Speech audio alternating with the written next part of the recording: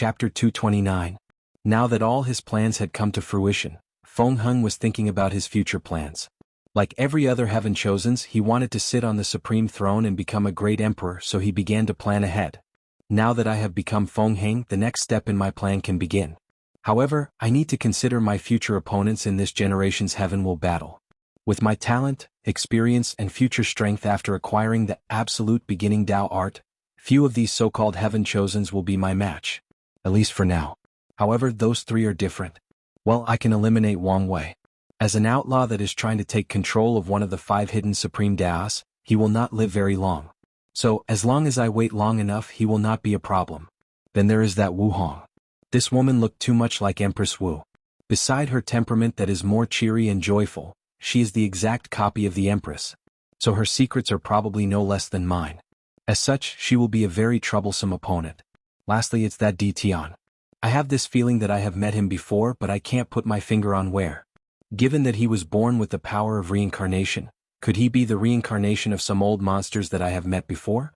No matter the truth, he will be a problem, so I need to watch him closely. No matter what, this generation's throne will belong to me, and a new era of Buddhism will be started by my hand. After taking a few minutes to think to himself, Feng Heng took out a talisman and contacted the sect master of the Tai Profound Gate. "Little Feng, what is it?" asked a calm and soothing voice. On the other side of the talisman was an old man with long white hair and beard, wearing a Taoist garment. Despite his old age appearance, this person was actually in the same generation as sect master Wang Tian. "Celestial Master, I have awakened the yin-yang eyes." After saying that, Feng Heng activated his new physique, then his eyes turned black and white. The celestial master of the Tai Profound Gate frowned after hearing and seeing Feng Heng's eyes. Normally, heavenly physiques are granted by heaven and earth, so most people are actually born with them. So after birth, their physique can be discovered. However, there are rare occasions when someone actually awakened in heavenly physique during the later years of their life. Nevertheless, such a thing is extremely rare throughout the history of the myriad emperor world. This would explain why Feng Heng's soul lamp was momentarily extinguished, thought the celestial master. According to speculations, all the top 10 heavenly physiques should appear in this glorious age, but for so many years, it was nowhere to be seen. Our profound gate have spent so many resources searching for it to no avail. Now it seems that it is because it woke up a little late. So, what are you going to do now? Asked the celestial master with a happy smile on his face. Their Tai Profound Gate finally have a true heaven chosen that can represent them on the heavens will battle. "I want to cultivate the absolute beginning Tao art," replied Feng Heng calmly but with a determined voice. "Are you sure about this? You have spent so many years cultivating the yin-yang reversal manual, and your foundation has already been set. Cultivating another emperor scripture will take you a lot of time to modify? On top of that, your current cultivation technique perfectly suits your new physique. Not to mention all the tests you have to go through before you can get access to the absolute beginning Tao art. Even if you have the yin-yang eyes, without the sufficient level of Tao understanding, the sect will not allow you to cultivate the ancestors' Tao art," replied the celestial master calmly. "I insist, celestial master." "So be it," nodded the sect master of the Tai Profound Gate. The only reason he asked in the first place was to determine Feng Heng's determination. Of course, things will not proceed as smoothly as he made them out to be. Before anything else, the sect will do a thorough search on Feng Heng and make sure that nothing was wrong with him. After all, his soul lamp was extinguished for a brief moment, signifying that he was dead for this period of time. So, the sect will check whether someone had seized his body. Then they will check his sudden gain of the yin-yang eyes. When everything is clear, then he will have the opportunity to take the test to gain access to the absolute beginning art. "So, what are you going to do with this tournament?" asked the celestial master. "I do not wish to continue participating, as passing the sect's test is more important and conducive to my future. As for the Tao tablets, I am sure that the sect can pay a certain price to acquire an entrance token for me. The academy should give our profound gate some face. Then I'll see you back at the sect in a while," the celestial master said as he disconnected the communication talisman. As for Feng Heng, he sighed in relief as he knew that he passed the first step in being his former disciple without showing any weakness. As a matter of fact, Feng Heng lied and did not explain his real motive for not participating in the tournament. The truth of the matter was that he did not want to place his name on the Heavenly Tao Protection Book. According to the laws and regulation of heaven and earth, all cultivators in the supreme realm and under are considered mortals. Such they all have a limited lifespan and will one day enter samsara to reincarnate themselves. They will repeat the process until their souls are completely annihilated and return to heaven and earth. Or if they manage to reach the level of cultivation of the great emperor, Tao ancestor or immortal venerable. However, Shifuyu was different as he managed to find a way to live far longer than heaven and earth allows a mortal to. So, he believed without a doubt that if he placed his name on that book, the heavenly Tao would recognize him and his actions. Then, divine punishment thunder will instantly fall from the sky to eradicate him from this world. Even his primordial spirit would be completely annihilated, thus preventing him from ever reincarnating. Of course, technically speaking, now Shifuyu is completely Fengheng, so the heavenly Tao should not recognize him. Nevertheless, he did not want to take this chance. He has been planning for eons, and now that he was close to succeeding, he did not want some silly mistake or overconfidence to ruin his plans. As for the 3,000 Tao tablets, he had seen them countless times. Throughout his years, he managed to infiltrate the academy and became enlightened in front of them. As a matter of fact, he even once encountered the tablets before they were baptized by countless great emperors, making them so powerful and valuable. The only reason that he wanted to see them again was to further his understanding of the absolute beginning Tao art, after acquiring it, and to prevent the people of his sect from being suspicious of his lack of interest in such a powerful aid. After reorganizing his thoughts, Fengheng contacted his Tao protector to leave the tournament's secret realm. Of course, his departure caught the attention of many people. After all, Fengheng was still one of the seeded players. However, given that 3 of the most powerful and mysterious heaven chosens of this generation did not participate in this tournament, Fengheng's departure was not that sensational. The only people who truly cared were the upper echelons of the Emperor Enlightening Academy. Every time a heaven chosen refuses to participate in this trial, they are the ones who lose as they could not absorb the little bit of chi luck from these geniuses. Nevertheless, the Academy was happy with the generous rewards that the Tai Profound Gate were offering to give a quota to Fengheng to enter the tablet's secret realm. Although not nearly as good as what the Tao opening sect offered for Wang Wei, it was still extraordinary. Given that Fengheng was not nearly as threatening as Wang Wei, they gladly accepted the offer. Just like that, 10 years passed rapidly and the tournament was still ongoing. Of the 15 billion participants, only 1 billion was still left, meaning that the end of the elimination round was quickly approaching. In the floating booth of the upper echelons of the Emperor Enlightening Academy, all the teachers were still watching the tournament. For cultivators of their caliber, 10 years was shorter than any random retreat that they had.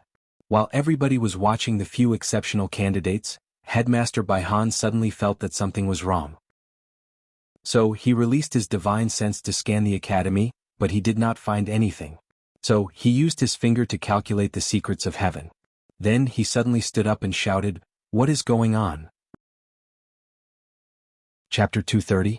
All the teachers were surprised by the sudden outburst of the headmaster. Usually, Baihan always had a calm and ethereal temperament to him. He always remained calm in every situation. So why was he acting in such a way? "Headmaster, what's wrong? Did something happen?" asked one of the teachers. Baihai then took a deep breath to calm himself down before explaining, "I just calculated the secrets of heaven and discovered that the chi luck of our entire academy has been reduced by 5%. All the teachers gasped out loud after hearing this. With how powerful the chi luck of the Emperor Enlightening Academy is, even if 0.1% is lost, it is a sign for concern. A 1% lost would make the academy on the highest alert. But now 5% is gone and no one even noticed it happening." After thinking about this, all the teachers had an ugly look on their faces as they also began to calculate the chi luck of the academy, and they all came to the same conclusion as Baihan. Now they started wondering what was going on.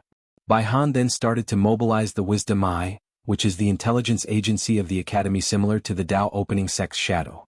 A few days later, in a secret room, Baihan and all the upper echelons of the academy were reading a report of the current situation of the world. It was then that they learned that rumors of them despising professionals have been spread throughout all over the myriad emperor world. By now, the majority of alchemists, talisman maker, array master and refiners in the entire world have heard about these rumors. Then they all developed a negative view of the Emperor Enlightening Academy, hence the result of the dramatic decrease in the sect's chi luck. "What do we do now?" asked one teacher with a look of worry in his face. He knew well how much power and influence these professionals have in this world. There is a reason they are considered very noble and have high status in this world, especially alchemists. There are no cultivators that will not need the help of pills in his life. Whether it is breakthrough cultivation realm, increase strength or talent, or even save their life, all cultivators will need the help of an alchemist at one point or another. Maybe things are not as bad as we imagine, replied one female teacher. Our academy's reputation has been positive for countless years. As long as we announce our stand on the matter, things should go back to normal or at least, not further escalate. Many teachers calmed down and nodded in agreement with us. However, some of the more cunning ones knew that things were not so simple. Your words may have been right if this was actually an accident. However, given how fast this news traveled around the world, do you think that this was a coincidence? You mean someone is purposely attacking us? But who dares go against our academy? Isn't it obvious? Suddenly said Headmaster Baihan. Who did we have any conflict with in the last few years? Headmaster, you mean Sacred Son Wangwei? Asked one teacher with an incredible look on his face. Then, he suddenly thought of Yan Liling's strange behavior during the opening ceremony. Are you saying that he planned the whole thing more than 10 years ago? Baihan just nodded calmly, however his clenched hands inside his robe betrayed his actual mood. So what do we do now? Asked one teacher. All we can do now is to announce to the world our stand on the matter, then try to prevent any further rumor from spreading. Luckily for us, many of the world's cultivators are currently watching the Heaven Chosen selection trial. We can talk to them directly. All the teachers nodded, then they proceeded to plan out their response. Meanwhile, inside Yan Chen's small world, more than 100,000 meters deep in an ocean, Wang Wei opened his eyes, then with great effort, took out a talisman from his space ring. Wire, the Academy have just noticed our actions and are preparing to deal with the situation, said Sect Master Wang Tian. How long has passed? Asked Wang Wei through divine sense. 10 years. Later than expected. It seemed that mothers planned to hide the secrets of heaven and earth in order to prevent the Academy from noticing the change in their chi luck. Worked wonderfully, replied Wang Wei. After all, you did inherit your cunning nature from her. Then let's proceed with the second step of the plan. Continue to use public opinions to ruin their Academy's chi luck. However, beware, Father, the enemy can also use the same tactic against us. I know, but you do not need to worry. In the past years, we have used all the information you told us about how to use public opinion and developed counter-defense against them. That's good, replied Wang Wei, then he cut the communication. He looked in the direction of the Academy, sneered before closing his eyes to continue cultivating. Although he knew that this method could only blow a small blow to the Academy, this was just the beginning of his plan. So, under the Dao opening sect's order, countless agents started to spread more terrible news about the Emperor Enlightening Academy throughout the world. This time the news was not only focused on the professionals, but all the terrible things that the Academy has done. Well, many of these things were in fact false, but Wang Wei did not care about such a thing. On top of that, Wang Wei also focused not just among cultivators, but also the common people. All the shadow agents of the sect started to leave flyers everywhere in the world, in every city, every dynasty and every domain and all 5 continents. Even mortal cities and dynasties were not spared. These flyers were refined to be able to transmit the information directly into a person's mind. So, even if the majority of the mortal population could not read or write, as long as they picked up a flyer, the information about all the terrible things that the Academy did would be planted in their minds. Of course, Wang Wei did not just boringly narrate the crimes of the Academy, but provided evidence. For example, recordings of the terrible things that both teachers and students did. Of course, a lot of these recordings were false, and many cultivators were aware of this, but they did not say anything. Obviously, they realized that a powerful force was attacking the Academy, and they did not want to participate in the confrontation of these big factions. Of course, the Dao opening sect did not do any of this on their own, but united with many other powerful emperor lineages to facilitate this action. As for the reason these factions decided to work together, it was because Wang Wei used benefit to tie them together. Meanwhile, the Emperor Enlightening Academy learned about the current situation going on around the world, and they acted very swiftly. Unfortunately, they could not face so many emperor lineages attacking them together. So, Headmaster Baihan rallied the Academy's allies to prevent the spread of these rumors to reach the domains that they and their allies controlled. It did not change the fact that in just a few days, another 3% of their chi luck was gone, and the declining process did not seem to be stopping. Knowing that things were urgent, Baihan decided to make a public announcement to the people still watching the tournament. So, the majority of cultivators were aware of the current situation of the world, so they were not that surprised when they saw Headmaster Baihan appearing in front of them to make a speech. Fellow cultivators all over the world, I would like to take this opportunity to say a few words. I know that there are many terrible rumors going around the world about the Academy. But I would like to say, his words stopped midway as he realized that something had gone wrong. The formation that should be broadcasting his speech suddenly changed and started broadcasting something else. It was the image of one the upper echelon of the Academy. He was sitting in a private room with many guards around, surrounded by many beautiful women. His rosy face indicated his inebriated state of mind, then he started talking. Bai Han felt that something was wrong, so he ordered through divine sense for someone to shut down the formation, but it was no use. It was as if the formation was no longer under the Academy's control. Haha, beauty, you should have seen the face of those damn alchemists when the headmaster decided to remove their spots. All their arrogance and smug look was completely gone. It was as if someone spit in their mouth. Haha, I wish I could have seen that damn Fu Kaiyu's face after hearing that news. You know, a few years ago, I went to beg him for a yang exorcist pill to save my wife that was infected by 9 netherine chi after a visit to the Forbidden Land, but he refused me. What made me so angry was the fact that he had just refined the pill in front of me not long ago. But he looked me straight in the face and said that he did not have any. Not long after that, I lost my beloved wife. Well, it doesn't matter now since I had plenty of fun with Fu Kaiyu's wife. She was a true wild lady in the bedroom. If anyone is wondering, Wang Wei is now 145 years old. Chapter 231. All the cultivators in the world were tremendously surprised by this recording image, as it was truly both shocking and revealing. Who was Fu Kaiyan? He is the great elder of the Origin Pildao sect, which is an emperor lineage that has cultivated 5 great emperors, and all of them were alchemists. The Origin Pildao sect is the leader of the Alchemy Association located in the southern Vermilion Bird continent. Any cultivator that wants to acquire the title of alchemist, they have to go to the association to test their qualifications and level. Of course, none of these were the true reason that such a news was truly sensational. The real reason was actually Fu Kaiyun's status all over the world. He is known as the greatest alchemist alive in this generation. Despite being only a saint-real cultivator, he can refine both supreme grade and quasi-emperor grade pills, though the latter's successful rate is truly abysmal. On top of that, Fu Kaiyun is the only alchemist in countless generation that was able to cultivate the Origin Pill Flame Scripture, created by the founder of the Origin Pildao sect, the Pill Ancestor or Danyuan Emperor back in the ancient emperor era. This scripture is said to allow an alchemist to cultivate a special flame that can refine anything. It can also turn anything into pill material.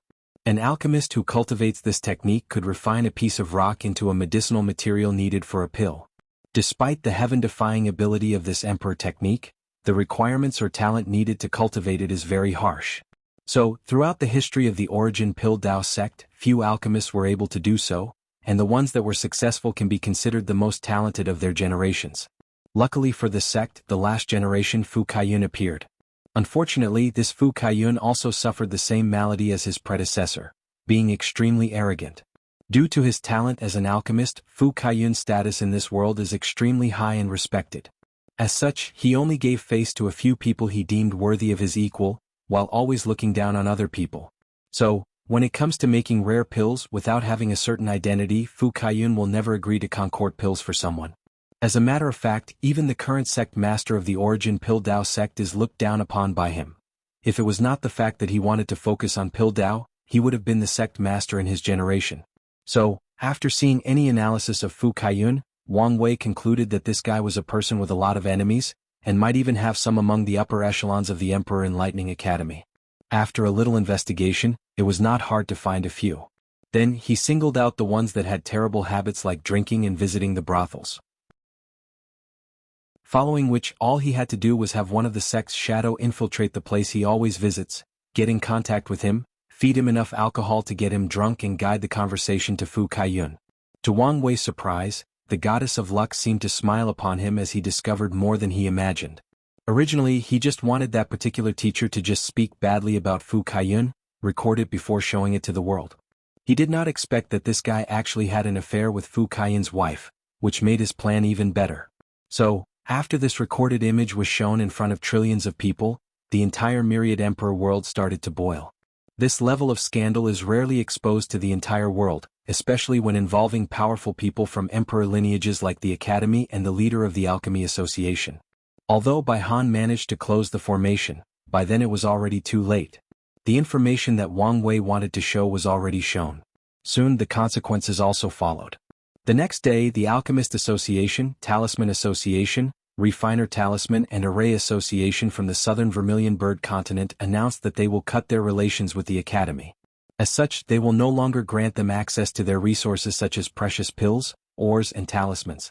On top of that, all the professionals cultivated by the Academy or have any relationship with them will not be able to take their tests in these associations and gain their official title or position. Meaning no alchemist or talisman maker trained by the Academy will be officially acknowledged by any of these associations. So all the benefits, powers, status and rights these professionals are granted throughout the world will not be available to them. Of course, as a powerful emperor lineage, the Academy can be truly self-sufficient without the need for outside resources. Except for a few very rare and precious ones that they need an outside source to get, these sanctions on them did not matter much except ruining their reputations. Inside a secret room, the upper echelons of the Academy were having another emergency meeting to try to save the situation. Bai Han, who suddenly looked much older, was caressing his beard as he asked, "So, what were our losses in the past few days?" The room was quiet for a few moments before one person started to report. "Well, as you know, sir, our Academy is divided into the inner and outer members. Since the incident, the outer members, which consist of all the loose cultivators that only came to the Academy for our resources, have started to leave, especially the professionals.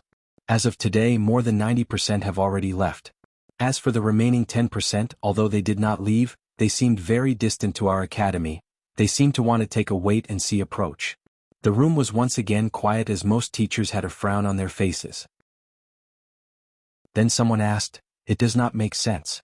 I understand why the professionals left, but why did the ordinary cultivators leave? Didn't they come to the Academy to get access to better techniques and resources?" "They went to the Worshipping Tao Academy," responded the person who was reporting the previous information. The teacher who asked the question had a frown on his face as he could not understand why they would leave their better academy for a worse one. Although the Worshipping Tao Academy is also a emperor lineage, compared to their Enlightening Emperor Academy it was far worse. Not to mention that most cultivators are selfish by nature and only care about their own benefit. Then that teacher seemed to think of something and asked, "Did someone else intervene?" "Yes. The Tao Opening Sect just announced an alliance with the Worshipping Tao Academy.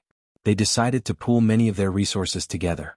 Additionally, many of the Emperor's scriptures of the Tao Opening Sect appeared on the list of cultivation techniques that anyone can redeem with enough points, but like us, the price is simply impossible for anyone to truly get." The teachers in the room secretly cursed to themselves. If you add the 5 scriptures of the Worshipping Tao Academy to the 9 of the Tao Opening Sect, that is a total of 14 Emperor-tier scriptures. Although all of them knew that it was impossible for these loose cultivators to acquire, they themselves did not know that. All they care about is the fact that they have a chance to cultivate one or more of these 14 powerful Emperor-level cultivation techniques. This idea is enough to drive so many of them crazy and rush to the Worshipping Tao Academy. After another long silence in the room, Headmaster Bai Han then asked, "What about the inner members of our Academy?" "Besides a very few, all the others are still in the Academy as their loyalty has been trained since young. However, the professionals in our Academy are not very happy and are asking for the headmaster to give them a proper explanation. We have tried to explain to them that the teacher in the recorded image was captured and sent to Fu Kaiyun in order to appease the Alchemist Association, but it was no use. But they were not satisfied with this explanation." "Anything else?" asked Bai Han calmly. At least he looked that way on the surface. "Our chi luck continues to decrease with each passing day, but there is currently no way to stop that. On the good side, we still have some allies that are still standing by us during this time." Bai Han just nodded, but he did not say anything more. However, one teacher still asked, "I don't understand, why are all these sects combining together with the Tao Opening Sect? Do they want them to remain the most powerful sect in the world? Wouldn't it be better if they supported us instead of them? It makes no sense." Chapter 232. This was indeed something that puzzled many of them, but they did not have the answer, so they looked at Headmaster Bai Han hoping he could provide them with the answer. After a brief pause, Bai Han then explained, "There are many reasons for this. The first being the fact that the Tao Opening Sect's reputation among the cultivators of the world has always been very good. They rarely flaunt their power and prestige as the most powerful sect to the world unless necessary. Well, to be honest, they did not have much opportunity to do so anyway.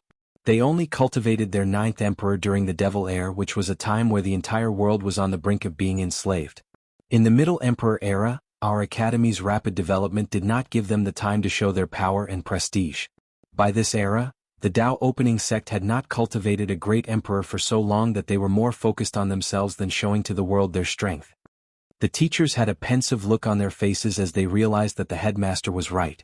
As a matter of fact, compared to their academy, the amount of time that the Tao opening sect had shown his might and prestige to the world was quite small.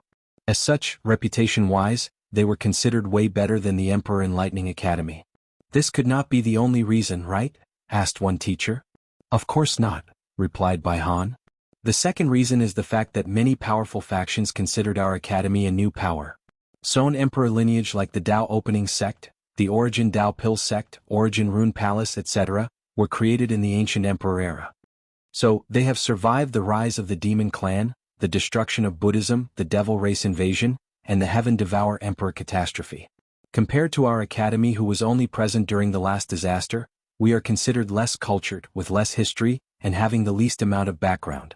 So, despite how popular our academy might be seen in the eyes of many cultivators, when it comes to these ancient sects, they look down on us very much. The teachers in the room had an ugly look on their faces after hearing this. Then they started to remember their interactions with these ancient factions, and realized that they always seemed to have some sort of superiority when dealing with the academy. Some people never understood the reason or did not even notice it until now, but now they finally understood many things that puzzled them. Nevertheless, despite the contemplative faces of these teachers, Bai Han did not stop talking. The last and main reason for their behavior has to do with the Nine Emperor curse. Many of these factions believe that they will one day cultivate 9 emperors like the Tao opening sect. However, they don't know how to deal with the curse. So, they are using the Tao opening sect as a guide or experiment to see how they deal with the situation, then they can imitate their methods. Bai Han had a sneer in his face when he said these words. In his mind, these factions were delusional if they thought it was so simple to cultivate 9 great emperors. After a long silence in the room, one of the teachers said, "So what do we do now? It is obvious that the reason that all these things are happening is because of Sacred Sun Wang Wei's plan. So, do we bow our heads to him and just allow him entry to Tao Tablet's secret realm?" Many teachers felt the same way as the one to speak, while others felt that it was shameful for them to bow their heads to a younger generation. However, none of these people spoke out loud. Compared to the well-being and future of the academy, a little shame is nothing. Absolutely not, responded Bai Han. Headmaster, this is not the time to let pride get the best of you. It is not shameful to bow our heads for the future of the academy, said one teacher. Bai Han looked at the person who spoke these words before replying, "This is not about pride," which was an actual lie. Have any of you heard the term, spirit of the epic? All the teachers shook their heads, while a few heard the term but could not pinpoint where. After the Qiyuan Emperor created the origin path system that we cultivate today, he essentially became the ancestor of our cultivating civilization. And when he spread this method throughout many other world communities, the vast amount of Qi luck did not only benefit the Tao opening sect, but the heavenly Tao of the myriad emperor world as well. Unfortunately, even heavenly Tao cannot escape the shackles of karma. Hence, it owes a great debt to the Qiyuan emperor. However, how do you pay such a debt to a powerful eternal emperor? By repaying its descendant or lineage. So, heavenly Tao granted the Tao opening sect something called the spirit of the epic. What this means is that for countless years to come, the sect will be blessed by destiny and will prosper greatly.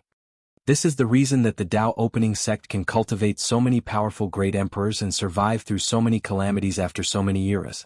This is also the reason that sects created by the Array Ancestor, Talisman Ancestor, Alchemy Ancestor, and Refiner Ancestor still exist to this day. Although not all of them cultivated many great emperors, they still survive through this day. Throughout history there have been many other sects that had cultivated 9 emperors. The Chaos Ruler sect from the Ancient Emperor era, the Amitabha Temple from the Incense era, and the Human Trader, the Jin clan from the Devil era. But none of these factions survive to this day. Whenever a terrible catastrophe occurs in this world, Heavenly Tao will ensure that sects like the Origin Pill Tao sect survive and be able to rebuild through control of Qi luck or destiny. However, Heavenly Tao is all about balance, so it will not allow the Tao opening sect to dominate the world. So when our founder Emperor Kong created a new system of inheritance, Heavenly Tao took the opportunity to shift the spirit of the epic, to our academy and imposed the 9 Emperor curse on our competitor. This is one of the reasons that our academy was able to cultivate 6 great emperors consecutively in the Middle Emperor era. Normally speaking, this spirit of the epic should belong to the academy until we cultivate our 9th emperor and can balance the Tao opening sect, but the appearance of Wang Wei ruined everything.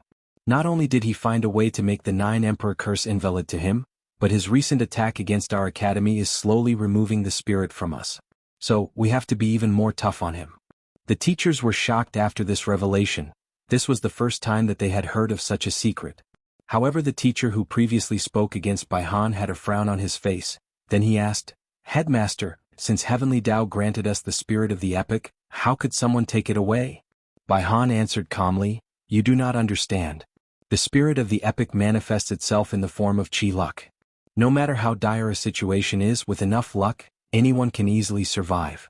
Let me ask all of you, how is Qi luck generated?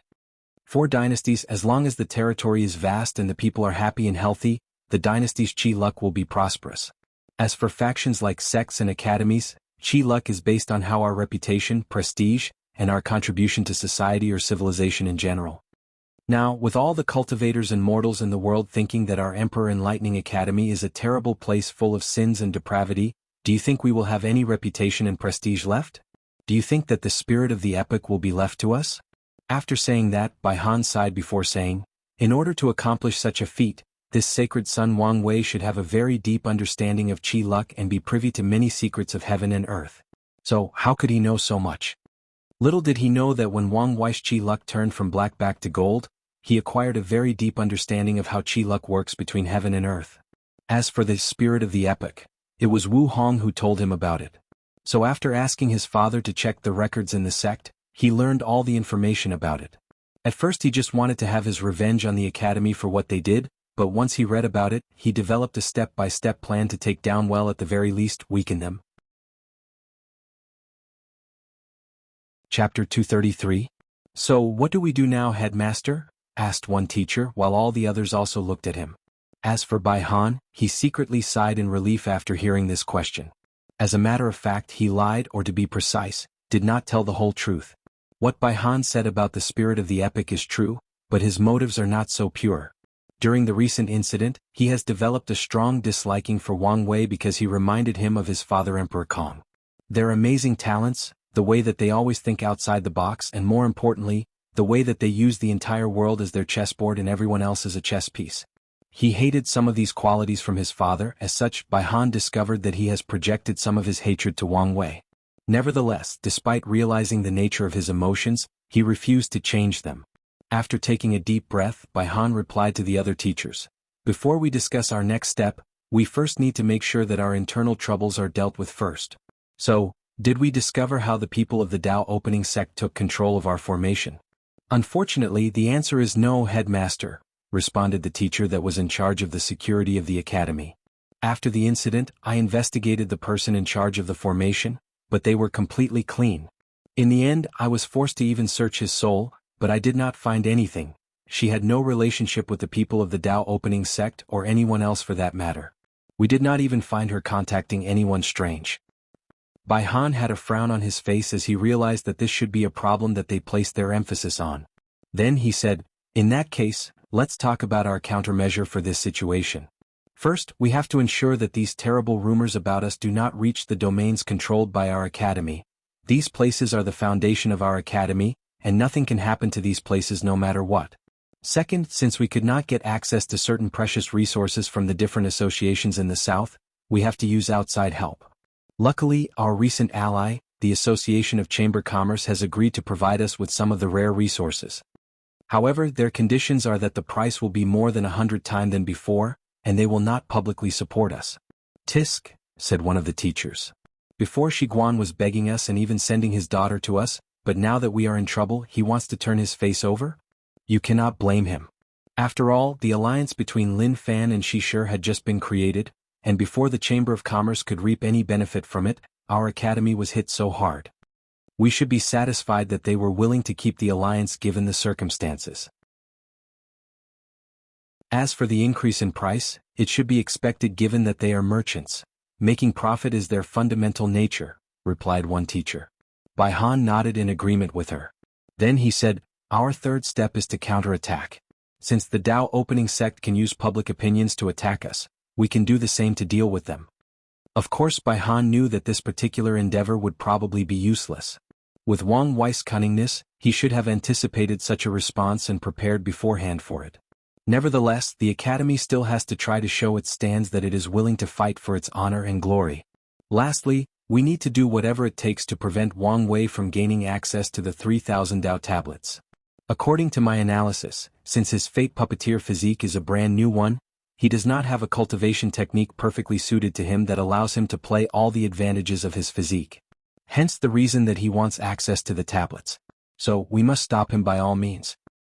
How do we do that, Headmaster? First, we must prevent Li Jun from entering the top 30 of this tournament. With his strength, it is only a matter of time before he acquires a spot in the top 30. As long as he gets a token, he will not hesitate to hand it over to Wang Wei. So, we must deal with this situation first. All the teachers had pensive looks on their faces. Then one person said, "Couldn't we just make a rule that the person who got the token can only use it for themselves?" Another teacher shook his head before saying, "That will not work.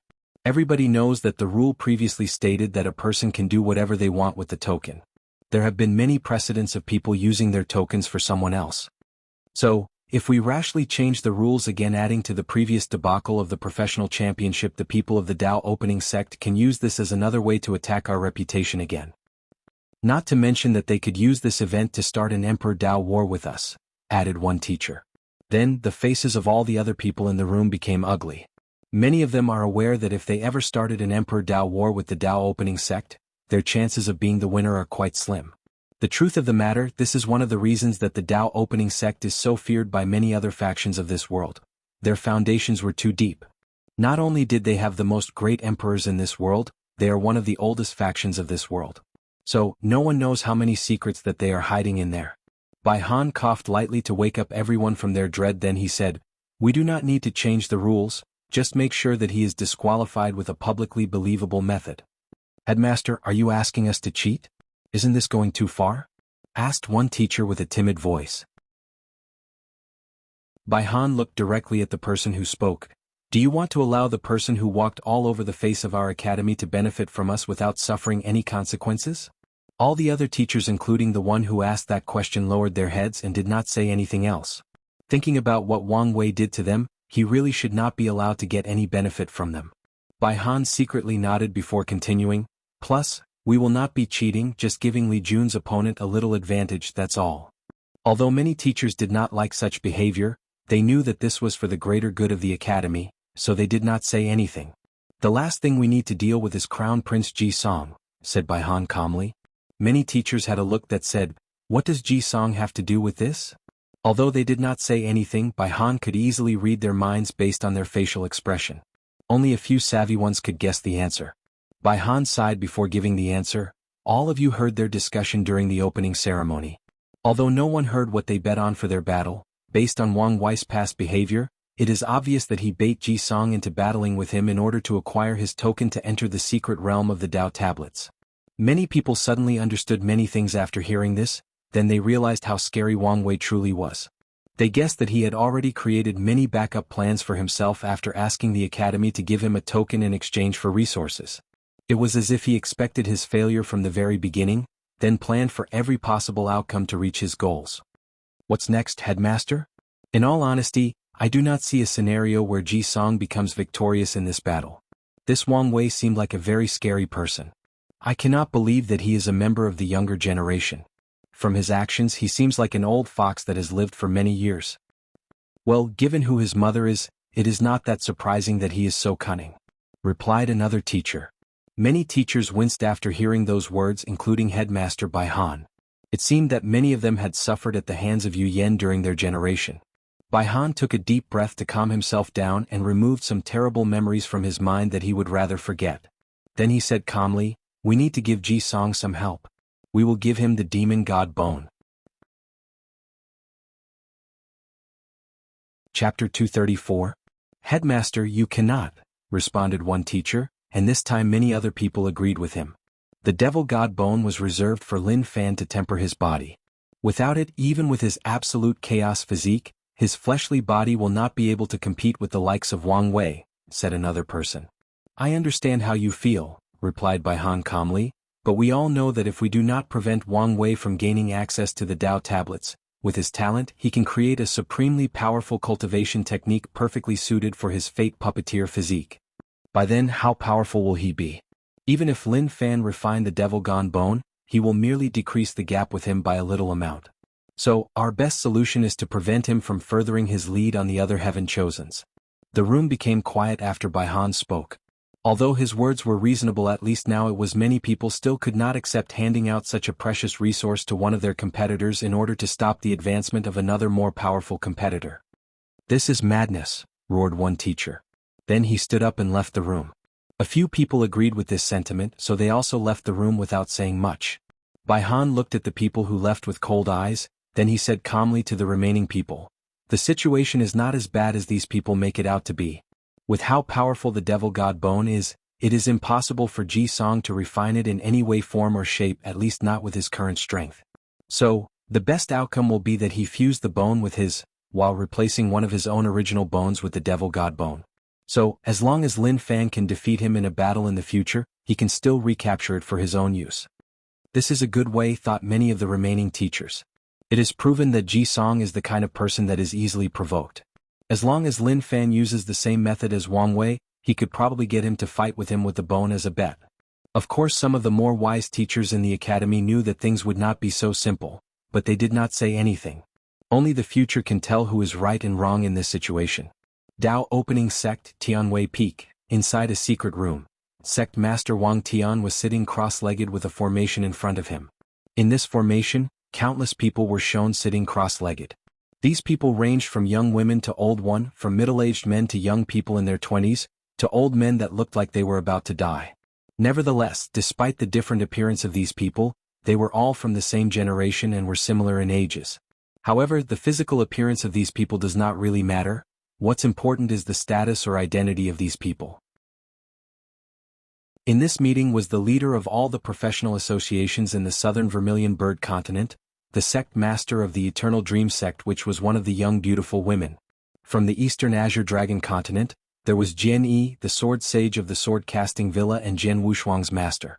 There was also the previous generation saintess of the Yin Moon Palace, who was the master of Suya. Finally was the worshipping Tao Academy.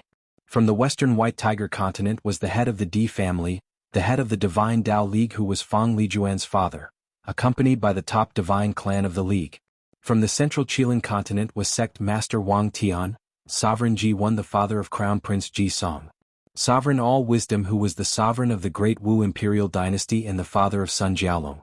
Finally, the herd master of Herd Raising Valley, the celestial master of the Tai Profound Gate and the Tao priest of the Five-Element Palace. The Five-Element Palace has 6 great emperors and is the sect that the number 6 physique, the 5 elements balance physique, Zhenbiu belongs to. Technically speaking, the Five-Element Palace is located in the eastern continent. However, they used to live in the central continent, but left after losing a dispute with the Tai Profound Gate. Back to this meeting that took place, all the factions mentioned were just the most powerful ones. Other emperor lineages with 1 or 2 great emperors were also present. For example, Wang Wei's mother, Yu Yan, represented the Yu family. Unfortunately, these factions were too weak to have any true representation in this meeting. Nevertheless, without counting the northern Black Tortoise continent, the people in this meeting control more than 78 to 80% of the myriad emperor world. "Is everyone here?" asked Wang Tian with a majestic voice, thus starting this meeting. Once everybody nodded, he continued. "So, have all of you reached an agreement after so many years?" 10 years is not a very long time, said Sovereign All Wisdom. "That may be true, but we are running out of time. We need to come to an agreement as soon as possible in order for our plans to have the best effect," replied Wang Tian. Everybody nodded as this was indeed the truth. "We have come to an agreement, but there are some concerns that I have," replied Su Ya's master. "Me too," added the leader of the Refiner Association leader, who was an old man with white hair and beard. "You can bring them up as long as it does not involve my Tao Opening Sect's 20% of the benefit," replied Wang Tian calmly. Many people twitched the corner of their mouth after hearing this. Many people felt that this number was too high. However, given that this plan was created by the Tao Opening Sect and nothing can be done without them, no one said anything. Nevertheless, many people felt that the percentage that they received was too low, but after arguing for so many years, they still came to a final decision. I still think that this is a bad idea. What we are doing is to subvert the status quo of this world for countless millennia. We are essentially trampling on the wisdom of our ancestors, spitting on the face of the sages of the past, said the old refiner with passion. TSK, you just want to keep these mortals as ignorant as possible in order to keep exploiting them without them even being aware of it? If you do not want to participate, say so and we will find other people, replied the all-wisdom sovereign with a sneering smirk. The Refiner Association leader gave him a deep look, then did not say anything further.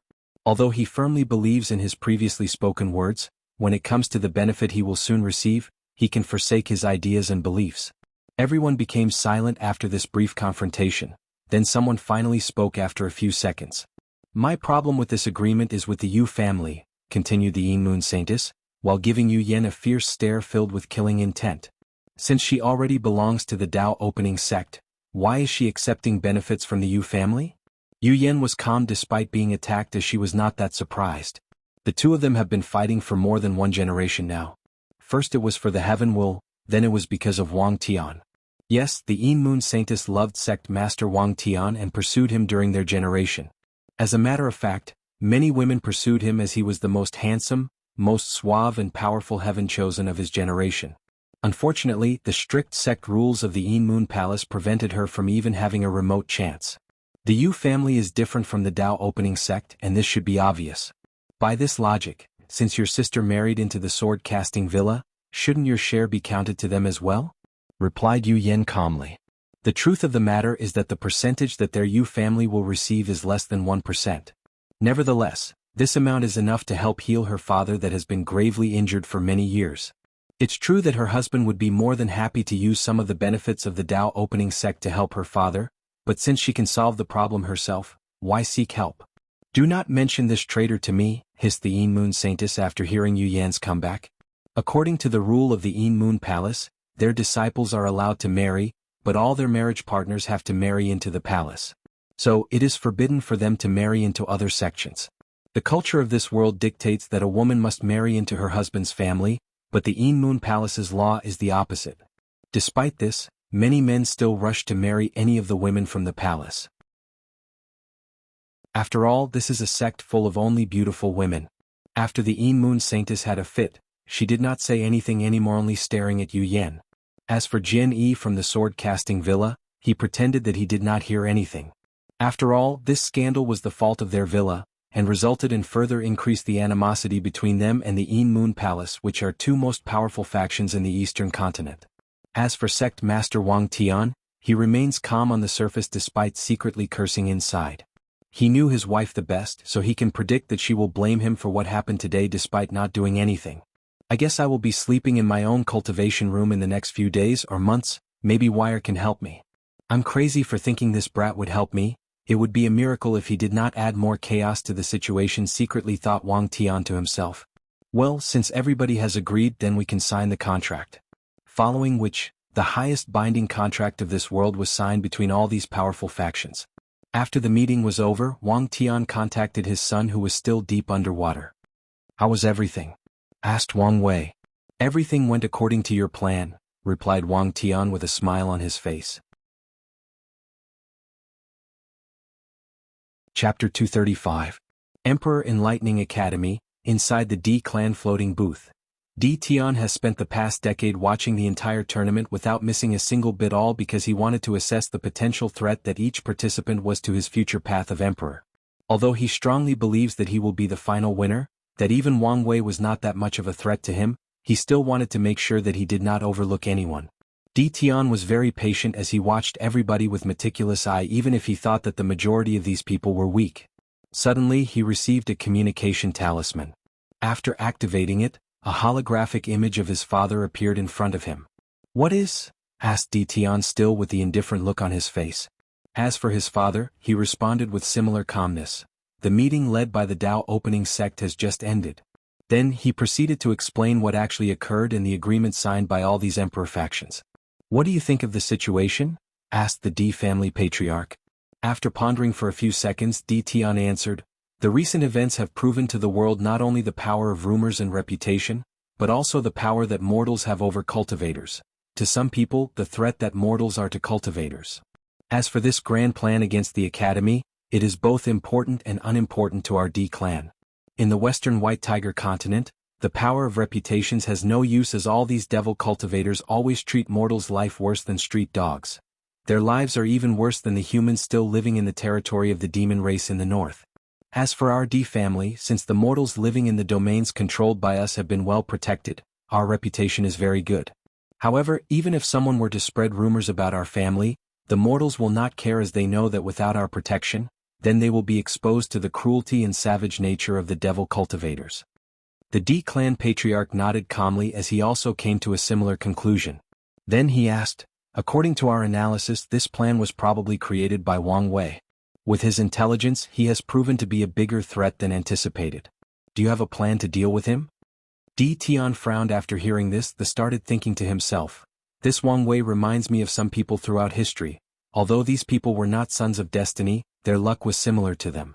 It was almost like they were the protagonist of a novel, making them extremely difficult to kill. I originally thought that Heavenly Dao would deal with him given his outlaw status, and I would just make sure that nothing unexpected happened during the process. But now, it seems that I have to be more proactive. With his intelligence, it is not too far-fetched to find a way to survive. So, I have to help Heavenly Dao and ensure that he is completely annihilated without any chance of surviving. After a few minutes of silence, Di Tian said, I have a plan. Do you need the D clan to intervene? If so, how severe do you expect things to be? Asked the D clan patriarch. Yes, the clan will need to intervene. As for how severe the situation will be? Well, best case scenario, we might have to mobilize a few if not all our supreme elders. Worst case scenario, the sleeping ancestors might have to intervene, thus breaking the Immortal Avenue Pact. The patriarch nodded calmly before saying, you do not need to worry about the pact. Since the Dao opening sect broke the pact 100 years ago, we can use that to justify our actions. After that, he directly cut off the communication. As for Di Tian, with the same cold and indifferent face, he did not have any change in his expression. After the communication ended, Di Tian looked into the sky. His eyes seemed to be able to penetrate countless space and time, pass through countless Daos to reach the core of the world. There he saw a powerful will residing. After looking at the will for long, it started to look like a giant eye that was close. After looking at it for a moment, Di Tian muttered to himself, although I hate you to very core of my existence for all the pain and suffering you made me go through, I am willing to work with you in order to reach my goals. The gigantic eye seemed to have heard him, then it opened slightly before closing again. It was as if it was acknowledging his words. Despite all of this, no one was aware of what happened. There was no vision or change in the environment. It was as if everything was nothing but a dream or illusion. Afterwards, Di Tian continued to watch the tournament. Meanwhile, inside the small world, deep under the ocean, Wang Wei was having a similar conversation with his own father. So, they finally signed the agreement? It was faster than expected. Were there any people who objected? He asked. Yes. Some of these old fogies were arguing that what we were doing was breaking traditions, but they still signed it in the end, replied Wang Tian with a smirk on his face. However, he did not mention the dispute between his wife and the Yin Moon Saintess. Wang Wei sneered after hearing this as he expected this outcome. As a matter of fact, most factions would usually disagree with his plan as it might infringe on their rights and benefits. However, Wang Wei knew these emperor lineages the best, so he used even better benefits for them to agree with this plan. He simply offered them something irresistible, so they rapidly changed their minds. The previous meeting might look like one designed to attack the Emperor Enlightening Academy, but it was not. It was a way for all these factions to divide unimaginable benefits. Many of these factions were happy that the Dao opening sect was forced to hand over so much profit to them because their aid was necessary to accomplish this plan, but none of them actually knows that this plan was never just about doing massive damage to the Emperor Enlightening Academy. Wang Wei's real goal was to lay a foundation for his future plans after becoming a great emperor. Only the Supreme Realm powerhouses and the head of the three families of the Dao opening sect were aware of the larger plan at large. Even the sectarian faction did not know about this as they could not be totally trusted after Long Boss' recent betrayal. So, while all these emperor lineages were celebrating the benefit that they would receive, they did not know that Wang Wei was playing them in the palm of his hand. Once they realized this, it would be too late. When do you want to execute the plan? Asked Wang Tian with a little excitement in his voice.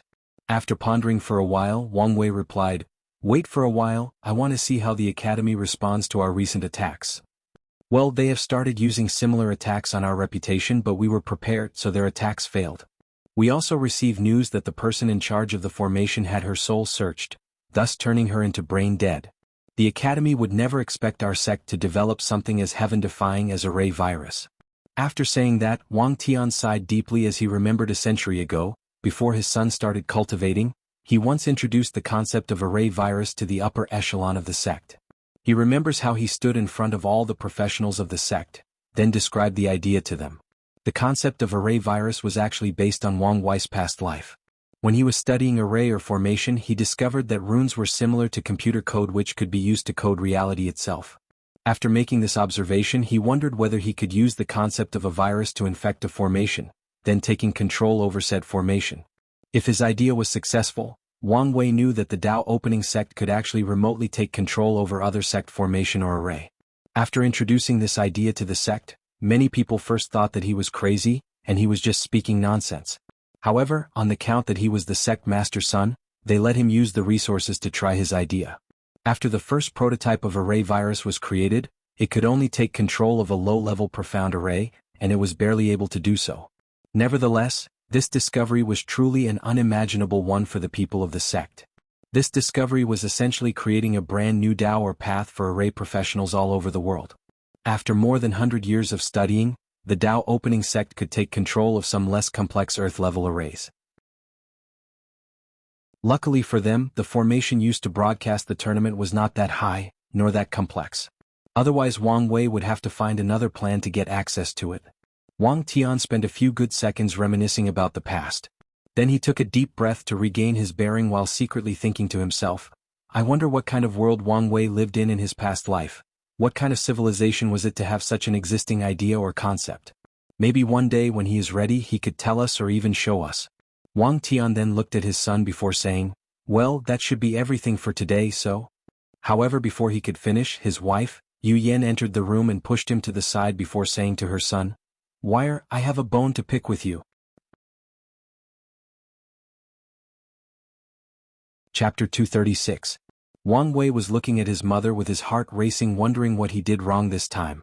He did not want to be on the other hand of his mother's punishment like his father. Meanwhile, Yu Yan started playing and took out a card that was actually a talisman.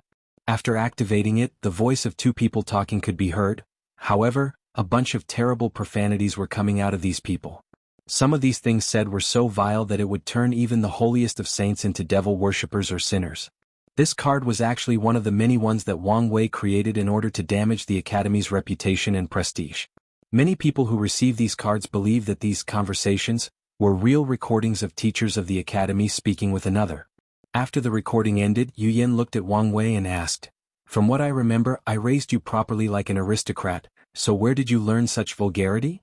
Sweat started falling down Wang Wei's back despite the fact that he was a couple 100,000 meters deep under the ocean as he pondered what to say in this situation.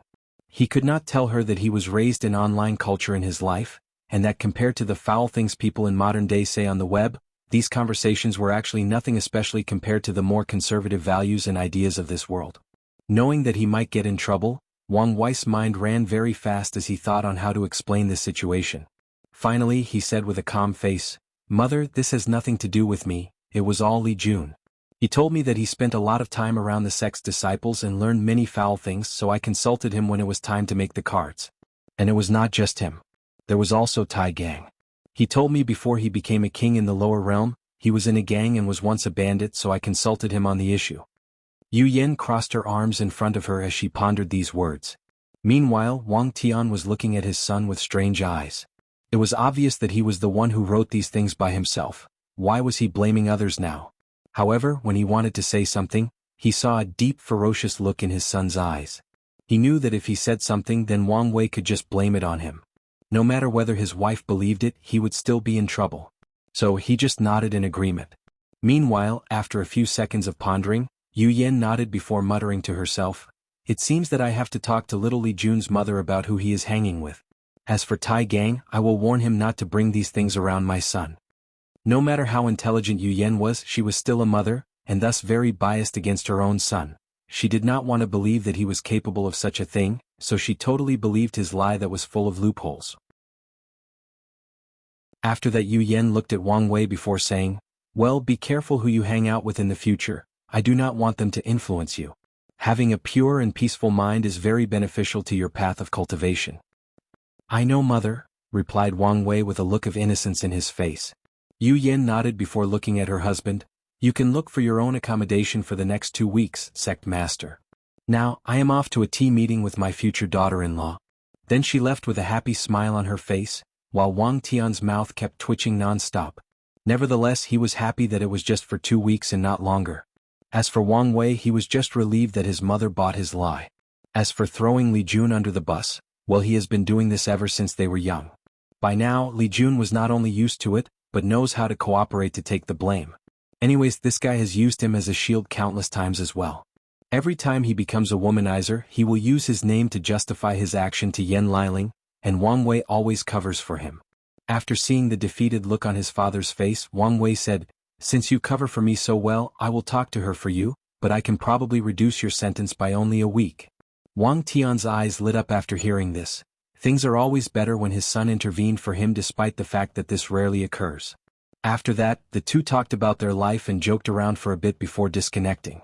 Wang Wei sighed as he pondered all that happened in the past decade. More importantly, the close friendship that Wu Hong had with his mother. The truth of the matter, he was worried that his mother would not like her, given how overprotective she can be at times. Personally, he did not want to live through the family drama of mother versus daughter-in-law, as he would be the one in the middle. Luckily for him, he did not have to. Nevertheless, he was still wondering how his mother accepted Wu Hong so quickly, so he asked her. The answer he got was that she was worried about him. According to Yu Yan, her son was a very strict and disciplined person who rarely messed with other women.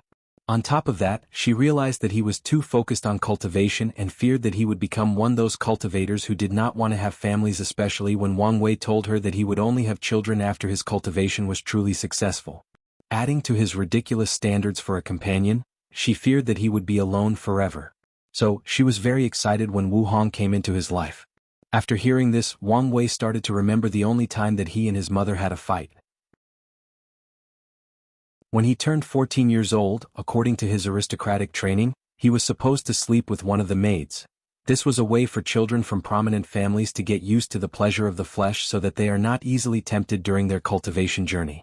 Of course, Wang Wei refused, as he did not want to sleep with anyone, especially since he did not feel like it. Not to mention that he had already passed the lust trial from the pagoda, so this held no meaning to him. Unfortunately, his mother insisted that he had sexual intercourse with one of them. After asking his father, he realized that his mother was worried about his sexual orientation. It was then that Wang Wei realized that this world's culture and society was very conservative in many ways compared to modern society. As such, homosexual relationships are frowned upon. Although as long as you are strong enough, no one will publicly criticize your lifestyle and choices. In general, homosexual relationship of any gender is still frowned upon by society. Even if there have been many great emperors who openly admitted their sexual orientation, this did not change much. After knowing the situation, he tried to talk to his mother and explained that he just did not feel like it. As a person who pursues to be free and unfettered, this was reason enough for him to make a decision about anything. Nevertheless, Yu Yan was not relieved in the slightest. So Wang Wei was forced to go against his wishes or desires and slept with one of the maids he chose for himself. Well, he did not complain, as he did enjoy himself.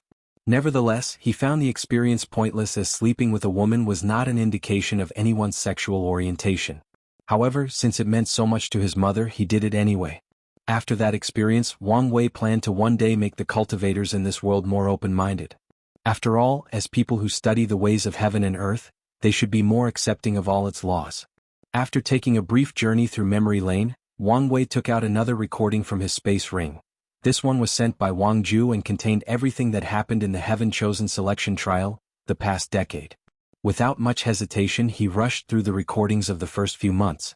As this was the first round and mostly involved these participants being massacred by hordes of devil beasts, there was not much information to gather, especially given that the truly powerful candidates were hiding their strength.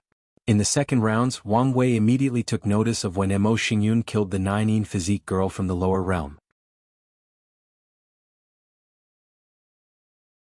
Chapter 237.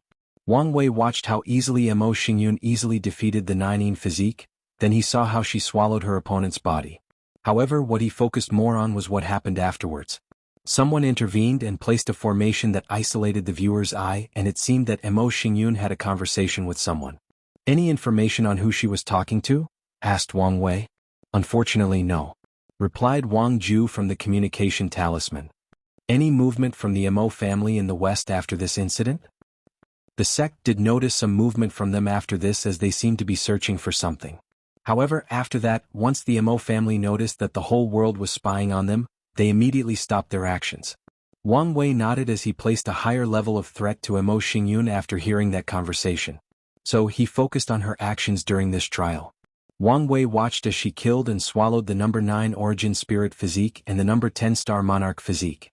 None of these guys from the lower realm could give her a proper challenge, showing how difficult it is for Heaven Chosens from the lower realm to actually become successful in higher worlds. Only a few of them can do so, and the ones that actually become great emperors are even more rare. Most of them actually have to enter a faction before they could reach their full potential and be able to fight for the Heaven Will. As for the ones from the lower realm that became great emperor while still remaining loose cultivators, the number of them can be counted in one hand. And these people are usually extremely powerful but also very lucky. They usually have countless fortunate opportunities to close the gap with those Heaven Chosen full of resources since birth. Finally, they have to find an identity token to be recognized by the heavenly Tao of the myriad emperor world. And even those loose cultivators' great emperor might not make it in this glorious age when Heaven Chosens are as many as dogs, and the talent needed to survive in this generation has been raised to unimaginable heights. After sighing for a moment, Wang Wei continued to observe Mo Xingyun. She seemed to have an insatiable appetite. After killing the last 3 physiques in the top 10, she went after the number 7 Boundless Void physique. Unfortunately, she soon realized that she bargained for more than she could handle. Before the Void-Shattered Realm, the Boundless Void physique is one of the most overpowered physiques of all the 3,000 heavenly physiques. It grants the owner the ability to control space. So abilities like teleport, space cut, space imprisonment are the most common abilities of this physique. Adding to that, the founder of the Worshipping Tao Academy once also possessed the same physique and proved the Tao with space as his main Tao, so the owner of this physique, Zhang Xian, cultivate the Infinite Void volume. Mo Xingyun was maltreated during the battle. Zhang Xian kept teleporting around her and attacking her. She tried to swallow the space around her, but she failed. So, she used the power she had just gained from the Origin Spirit physique that granted her unlimited Origin Essence to keep using large-scale attacks to prevent Zhang Xian from approaching her. Unfortunately, this tactic did not work as the space around her was imprisoned and turned into a cage during one of her attacks, making her own Origin abilities counterattack her instead. Nevertheless, Mo Xingyun was a ruthless woman. She purposely left an opening on herself and lured Zhang Xian to attack her directly. So, after he appeared next to her to stab her with a space blade, she let him do it, then instantly tried to swallow one of his arms. Lucky, Zhang Xian was also a cruel person and knew that he could not get access to any part of his body, so he detonated that arm after knowing that he could not save it, thus preventing Mo Xingyun from getting any powers from his physique. After that, the two of them did not continue to fight and left just like that. Wang Wei watched that battle over and over, and he discovered that one of the main reasons that Mo Xingyun lost was because she could not fully utilize the power of the other physique. It was as if she could not fully digest what she swallowed. Wang Wei then remembered that the Heaven-Devouring Emperor not only created the Heaven Devour physique, but also a powerful cultivation technique to go with it. It seemed that Mo Xingyun did have such a thing, thus explaining the reason for the inability to properly swallow these physiques. Wait, could she have discovered the technique left over by the Heaven Devourer Emperor, hence the reason that the Mo family was searching for something? However, this does not make sense, as according to the Heaven Devourer Emperor's personality and attitude towards his own family, it is very unlikely that he would leave behind an inheritance unless it was someone else's inheritance, muttered Wang Wei to himself. After that, he looked back at Wang Ju before ordering, "Go over all the people throughout history that have cultivated a technique about swallowing or devouring and see if you can find anything. You can ask my father's shadow to help you review the sect's secret archive and see if they can discover anything else." "As you wish, young master." Afterwards, he rewatched the battle between these two, this time focusing on Zhang Xian's ability and how he would defeat him in a battle. Before cultivators enter the Void-Shattered Realm and can use the power of space, this physique is indeed a cheat. However, Wang Wei believed that his fleshly body can easily tank any of his attacks, not to mention that he can now break the space around him with sheer force. Additionally, his fate innate talent can also deal with this physique, so he was not that worried. As for Mo Xingyun, he noticed that she has a limit on the things that she can swallow, so he can easily overload her capabilities and make her explode from swallowing too much.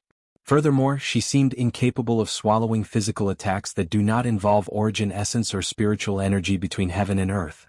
With so many restrictions, he has many ways to deal with her. However, if she finds a way to fix her flaws, her level of threat will exponentially increase. After watching her battle, Wang Wei then focused on two other people that Wang Zhe's information had detailed notes on. One of them was a handsome man called the Suave Sloth. This man was sleeping in the middle of the battlefield with countless beautiful women fanning him. However, every time some devil beasts or another participant came close to him, they would instantly feel listless and unmotivated, then fall asleep like him. Then, the women next to the Suave Sloth would go and kill these people themselves, and they would not even react. Wang Wei was speechless for a moment before reading the information that Wang Zhu had about him. According to her, his real name is not known, or he might not even have a real name. Ever since he was young, people always called him the Suave Sloth. This guy was extremely lazy when he was young, refusing to even eat due to how lazy he was. According to this information, the only reason that he began to cultivate it in the first place was because he heard that cultivators did not need to eat after reaching a certain level of strength, just needed to live from breathing spiritual energy between heaven and earth. And this guy laziness did not stop here. After discovering that cultivation was hard work, he used his genius to create a cultivation technique that allows him to both cultivate and fight while sleeping. This technique even allowed him to create a pseudo-domain around him that placed anyone near him into a state of utmost laziness or sloth. As for the women next to him, they were here to ensure that he could sleep peacefully, and if he ever decides to wake up, that they will take care of his daily needs. What made Wang Wei speechless was a very particular detailed information that he did not want to know how Wang Zhu got. According to this information, the reason that these women liked Suave Sloth so much was not because of his handsome face, or because of any benefit, but because he was too lazy during sex that he allowed them to be on top, and do most if not all the work. In this very patriarchal society, these women find this experience very liberating and free, they feel powerful and in control even more than having a high cultivation level. So, they are drawn to him like metal to magnet. After sighing how wonderful and weird the cultivation world can be, he focused on the last person named Fan Li. This person actually received the inheritance of the Nether Emperor, or as he is more known for, the Yin Soul Emperor. This emperor is a very interesting one as he suffered a terrible humiliation just after proving the Tao. Right after becoming a great emperor, he took the name Nether Emperor. However, some powerful being in the Nether Hell Forbidden Land did not like that he used that name. Then, a gigantic palm came from there and patted the Nether Emperor like a fly, almost killing him. The palm left the words, "Are you worthy of that name?" before leaving. After that, he was forced to change his name to Yin Soul Emperor. As for Fan Li's ability, it involves controlling Yin energy in the surrounding environment to create zombies, spirits, ghosts, and the soul. It is rumored that this technique can even allow a cultivator to bring back the dead to life when one reaches the highest level. Unfortunately, this rumor has not been verified. Nevertheless, many people are interested in acquiring it. Given that this Fan Li is nothing but a lucky loose cultivator, many factions have started to eye his inheritance for their own. By the time Wang Wei had finished reviewing all this information, the third round of the tournament had begun, and all the seeded players had begun to take part in this trial. Chapter 238. After reading and reviewing all the information about the candidates that he needed to pay attention to, Wang Wei asked Wang Zhu, "What's the situation with Fan Li? Many people or factions are paying attention to him and his inheritance. After all, most cultivators have lost a loved one during their journey, and the possibility of losing one is very high. So, with this inheritance, it is the perfect chance for them to make up for their regrets. Additionally, including him into their factions will add an additional emperor scriptures to their own inheritance. So many people have plans to try to recruit him after the tournament even if they have to use force," replied Wang Zhu. Wang Wei then nodded as he could guess that the Tao opening sect had similar strategy. Then he dismissed her by ending the communication talisman. Then he started to check his cultivation. Inside his divine sea, he saw 17 origin patterns in his ancient lamp and he nodded in satisfaction while thinking to himself. One origin pattern per year is considered a fast cultivation process, so in another 33 years, I should reach the total 50 origin patterns needed before breaking through the divine body realm.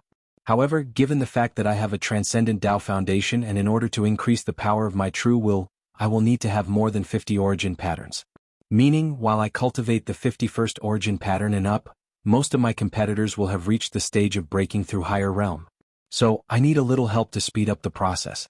After that, he took out the spiritual milk from the calcify milk cave back in the sect and drank it to increase his cultivation speed. However, Wang Wei did not enter retreat this time, but focused on the third round that was taking place. In the secret realm of the tournament, while all these world-changing events were taking place, the seeded players were in their own residence. After the number of participants reached 100,000 from 500 million in the past 10 years, they received notifications that the third round would begin. Inside Li Jun residence, he suddenly opened his eyes from his state of meditation after receiving a talisman warning him of the beginning of the third round. After getting up, he put on his armor and held his spear in his hand. While doing some basic stretches, Li Jun suddenly sneezed twice. After frowning, he muttered to himself, "Who's talking bad things about me now? Could it be my linger? No, I have not done anything bad in the past decade. So, is it Big Brother Wang Wei? Is he blaming me for something again?" After that, he walked in front of an array that would teleport him to a certain part of the Secrum realm. While waiting, Li Jun started thinking about the rules of this round and the challenges he will face. According to the Academy's rule, the tournament is divided into 30 sectors, with each seeded players in charge of a sector. In the third round, these seeded players have to participate in eliminating as many people as possible until the number of participants is reduced from 100,000 to only 1,000 people. This round is important because this is the time that these seeded players have to show the reason they were chosen as such. So, throughout history, the third round has always been a cruel one as most participants usually banded together to fight and kill these seeded players. So, if the seeded players are not strong enough or vigilant enough, they might be killed during this round, or forced to run for their lives and be humiliated in front of trillions of people. Be that as it may, this generation's heaven-chosen selection trial is different as many of the seeded players did not participate. That includes Wang Wei Di Tian Wu Hong, Lu Meishio from the herd-raising valley, Zhen Biu from the Five Elements Palace and Feng Heng from the Tai Gate who left midway through. Additionally, there are people with strength similar to the seeded players like Mo Xingyun and Zhang Xian that do not hold this position due to the fact that they have remained low-key in the eyes of the public until the tournament began. Adding to that the few rising talents that appeared in the second rounds, the third round should be very exciting. Once the appropriate time arrived, Li Jun entered the formation and he was teleported to the section he was in charge of. The truth of the matter was that he was not worried about group fights given that one of his innate talent was perfectly suited for this occasion. However, Li Jun did not use it during the next 20 years that the third round lasted. He fought countless geniuses from all the world while honing his skills. More importantly, Li Jun was able to absorb the slaughter aura that enveloped the entire secret realm and increase his own strength. As a matter of fact, Li Jun was not the only one who used such tactics. Many of the powerful heaven-chosens like Ji Song, Lin Fan or Suya did use their powerful innate talent or hidden cards as they were reserving it for when they met each other. Unfortunately for these heaven-chosens, things were not as simple as they first imagined.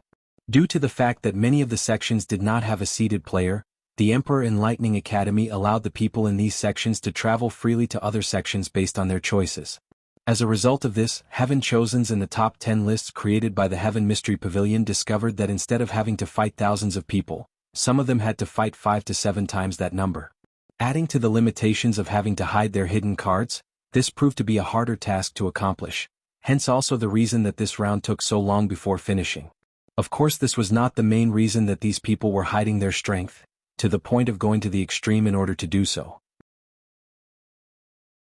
The real reason being that they received news from their factions or sects about the ongoing battle between the Tao Opening Sect and the Emperor Enlightening Academy, and the fact that one of their competitors has orchestrated the entire thing. Knowing the general situation, many of them felt like participating in this tournament was kind of beneath them, or to be precise, it should be. While they were fighting for the so-called glory of being the number one heaven chosen, Wang Wei, who was in the same generation as them, was doing things that influenced the world in an unimaginable scale. As absurd as it might sound, many of them felt like they were the younger generation, while people like Wang Wei Di Tian and Wu Hong were of the older generation that considered tournaments like this to be an excellent way for the younger generation to show their progress to them. To many, this absurd feeling was unacceptable, especially given the culture of this world involving respecting the superior and elders, which has been deeply ingrained in the cultivating world society. Adding to that the fact that these seeded players who did not participate in the tournament can watch on the sideline and peek at their hidden cards, strengths and abilities without revealing their own. These heaven-chosen know the advantage a person can have over another during battle due to information. Additionally, Feng Heng's news that he has awakened the yin-yang eyes has already spread throughout the entire myriad emperor world. As a result of this, his level of threat has been elevated from the middle or bottom of the heaven-chosen list to the level of Lin Fan, Suya and Jian Wushuang. Although the absolute beginning Dao art is not that famous due to the few people who managed to cultivate it, all these emperor lineages know that the ones that succeeded in doing so were extremely powerful and extraordinary. So, by the time that the final round arrived, the mentality of many of these heaven-chosens had greatly shifted. If it was not the fact that they all wanted access to the 3,000 Dao tablets, many of them would have forfeited the tournament midway through just like Feng Heng. Nevertheless, the majority of them have decided that they will keep their true strengths as hidden as possible. As for the spots for the tablets, as long as they acquire a spot in the top 30, it did not matter to them. Although the higher the ranking, the more time a participant can spend enlightening in front of the tablets, no one actually cared about this. These prideful heaven-chosens all had confidence in themselves that no matter how little time they have to spend inside, it will be more than enough. They believed that since people like Wang Wei, Di Tian, and Wu Hong can give up access to the Dao tablets, they can spend a little less time than necessary to still achieve their goals, as they do not believe that they are in any way inferior to these three. Of course, not everyone felt this way. For example, Lin Fan. He wanted to show the world that his low background did not matter by taking the first place of this tournament. As for the Dao tablets, as the true disciple of the Emperor Enlightening Academy, he had access to them anytime he wanted, so he did not really care. So, when the final round began, many odd behaviors were noticed by the viewers.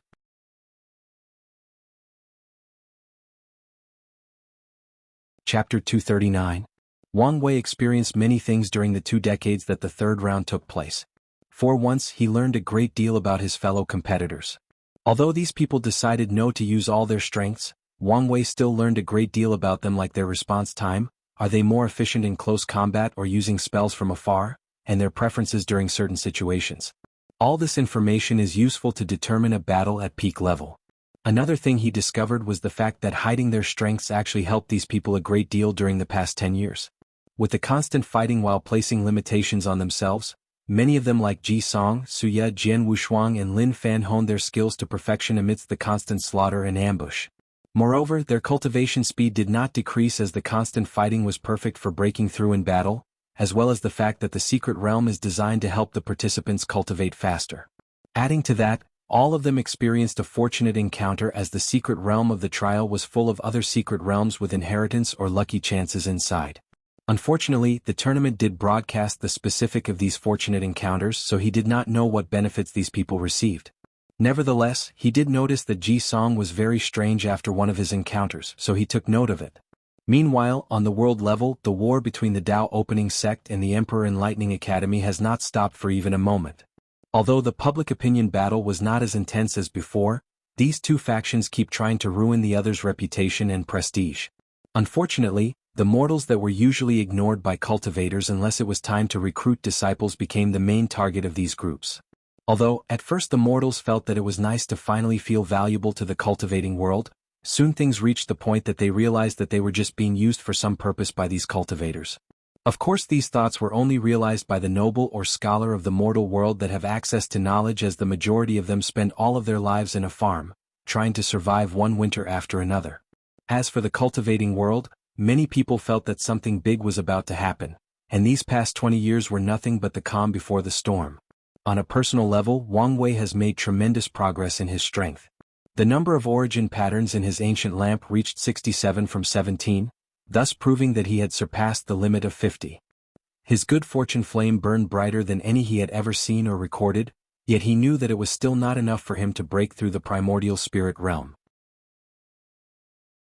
Nevertheless, it was still a powerful hidden card in case he encountered a desperate measure. He would not hesitate to use his flame. As a result of this limit breakthrough, he felt that the power of his true will had dramatically increased. Nevertheless, he always had a feeling that there was more to this true will ability, that he did not know how to properly use it, or used to the fullest of its potential. He wanted to ask Wu Hong, but he did not want her to get in trouble again. Plus, he enjoyed the process of slowly figuring it out as it made it easier for him to control and use. Of course, the greatest progress that he made was his fleshly body. With the constant tempering from the divine punishment thunder, his muscles were finally tempered to great perfection and beyond, and he awakened a new ability. His new ability was not that impressive, to be precise, it was a common one: the ability to break through space and teleport. Once a cultivator reaches the Void Shatter realm, they can use the power of law to do the same thing, so it was a very common thing. Of course, based on the strength, talent, and law cultivated, the distance and amount of space that they can control will vary. Now, his fleshly body granted him these powers in advance, along with the ability to survive in empty space without any need for origin essence or spiritual energy. Additionally, all his other fleshly body abilities also evolved, his raw strength increasing to a few trillion tons. After reaching that level of strength, Wang Wei's geeky side from his past life got the best of him, so he wanted to try something. It was something he saw in a Superman comic when he was young. So, he asked True Monarch Yan Qin to create a few planets for him. Then with a massive chain he started to carry them around and lifted weights with them, recreating that panel in the comic. After seeing this, True Monarch Yan Qin commented that this was a good way for body refiners to train themselves, complimenting Wang Wei on his ingenuity, which made him embarrassed as he just wanted to look cool. So, he played it calmly and pretended that the purpose of him doing this in the first place was to properly train himself. Of course, the reason that Wang Wei's strength grew so rapidly was not because he just tempered his muscle to great perfection, but also because he finally tempered his internal organs, and absorbed the materials needed for them during these past 30 years. In order to accelerate the rate of tempering and refinement, he did not listen to Wu Hong and allowed the divine punishment thunder to enter and ravage his internal organs. Then he swallowed St. pills like heart growth pill, lung regeneration pill, and other pill-specific pills that helped regrow internal organs like they were candy. Thus, using his old method of destruction and rebirth, he greatly accelerated the process. Of course, Wu Hong discovered this, and she was not that surprised as she knew him better than himself. Not long after he started doing so, she showed up and helped him. She sealed up and removed all the hidden injuries such extreme level of cultivation left behind inside his body. Of course, although she did not say anything about him breaking his words, she displayed the fact that she was not happy by not talking to him for 6 months. Beside helping him with his injury, she never said a single word to him even during the process. Even using his shameless tactic did not work this time. Then, at some point, she said to him while directly looking through his eyes, his soul, "I understand that you are under a lot of pressure, but you have to understand that you still have a lot of time and room to grow. There is no need to push yourselves to this extreme, otherwise it will be counterproductive." After hearing this, Wang Wei finally understood that his behavior was a little too extreme, and out of character for him that likes to be cautious and well prepared for doing things. After doing a self-reflection, he realized that the reason he was rushing to increase his strength so much was because of his encounter with Di Tian. Ever since he met that guy, his intuition has been acting intensely, always warning him of the upcoming danger. More importantly, no matter how much his strength increased, his intuition as a warrior kept telling him that this guy was more powerful than him. So, he pushed himself beyond his limits, but that feeling never left him. However, after hearing Wu Hong's words, he realized that had been too focused behind the strongest heaven chosen. At this point of time, beyond the strongest did not mean anything, as all of them were just weak cultivators in the supernatural realm. Even if some of them could fight many realms above their stage, it did change the fact that they were still in the 4th stage of cultivation, thus having plenty room for growth and development. So, it did not truly matter who was the strongest at this stage. The title of the strongest only mattered during the heaven will battle, as that person will be the one to sit on that throne. After coming to this realization, Wang Wei's state of mind sublimated, then he reigned in his extreme cultivation method after thanking Wu Hong. His parents and elders in the sect had said similar things to him, but somehow he never listened to their words. However, Wu Hong seemed to have a way to get through his stubborn personality. An ability which greatly upset his mother, Yu Yan, for not having. Wang Wei even heard that she was very unhappy at the fact that her son listened to his companion, but did not listen to her. Wang Wei asked her why she was upset with him instead of Wu Hong, and Yu Yan replied that he could not compare to her. He then realized that his place as the favorite of the family was slowly being replaced by Wu Hong, and he was not happy about it. Nevertheless, despite all the family, he still managed to temper 3 of his organs and absorb the materials necessary.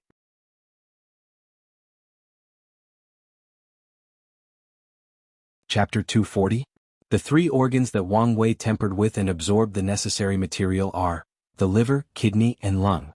As for the materials needed, they are based on the 5 elements. The lung represents metal, the kidney stands for water, and the liver for wood. According to the 5 elements theory, metal, lung, promotes water, kidney, water promotes wood, liver. The process will continue until a cycle of promoting and restraining occur to achieve a state of balance. Unfortunately, Wang Wei does not have the remaining 2 materials yet, the reason being that his requirements or the sex requirements were very high. In order to give Wang Wei the best possible advantage, the Tao opening sect chose innate treasures of heaven and earth to allow him to refine his fleshly body. Innate treasures are a very special type or quality of material. In some ways, they are even more powerful and rare than emperor-level materials. According to the little information that cultivators have in the first few eras that existed in the myriad emperor world, during the Chaos Era, the world was just formed and thus inhabitable by any kind of living beings. Whether living or non-living, both organic and non-organic. However, back then the world did not have spiritual energy between heaven and earth, but chaos chi, which is a vastly superior form of energy. After the world was completed and heavenly Tao perfected the fundamental laws of heaven and earth, the primordial era began. In that era, chaos chi was degraded into innate chi.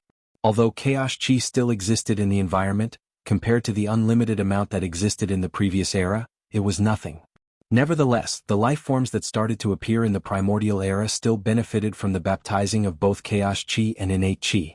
As a result of this, the majority of life born in that period were referred to as primordial gods or innate demons, and they were extremely powerful. Their fleshly bodies were extremely powerful, to the point of using stars as snacks and worlds as balls to play games with. They were born with extremely terrifying bloodlines, granting them unimaginable divine abilities. 2 things that cultivators of modern time know for sure about these beings. They were extremely large in size and they were all born with a very high cultivation realm. The weakest of them had the strength of void-shattered realm, while the strongest of them reached the level of great emperors, and that was at birth. Many cultivators theorized that the cultivation system of these beings was extremely different from modern times. Due to the fact that the majority of them were born so powerful, they did not need to breathe chi from heaven and earth. All they had to do was understand the laws of heaven and earth in order to reach a higher level of strength.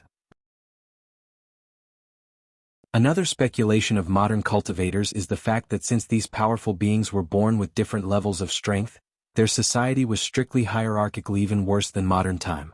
The higher the strength one of these gods were born with, the higher their talents, status, and opportunity to grow and develop. A primordial god born with Void Shatter Realm strength had absolutely no chance to ever surpass one born with Saint Realm strength, not to mention the higher ones.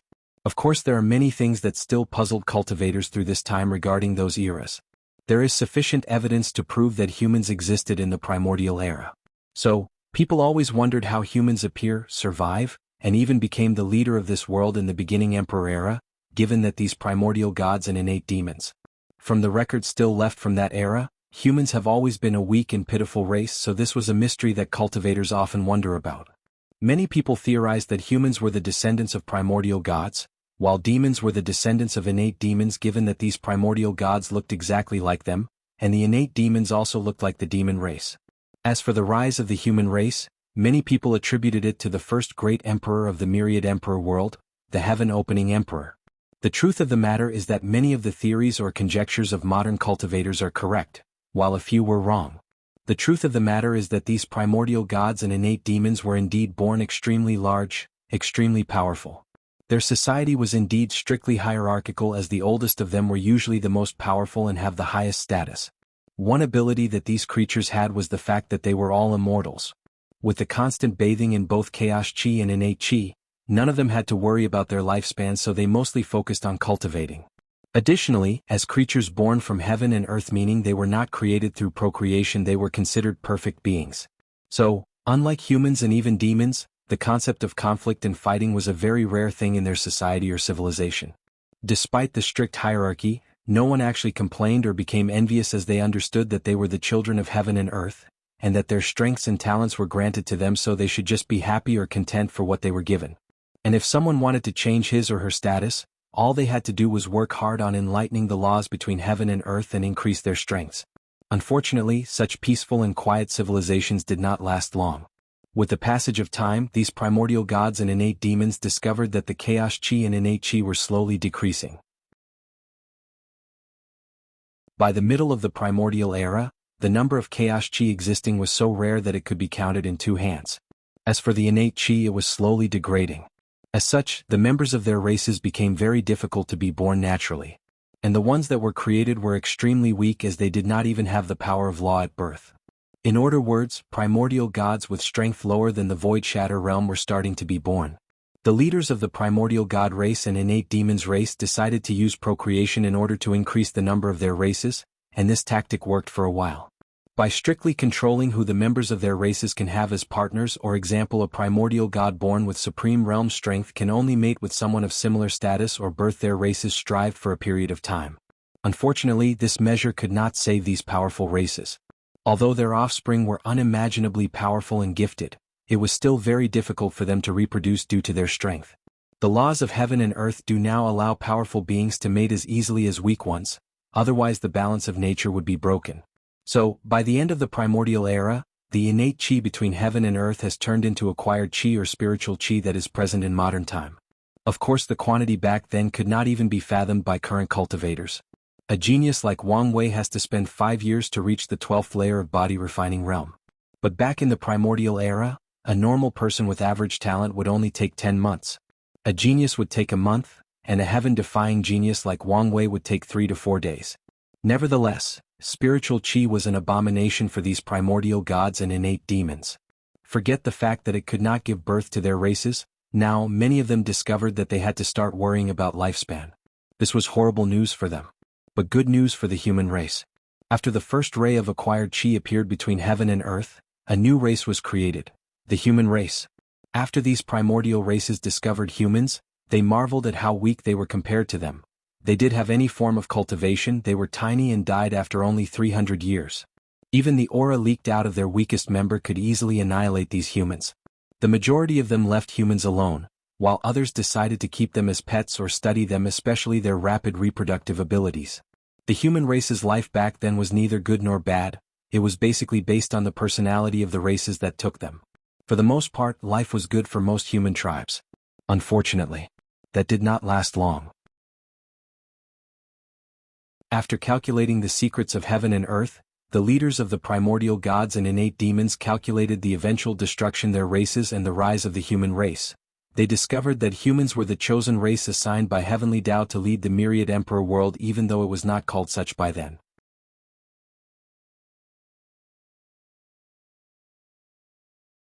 Chapter 241. Obviously, the leaders of these powerful races would never allow such a tragedy to happen, so despite their peaceful nature, they decided to annihilate the human races and prevent their rise. Now, given that the human races survived and the primordial gods and innate demons are nowhere to be found in the myriad emperor world except for a few remains or the blood earth forbidden land, obviously they did not succeed in their endeavor.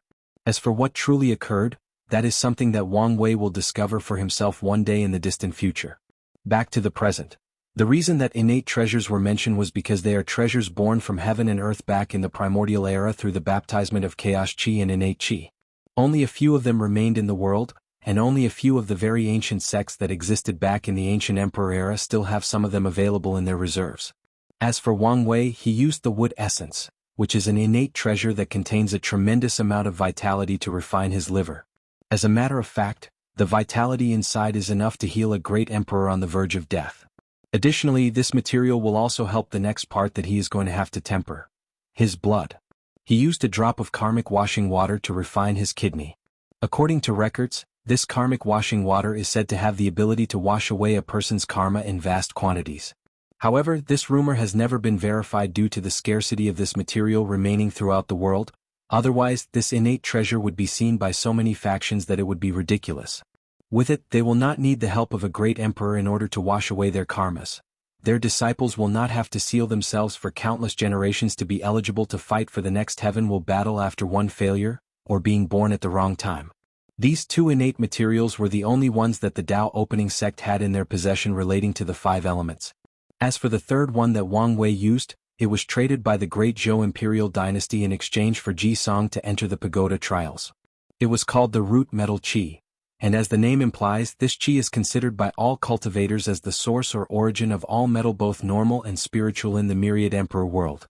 Wang Wei remembered that after he received that material, His father had a very long and deep envious look on his face, the reason being that this innate qi was the perfect material to create a sword. According to him, this thing was the dream material of every swordsman, as they could create the ultimate sword with it. It took Wang Tian a great deal of effort not to secretly steal that material and not tell his son of its existence in the first place. As for the remaining two materials that he needed, he had to search for them himself.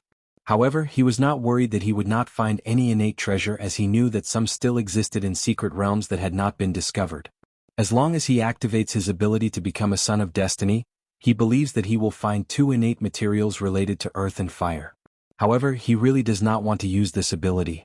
From his knowledge, he knew that Sons of Destiny was essentially granted by the will of the world, or to be specific, Heavenly Tao. The reason is always because the world is facing some kind of danger, and Heavenly Tao needed someone to save it. Laws of heaven and earth are fair and absolute, so no one, including a Son of Destiny, can escape the restraints of karma. So, although their title as Son of Destiny grants them heaven-defying luck or fortune, they are also required to pay a certain price for it. Furthermore, after these Sons of Destiny repay their karma and save the world that granted them such a position, usually they will be rewarded with tremendous luck for their future, then have their title taken away from them, meaning that being a Son of Destiny is nothing but a temporary job with great benefit. However, this is not always the case. Sometimes the person chosen as Son of Destiny does not agree very well with Heavenly Tao. As such, after they accomplish their tasks, they will be left with nothing after their title is taken away. The fate of these people are usually very miserable. Without powerful chi luck to protect, the majority of them who have developed the idea that they can do what they want and will still survive ended up dying due to their own stupidity. The only way that someone can become a Son of Destiny without the help of Heavenly Tao was to conquer the world, then gather the chi luck of the entire world, condensed it and baptized yourself with it. This is essentially a process of transforming earthly luck to heavenly luck. This is basically how Sun Jiaolong became the Son of Destiny through the human destiny sword. Back to the present. After the third round slaughter ended, all the participants left the secret realm that the previous rounds took place.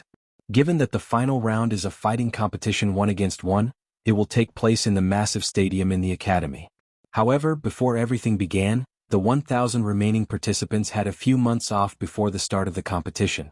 During this time, they can either stay in their own residence in the academy, they can visit the academy's cities or domain, or they can temporarily return to their own sect. It all depends on their own choice. Inside one of the academy's residences, all the formation were activated, and Fanli was walking side to side while muttering to himself, "I will be safe for a while inside the academy while everyone is looking for me. After the tournament, as long as I get one of the top 30 spots and place my name on the Heavenly Tao Protection Book, I will not be able to be killed until the primordial spirit realm. Meiming, I have a few thousand years of safety. The problem now is what I should do after that? Should I just join one of these factions? So which one? Damn these emperor lineages. When I had nothing, none of them wanted to accept me due to my low talent. Now that I have an emperor scripture of my own, suddenly I turn into the most delicious piece of meat. So, curse those hypocrites. No, I should curse myself for being so stupid. I should have known that showing that I had the Een Soul Emperor's inheritance would bring me so much trouble. After all, the rumors that his scripture can bring the dead back to life has been circulating around the world for countless millennia. Then Fanli started to walk faster. The more he thought about the situation, the more anxious he became. Sweat started appearing in his forehead despite the fact that such physiological function should not appear on a cultivator in the supernatural realm, and one that cultivates an emperor-grade technique. Maybe I should find a way to secretly leave the myriad emperor world after entering the primordial spirit realm and lay low until the heaven will battle.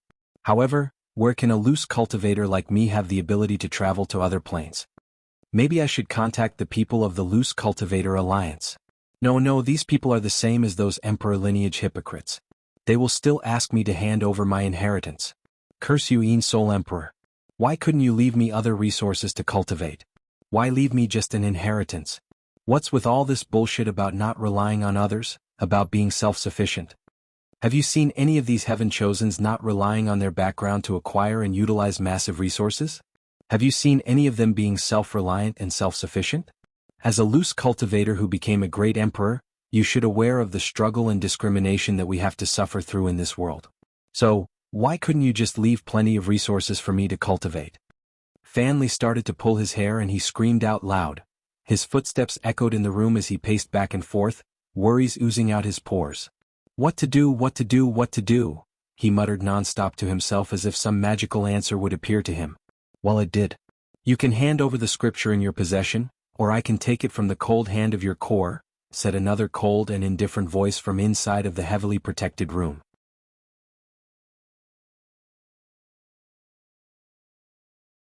Chapter 242. Fan Li turned his head with great shock in his face when he saw a young man with white hair and cold and ruthless eyes staring at him like a predator on the hunt. He looked around and discovered that all the formations in his residence were still working properly, so he wondered how this person entered his room. After taking a brief moment to calm himself down, he realized who was standing in front of him, so he stuttered, D. Tian? The two most famous heaven chosens of this generation are Wang Wei and D. Tian, and both of them have very distinct and recognizable features. One had gray hair while the other had white hair. How did you enter my room? Asked Fan Li while pretending to be calm and collected. This is the site of the Emperor Enlightening Academy. If you do not want your D family to have any conflict with the Academy, please leave my room as soon as possible and I will pretend that nothing happened here. However, D. Tian still had a cold and ruthless look on his face. Then a powerful killing intent enveloped the room, making Fan Li breathless. There is no need to use these low-level threats against me, nor is it useful for you to stall for time. I can also tell you no matter what happens inside this room, no one will be the wiser. So, either hand over the Yin Soul scripture voluntarily and you may have a chance to survive or suffer the consequences. Fan Li's face became very ugly after hearing this, so he thought about the situation for a moment, then he made his decision. With a wave of his hand, a gigantic ghost appeared in front of him. The ghost had bronze skin, was more than 6 meters tall and had ox for a head and very muscular human body. Then Fan Li fused with the ghost general that he summoned. However, this was not the end. A powerful Yin energy suddenly appeared inside the room and fused with Fan Li's new form. His skin then turned pale and his height grew by another 4 meters. An army composed of countless ghosts appeared behind him. These ghosts looked very creepy as most of them were pale in complexion, and had some sort of animal for a head. Unfortunately for Fan Li, due to the limitation of space, the amount of ghosts he could summon was somewhat limited. However, he had another way to get around this problem. Without hesitation he activated his innate talent, ghost swallowing. After opening his mouth, Fan Li started to eat these ghosts like they were a delicious snack from a well-known restaurant. More importantly, these ghosts did not resist. On the contrary, they seemed to be excited to be a part of Fan Li. It was like they were sailors lost at sea for countless years and were excited to return to land to return to their home. As Fan Li swallowed ghosts, his body size continued to increase. From the origin's 10 meters, it quickly rose to 15 meters, only stopping once he reached a height of 25 meters. Be that as it may, during the entire process, D. Tian still had the cold look in his face like the whole world owed him a large sum of money. He did not stop Fan Li's action as if it was inconsequential to him. The Yin Soul scripture can indeed create a small world full of Yin energy, and it seemed to be connected directly to samsara. Maybe this trip will be rewarding, thought D. Tian to himself. D. Tian, today your arrogance will make you suffer. You should have never allowed me to reach my final form. Now go die, roared Fan Li as he threw a powerful punch. Boom. The entire room trembled, seeming as if it was about to be destroyed. The shockwave created by the attack started to spread from the room to the entire manor. Fortunately, all the formations activated themselves and reinforced everything and even prevented the outside from noticing what was happening inside. After that powerful attack, Fan Li had a horrified look on his face as he watched his punch hit D. Tian, but not a single scratch appeared on him. Not even his clothes were damaged. What made Fan Li more scared was the fact that he did not sense any spiritual chi or origin essence used. How could your fleshly body be so powerful? Asked Fan Li while trembling and with a shaking voice. However, D. Tian ignored his question. Is that it? Now it's my turn. Then he randomly threw a normal punch. Boom. Fan Li's left arm was completely annihilated. Boom. Fan Li's right arm was also destroyed. Boom. Boom. Fan Li's remaining limbs were crushed. He then laid on the ground with only his upper torso left intact. Blood was scattered all over the room and Fan Li was whining in pain on the floor. He felt painful and humiliated. His opponent just used a few random punches and his most powerful form was completely annihilated. He did not expect that D. Tian's fleshly body was so powerful. According to the information he knows, Only Wang Wei had such a powerful fleshly body amongst all the top heaven chosens. Even Ji Song, who had the heavy axe physique, which was a physique known for the strength of its fleshly body, could barely compete with Wang Wei. And that information was outdated. As a matter of fact, Fan Li battled with Ji Song during the third round of the tournament. Using this form, he was able to give the Heaven Chosen a fair fight solely based on his fleshly body. Of course, after Ji Song had some kind of fortunate encounter, he lost easily when he fought him again. However, he never felt such despair when facing another member of his peers.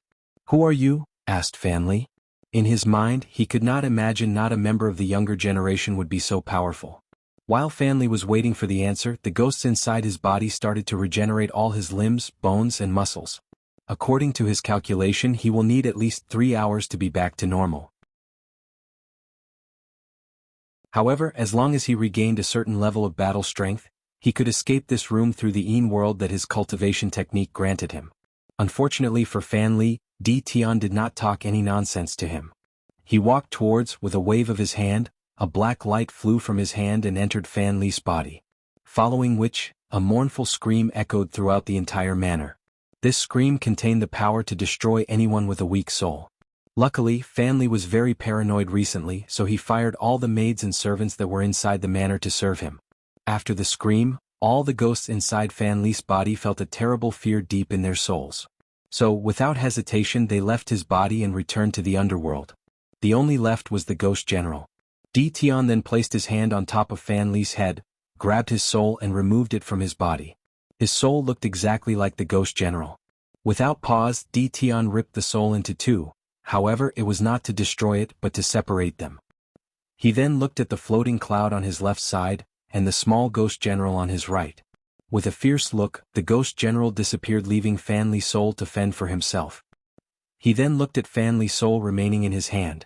He mobilized his terrifying divine sense and started searching Fan Li's memories. Although the latter tried to resist, his soul strength was nothing compared to Di Tian. To be honest, it was not even close to comparison. It was like comparing a flame on a candle to a quasar, the brightest thing in the universe. Well, to mortal scientists.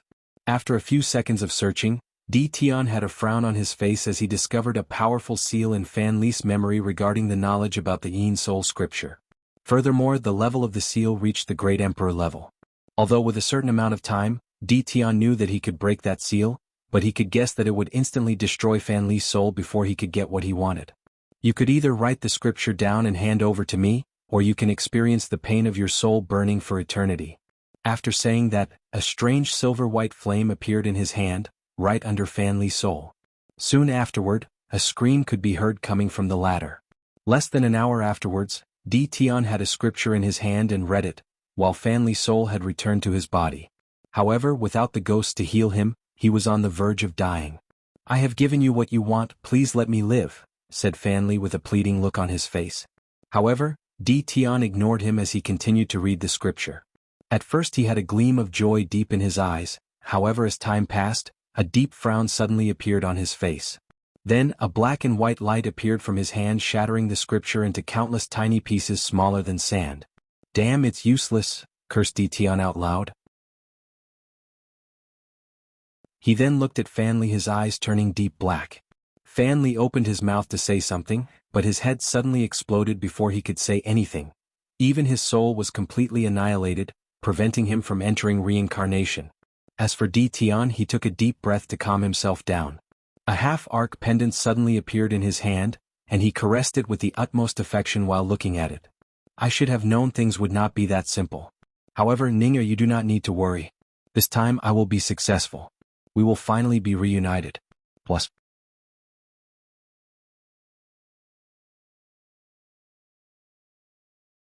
Chapter 243. After Di Tian calmed himself down, he slowly walked out of Fan Li's residence while thinking to himself. Although this Yin Soul scripture can truly bring the dead back to life from the cycle of samsara, it is no help to me to revive Ning'er, meaning I still have to continue with my original plan. However, this scripture can help me greatly increase my 9 samsara fist, thus increase my strength and ensure that my plans go smoothly. After walking out of the residence, no one actually discovered him, so he walked in the direction of a hidden corner. There, someone with a hood was waiting for him. As soon as the hooded figure saw Di Tian, he knelt on the floor before saying, "Sleeper code name, White Wolf," has seen the Lord. It is an honor to be able to serve you again in this reincarnation. White Wolf, said Di Tian. I remember you and your son have served as sleepers for many years. He was very talented, so how is he doing? My lord, unfortunately he reached his limit in the last reincarnation, so his soul was annihilated. However, he was glad to serve you for so long. Di Tian sighed, then he said after a brief moment of pause, I am afraid only a few of the original members still exist to this day. Well, I can't blame them, even I am starting to reach my limit. My lord, there is no need to say such ill-fated words. I believe that you will succeed in this generation. We all believe in you.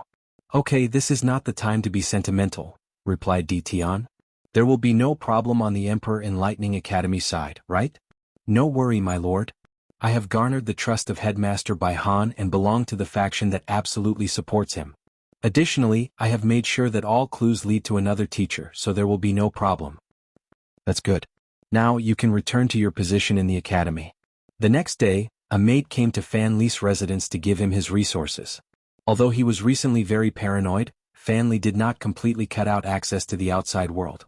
As an outer member of the academy and one as talented as him, he will receive a certain amount of resources to aid in his cultivation every week. After the maid arrived in front of his residence, she waited for him to open the formation and send the resources inside like usual, but nothing happened. After waiting for the entire day with no response, the maid left and reported the situation to the higher-ups of the academy. However, given the recent pressure on Fan Li due to so many people eyeing his inheritance, the academy figured that he might be hiding for a while, so they visited him personally to reassure him, and used the precious resources to lure him on their side. Nevertheless, there was no response. Thinking that Fan Li did not accept their solicitation, the academy did not say anything but kept sending one teacher to try to contact him daily. However, 3 weeks passed by and Fan Li never came out of his residence. It was then that the teacher in charge of the situation finally felt that something was wrong. It was one thing for Fan Li to reject their solicitation, but to just himself inside the room just like this without interacting with others, something must be wrong. If it was any other time, the teacher might have thought that he was deep in mediation and was cultivating, but the tournament was a few days away but there was no news from him. So, on a whim, the teacher went to check Fan Li's soul lamp as he had won like many of the outer members of the academy. This was a symbolic act to show that the outer members were truly part of the academy despite the wanton discrimination they faced daily. After checking the soul lamp, the teacher discovered to his surprise and horror that Fan Li was dead. So he immediately went to report to Bai Han, who gave a secret order to forcefully open the formations in the residence. Unfortunately for him, Fan Li was secretly being watched by so many spy agencies that the academy's actions were instantly discovered. As such, news of Fan Li's death soon traveled throughout the entire myriad emperor world. Cultivators from different factions started to wonder how he died, who killed him, and more importantly, who had the Yin Soul Scripture in their hands now. Then all eyes were on the Emperor Enlightening Academy. Since Fan Li died inside one of their residences, under their protection, the greatest suspicions fell on them. After all, they are the only people capable of entering Fan Li's residence without anyone noticing.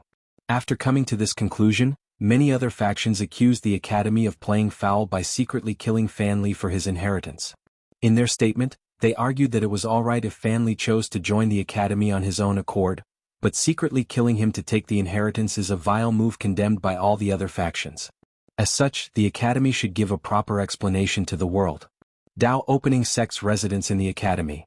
Wang Wei, who had left his cultivation retreat to watch the final round of the tournament, was sitting inside a room with Li Jun, Yan Liling, and Wang Ju.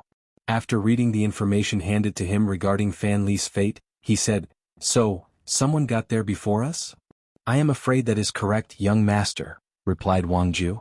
Wang Wei then frowned as he thought about the situation. According to his original plan, he was going to use the array virus to secretly enter Fan Li's residence and acquire the Yin Soul Scripture.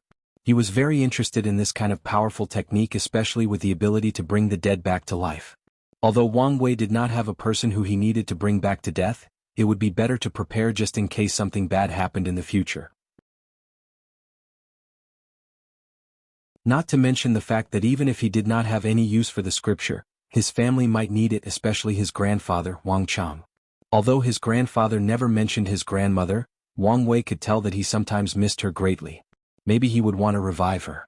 Unfortunately for Wang Wei, the array virus was still in the early stage of development, so it still had many defects and limitations. For one, it could not work on heaven-grade formations, which was exactly the grade of the formations and Fanli's residence. Knowing the situation, Wang Wei planned to use the array virus to temporarily stop the formation for a brief moment, then taking the opportunity to enter. Unfortunately, before the virus was developed to the point of executing his plan, someone got inside before him. "Big brother, do you think that the Emperor Enlightening Academy is the one that killed him, just like the rumors said?" asked Li Jun. "Not likely," replied Yan Liling instead. "Given the current situation of the academy and with the whole world watching, they should know that doing something to Fanli would cause them a great deal of trouble, even further ruin their reputation." "Not necessarily. If they manage to acquire his inheritance, the academy would have 9 emperor scriptures tying with our Tao opening sect. This is incentive enough for them to take the risk," replied Li Jun. Both of them had excellent points, but Wang Wei was leaning more on Yan Liling's side. For some reason, after hearing this news, the picture of the white-haired young man who left a lasting impression on him appeared inside his mind. He had a feeling that he was the one responsible for this despite not having any evidence. The question now is, why did he take the scripture? Could it be just like him, he wanted to have it just in case, or did he have someone precious to him that he wanted to revive? Wang Wei was a little frustrated as he did not have much information to go with. So, after taking a deep breath to calm his mind, he looked at all of them before saying, "It does not matter whether the academy did it or not, as we can use this situation to our advantage. Wang Ju, tell my father to increase the rumors that the academy killed Fanli for his inheritance. This should be very beneficial to our plans." "No problem, young master." After that, Wang Wei looked at Li Jun. "Are you ready for the final round?" "You do need to worry, big brother. I guarantee you a spot on the top 30 with no problem." "It's good that you are confident, but be careful." "What?" "Well, I doubt that the academy would let you easily enter the top 30 knowing that I want the token to enter the secret realm of the Tao tablets." "Are you saying that the academy would cheat?" asked Li Jun with an incredible look on his face. Despite how terrible the academy's reputation is currently, he knew that it was just his big brother who smeared their names. Although the academy is not full of saints and has done many terrible things, compared to many other factions, they are relatively fair, especially when it comes to the heaven-chosen selection trial. The academy would never cheat. At least there has never been a discovered case of cheating for millions of years. "I do not know," replied Wang Wei. "All I'm saying is that you should be more careful just in case." Li Jun nodded as he took these words to heart. He will be vigilant during all his matches. After seeing his little brother's change in attitude, Wang Wei secretly nodded in satisfaction. "Well, if there is nothing to be further discussed, you call all leave. I have a date with the most beautiful woman in the world waiting for me." "Big brother, do you have a date with Shishir?" yelled Li Jun in surprise. "You cannot do that, Wu Hong's sister-in-law." Wang Wei looked at him with a speechless look, then smacked him in his head. "What Shishir? I'm talking about Wu Hong." "Oh," said Li Jun while scratching his head, and an embarrassment on his face. As he looked through the corner of his eyes, he saw Yan Liling gave him a look. Instantly he could understand what that look meant. You, of all people, should not be talking about being faithful. So, he smiled wryly without looking at her.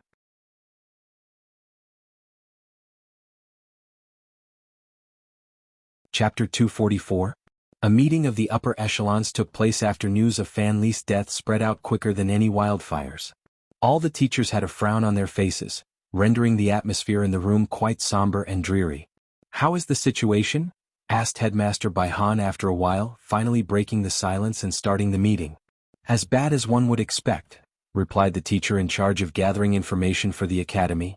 "The rumors that we killed Fan Li for his inheritance have dramatically increased. No doubt that the people of the Tao opening sect are using this opportunity to further ruin our reputation. On top of that, many factions have started to ask our academy for an explanation, putting pressure on us." "So what if they ask us for an explanation?" said one teacher. "Since when has our academy ever been afraid of anyone?"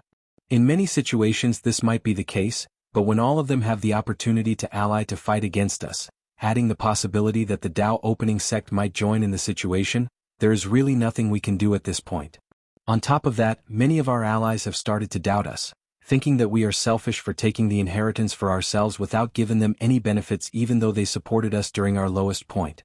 Some of them have even threatened to stop supporting us if we do not give them a proper explanation." After hearing this explanation, A collective sigh could be heard inside the meeting room. This sigh symbolized all the grievances that these teachers have suffered in the past few decades. They wanted to lash out, but could not find a person or thing to lash out to, especially the person truly responsible for all their pain and suffering. After a few seconds of silence, Headmaster Baihan asked, "Is there any good news at all?" "Well, the only good news is the fact that no sect or faction has brought the possibility of an Emperor Dao war so far. Despite the rising tension, everything seemed to be under certain control. To be honest, Headmaster, I find this fact very disturbing. It was as if everybody was waiting for something, but I do not know what exactly."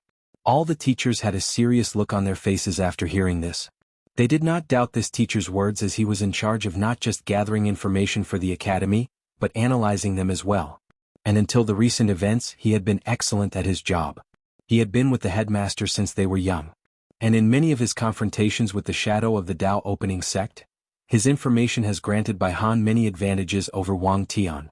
As for Baihan, he too believed in his agent's words, but since they could not discover any concrete evidence, nor was there any speculation of what truly was going on, he had to move on. Keep a lookout for any sudden change in the situation. Now, what about how the person who killed Fanli? Do we have any clues whatsoever, especially how that person managed to disarm all the formations? The information-gathering teacher looked in a certain direction for a brief moment before answering the question. There lied a group of teachers that had strongly disagreed with Baihan's decision to rig the competition. Ever since that event, there has been a little rift among the upper echelons of the Emperor Enlightening Academy. One of our teachers opened the formation for someone else. After an investigation, we discovered that the teacher had committed suicide while leaving a note claiming that the people of the Dao opening sect forced him.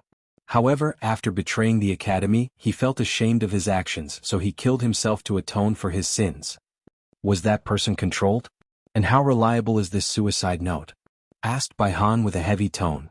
After our investigation, we could not determine whether he was under any spell or origin artifacts, as his soul was annihilated. As for the note, there was no sign of tampering, meaning that the note was indeed written by the teacher. However, "This note means nothing," replied Baihan.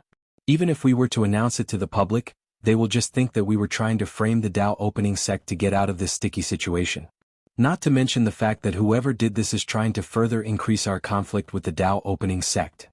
So, our academy lost a Saint Realm powerhouse, our reputation was further tarnished, and the whole world appeared to be our enemy. Yet we cannot do anything about it?" asked one teacher. The room was once again covered by a depressing silence.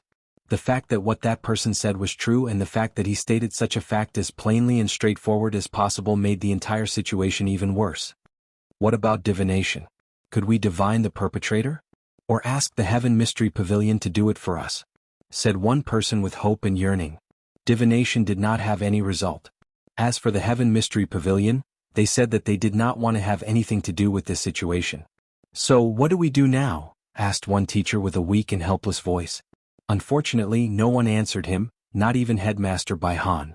However, this time, the silence did not last long, as one of the teachers in the faction that was opposing Baihan slowly said, "I think that there is plenty of room and time to salvage the situation. First, we could have the headmaster swear both a heavenly Dao oath and Dao oath that the academy did not have anything to do with Fan Li's death in front of the entire world. Second, we can pay certain remuneration to all our allies for the support they have given us during these stressful times. This act should greatly appease them and strengthen our alliance. Finally, we can talk to Sacred Sun Wang Wei and the people of the Dao opening sect. We can agree to allow him to enter the secret realm of the 3,000 Dao tablets. We can even negotiate to give him as much time as the champion of the tournament." The room became silent again. This time the teachers were thinking about the feasibility of this plan, the positive and negative of doing such a thing. This plan is feasible. Although our Emperor Enlightening Academy would lose a lot of resources and a little bit of face, it will not affect us too much. Plus, if Lin Fan manages to prove the Dao, who would care about the little loss of face?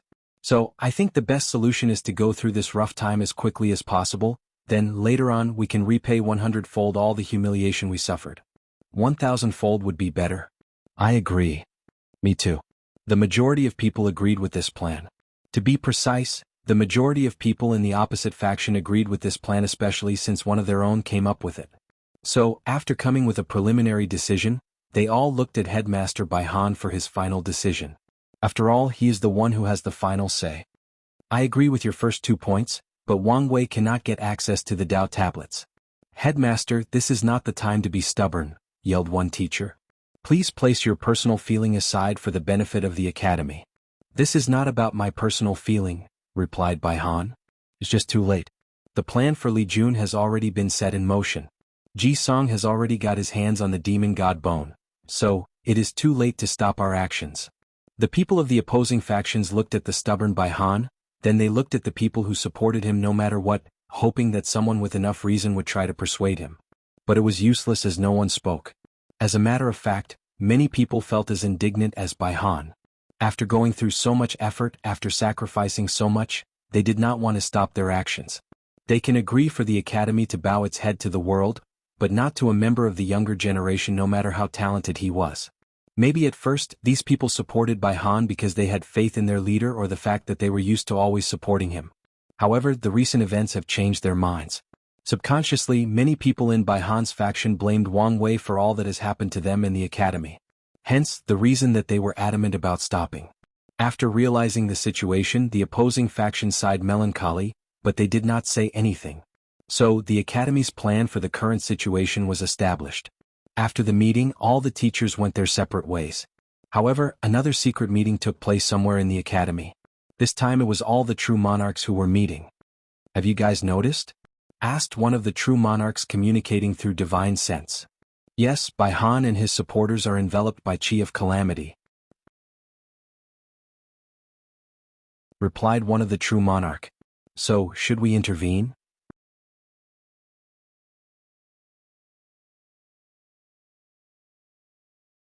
Chapter 245. We can tell him about it, but I doubt it will make any difference. After all, Chi of Calamity has the ability to influence a cultivator's mind, replied one of the Supreme Realm True Monarchs. We can place a seal to prevent other people from seeing it. After all, we do not want other factions to use this fact to their advantage. Plus, if Bai Han and his group can quickly awaken from this disaster, then their state of mind should sublimate. At that time, reaching the Supreme Realm will become easier. That's a good method. With this path of Supreme slowly opening up, this is the perfect time. So all the true monarchs decided on the next step of action. However, one person, Chiu Jinlin Fan's Dao Protector, said, none of that truly matters as long as this Chi of Calamity does not force Bai Han to start an Emperor Dao war on a whim. What I really care about is the reason for such a thing to happen. Isn't it obvious? Heavenly Dao used the Chi of Calamity to cloud Bai Han's mind, thus making him act irrationally, thus ensuring that he remains Wang Wei's enemy despite the fact that bowing his head would be the wisest and best choice in this situation, said one of the true monarch. That's correct. If this was the normal Bai Han, he would never act in such a way, another person. I know all of this, replied Chiu Jin. The issue is why Heavenly Dao did this. Have you guys noticed that in this generation, the amount of time that Heavenly Dao intervened is quite high, especially the secret schemes? All of us here have lived for a very long time, but in our generation, I doubt that Heavenly Dao intervened even once except for granted merits. Even then, it did not really show up, but the mechanism that is responsible for granting the merit merely activated itself once the requirements were met. But in this generation, Heavenly Dao showed many times.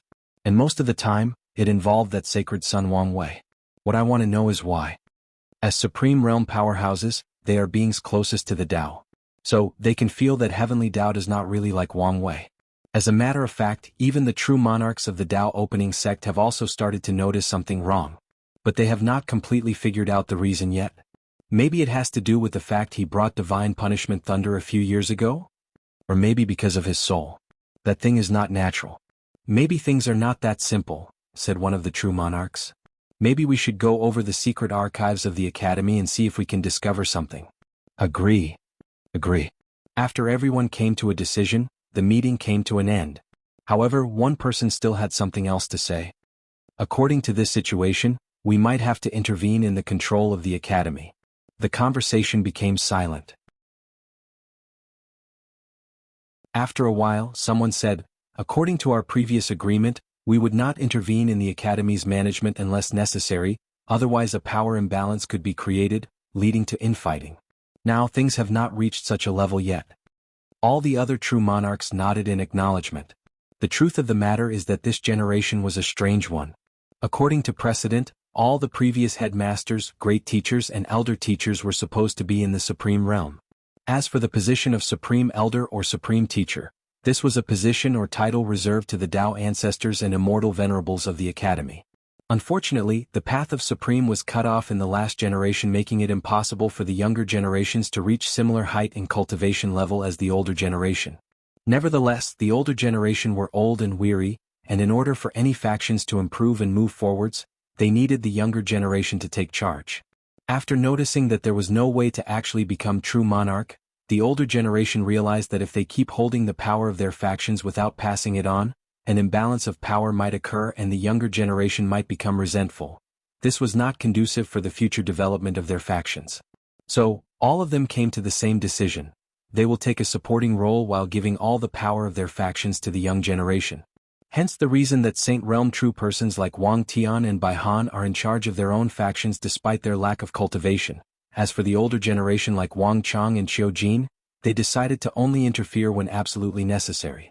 Inside a plain and simple residence with few decorations, Bai Han had just returned to his residence when he received a notice from true monarch Qiu Jin to come see him.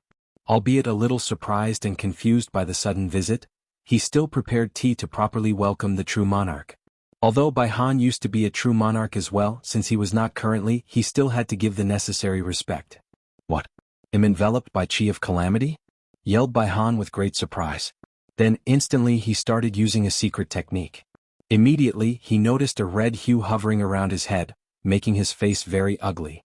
As for Qiu Jin, he was a little surprised at Bai Han's technique. It must be a very powerful one to be able to notice the Chi of Calamity in the Saint Realm, especially since it allows Bai Han to see his own Chi of Calamity. The odd thing about Chi of Calamity is that other powerful people can see it on other people, but it is extremely difficult to notice it on themselves, making it very difficult to deal with. "What are you going to do now?" asked Qiu Jin calmly. Bai Han's face became ugly after hearing this. He started to think about his next step of action.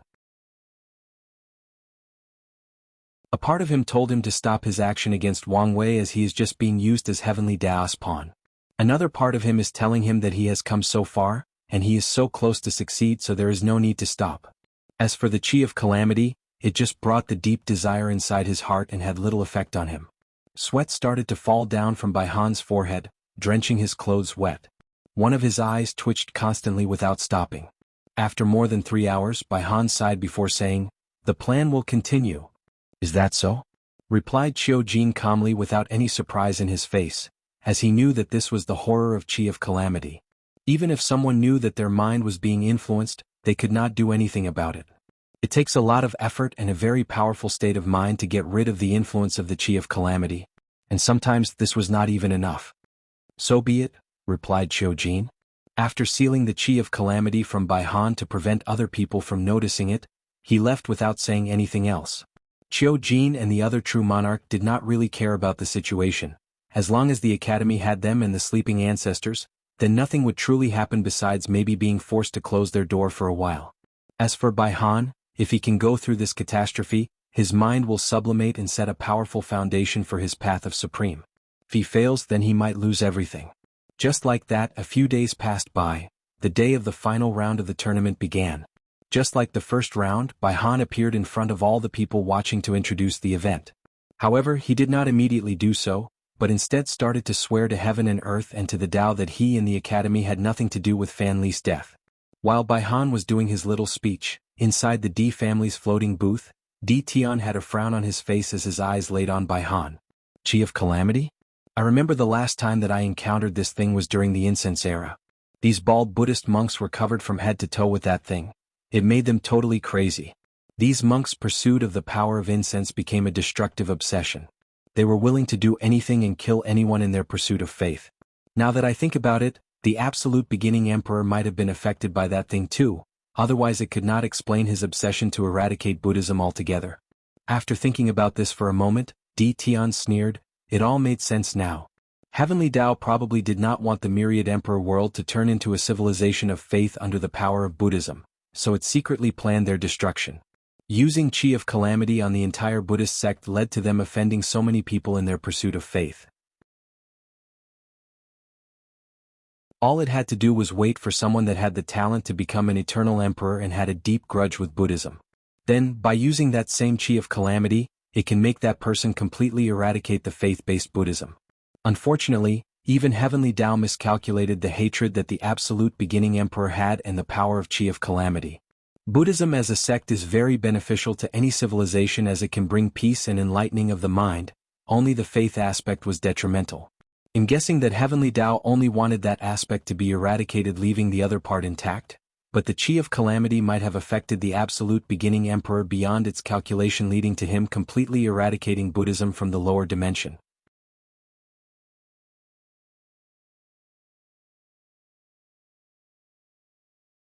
Chapter 246.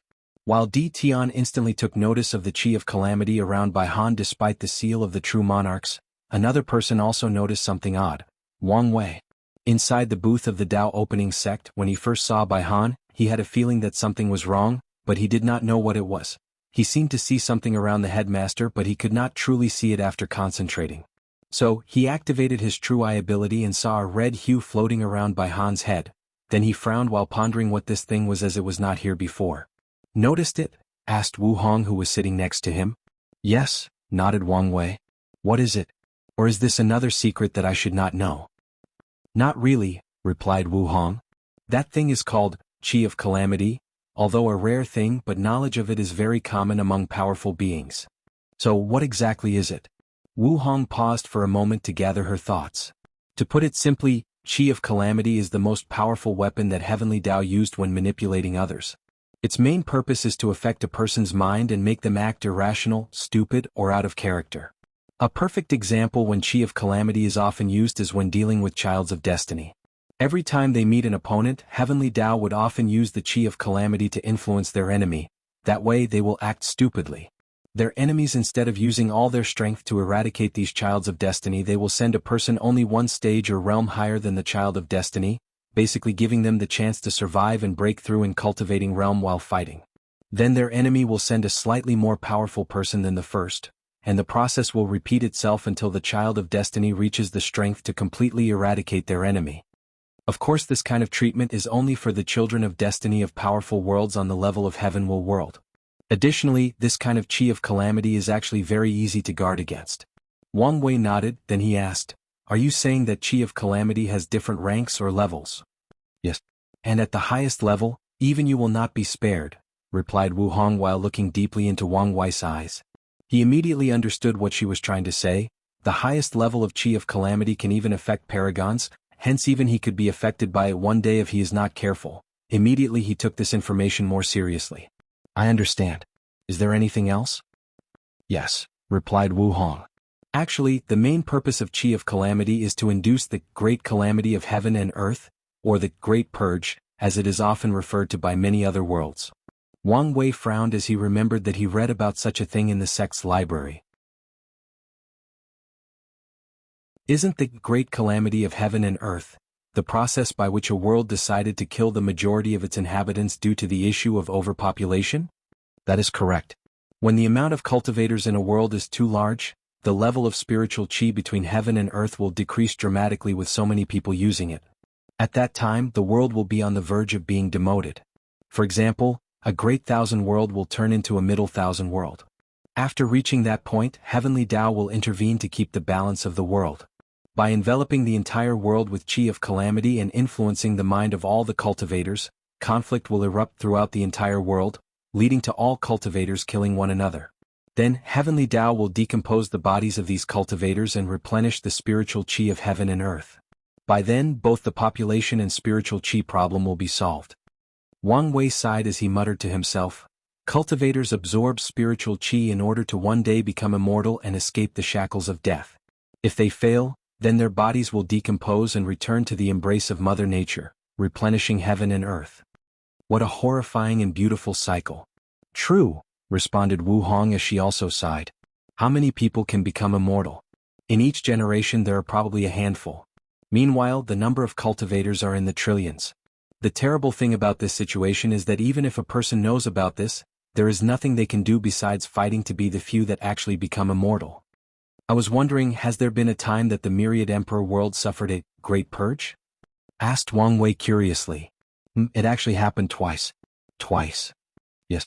Once during the Null Era and the second time during the Middle Emperor Era. Wang Wei was slightly surprised. He could understand how such a thing happened in the Void Era, but he could not understand what this has to do with the Middle Emperor Era. If such a thing occurred, he would have known that this era was very recent compared to the others. Wu Hong noticed his surprise, so she explained, I will talk about the Middle Emperor Era later. First, I will explain the general situation of the Primordial Era so that you can understand the entire situation. Then she proceeded to tell him about the situation of the primordial gods and innate demons, and the birth of the human race. Finally, she reached the point where the leader of these powerful races discovered the future destruction of their entire races and the rise of humanity. So, what happened after that? Asked Wang Wei. What do you think? After pondering a while, he replied, given the fact that the first heaven will appear in the Emperor beginning era and the first person to crown itself Great Emperor is a human, I'm guessing that Heavenly Tao intervened again and sided with humans. That thing seemed to be everywhere. A contemptuous sneer could be seen on his face. You are correct, replied Wu Hong. Heavenly Tao did not want the primordial gods or innate demons as the main races of this world. Despite how powerful they were, these races were very rigid and slow in their development, not to mention their horrible reproductive ability. Meanwhile, humans as the first acquired race had unlimited potential despite their weakness at birth. With their rapid reproductive ability and an unnatural talent for comprehending the laws of heaven and earth, humans were the perfect race to lead the myriad emperor world who was called innate demon god world back then. So, Heavenly Tao secretly helped the race from facing extinction at the hands of the powerful primordial gods and innate demons. It created a child of destiny that would lead the human race from their demise. Are you talking about the first great emperor of this world, the one who created the beginning emperor era, the heaven-opening emperor? Asked Wang Wei. That's right. The heaven-opening emperor was the chosen one. During his time, the human race was constantly being hunted down, and the only reason that some tribes were saved was because they were protected by other more peaceful primordial gods and innate demons who did not agree with their leaders' decisions. As for the heaven-opening emperor, he was truly a lucky person. It turns out that the primordial god that protected the human tribe he was born in actually fell in love with him. So, they begin a relationship. However, the heaven-opening emperor was not only a cunning individual, but also a very ambitious one. During his relationship with her, he secretly studied her body composition. Given the fact that primordial gods were essentially gigantic human beings, the first emperor believed that by studying their body composition, he could create a cultivation method perfectly suited for humans, and he succeeded. Wang Wei was suddenly interested. A cultivation system that existed before the origin path system? Can you tell me about it? Well, that system was actually very similar to your ancient desolate body refining scripture, except not as much detail. Due to the vast amount of spiritual qi that existed at that time, cultivation was easier and the talent of humans was much better. The system invited by the first emperor allowed humans to create a powerful body like primordial gods through breathing spiritual qi between heaven and earth. Unfortunately, only a few talented people could actually reach the level of primordial gods. Wu Han paused for a moment before saying, if you are interested, I can give you a copy of the cultivation system that existed back then. However, if I were you, I would wait until you cultivate the ancient desolate scripture to the highest level, then use these techniques as reference to further perfect it and even make it more powerful. Wang Wei nodded as he accepted her advice, then he asked, what happened after the first emperor created this new cultivation system?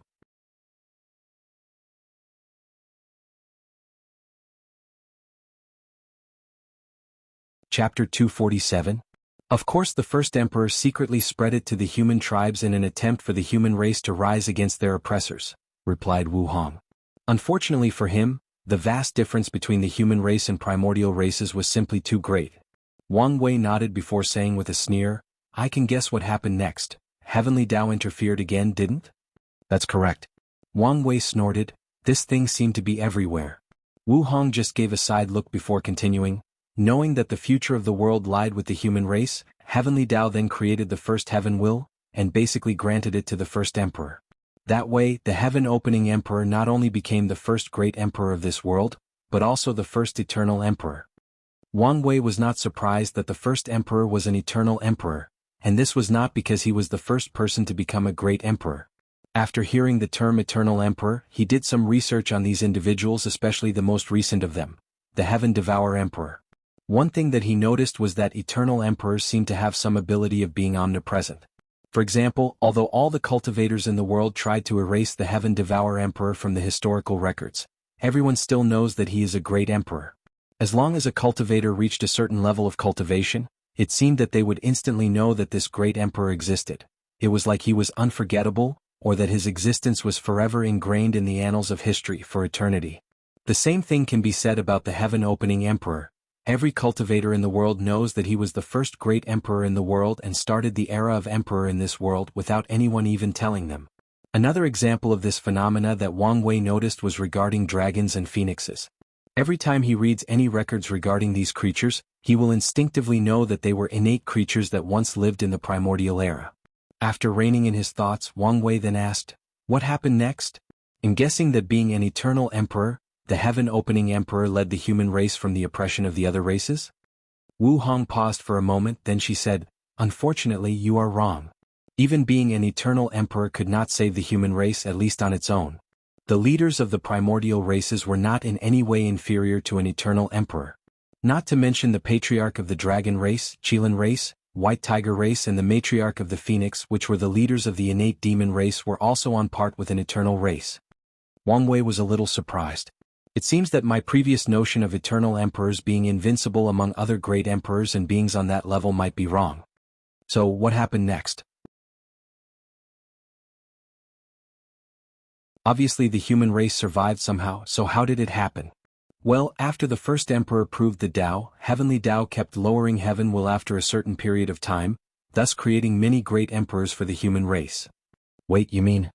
Asked Wang Wei with an incredible look on his face. That's correct. The beginning emperor era was an age where many great emperors walked the world at the same time, replied Wu Hong calmly. After taking a few seconds to process this news, he asked, "None of them, you know?" Then he motioned his head upward. Back then, the concept of ascension was not very prevailing due to the fact that the spiritual qi between heaven and earth was very abundant, thus allowing these great emperors to cultivate with a peace of mind. Additionally, the human race needed their support and help. So only a few of them actually left. Wang Wei sighed as he imagined what it would be like to live in a world where so many great emperors walked the world and competed with another. Well, maybe in the future he still has the chance. Then, a question suddenly appeared in his mind. What about Tao ancestors and immortal venerables? Did these existences exist back then? Yes, replied.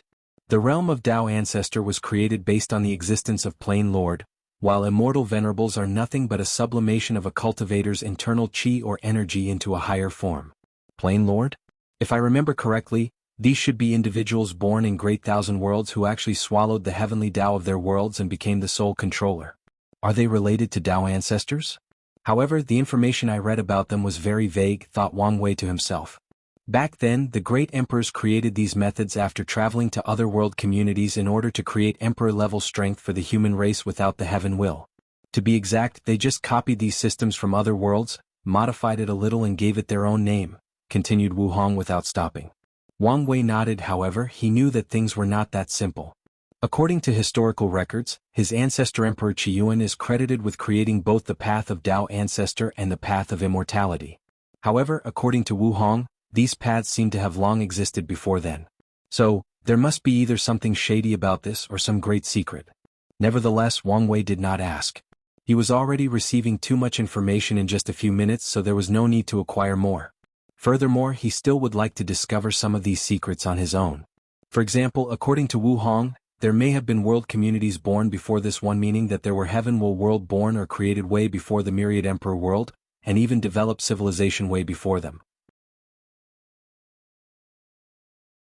Although Wang Wei did not know how ancient his own world or community was compared to the others, he still wanted to find out, especially given his future plans after becoming a great emperor.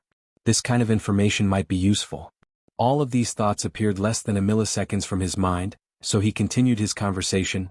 Why didn't any of the primordial gods or innate demons also acquire a heaven will and become a great emperor?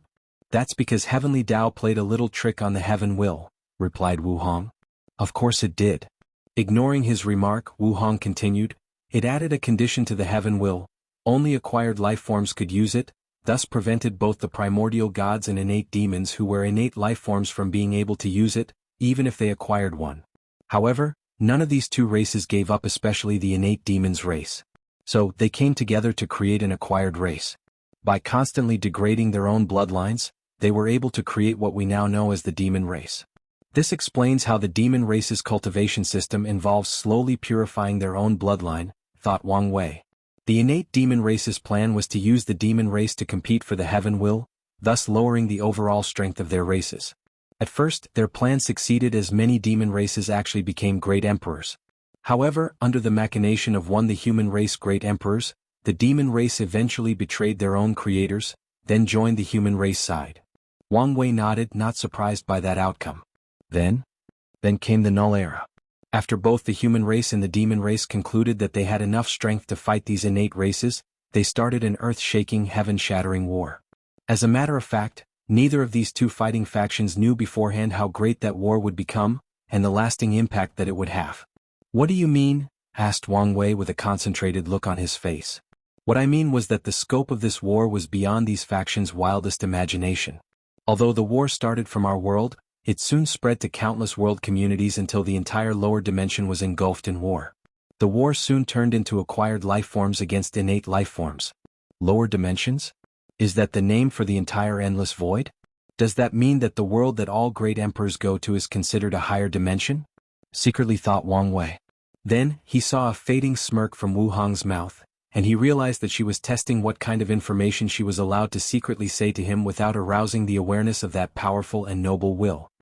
"As a matter of fact," continued Wu Hong as if nothing happened, "this war was actually a major plot. Someone or something did not want these innate lifeforms to continue living in the lower dimension, so they used this war as a way to remove them.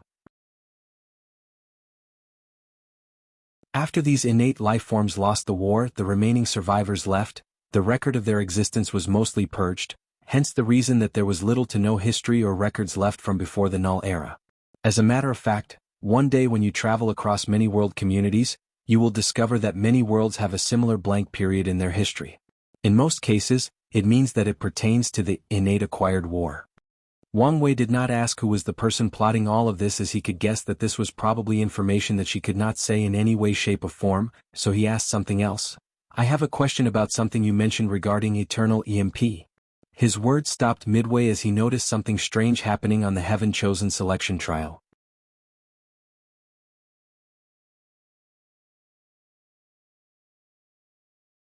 Chapter 248. A few minutes ago, while Wang Wei and Wu Hong were distracted talking to one another, Headmaster Bai Han appeared in front of all the people watching the tournament. He first swore to Heavenly Tao and his own Tao that the Academy has nothing to do with Fan Li's affairs, then he started introducing the rules of the tournament. Due to the fact that the professional champions are not allowed in the top 30 in this year's tournament, the rules are a little different. There are currently 1920 participants in the final round. Each participant will face a randomly selected opponent. The winner will move on to the next round, while the loser will be eliminated. This process will continue until the top 30 Heaven Chosen is selected. Now, let the final round of the Heaven Chosen selection trial begins. After Bai Han made the announcement, he returned to the floating booth of the Emperor Enlightening Academy with all the other teachers. During the process he started thinking to himself, hopefully this move can buy some breathing room for the Academy. As for the Chi of Calamity, it is obvious that Heavenly Tao is using my projected hatred for Wang Wei to ensure that I become his enemy. However, as long as I manage to prevent him from entering the secret realm of the Tao tablets, I can find a way to remove it. After thinking about this, Bai Han sighed deeply. If I still had my original body with my father's protection, I would never be so easily affected by Chi of Calamity. Well, there is no need to lament about the past now. Since I have decided to completely cut off my past, then I should have no regrets. After Bai Han returned to his booth, the majestic fighting ring in the middle of the large stadium was divided into many different rings. In each ring, there was a projected screen made of arrays that showed two numbers which represent the participants chosen to fight one another, as they all had to randomly choose a number before the final round began. The audience surrounding the fighting rings had a giant projected screen that showed all the battles simultaneously, so that they could either watch everyone at once, or focus on a particular participant. All the people watching the tournament remotely also had similar divided screens like the members of the audiences. Inside the floating booths, Each person had their own personal divided screen with all the participants. However, this particular one had the ability to only show one match based on the choice of the user. While Wu Hong and Wang Wei were talking, they ignored the screen as they were too focused on their discussion even when Li Jun's fight began. Holding his trusted spear, Li Jun walked to one of the fighting rings after his name was chosen. After only waiting for a few seconds, his opponent also appeared in front of him. It was a beautiful girl with a blue dress and a shy look on her face. However, despite her appearance, she had a firm determination in her eyes. Taking a brief moment to recall all the information he read about all the participants of this tournament, he recognized her as a genius from a holy land in the eastern Azure Dragon continent. Li Jun secretly sighed as he acknowledged that she was either very lucky or very talented to reach the final round based on her background. Nevertheless, this will not change the fact that she had reached the end of the road after meeting him. His big brother had given him a mission to get one of the top 30 spots, and nothing or no one could stop him from fulfilling his mission. So, as soon as the battle began, Li Jun did not say anything to his opponent. He directly attacked her. Holding his spear in his hand, Li Jun threw it with all of his strength, turning it into a red light that flew straight to the Holy Land genius. However, she was not to be underestimated. As a person who made it to the final round, she was one of the people who fought against the seeded players and survived. Although she no longer had the advantage of large numbers, she would not give up so easily. So, with a wave of her hand, a group of metal gates appeared in front of her as a form of protection. Unfortunately, the gates could only stop the spear for a brief moment before they were pierced one by one.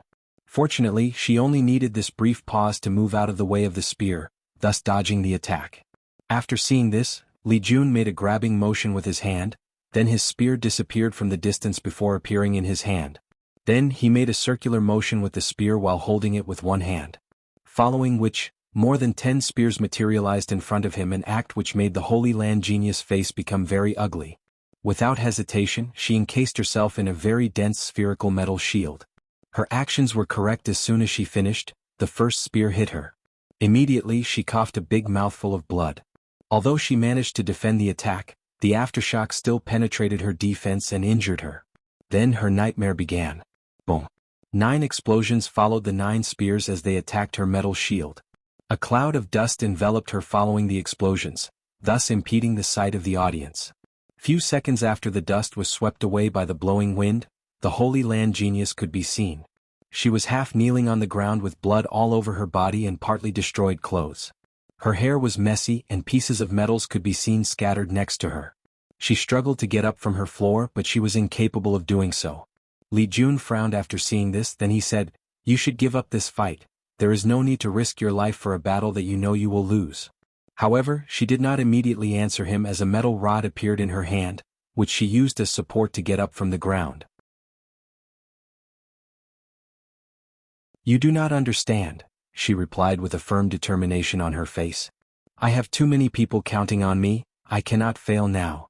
As she said these words, she gave a brief glance at a particular glance in the audience where a group of disciples were looking at her with both worry and encouraging eyes. Everyone who can reach this level in the tournament has some sort of emotional support or conviction driving them forwards, replied Li Jun calmly.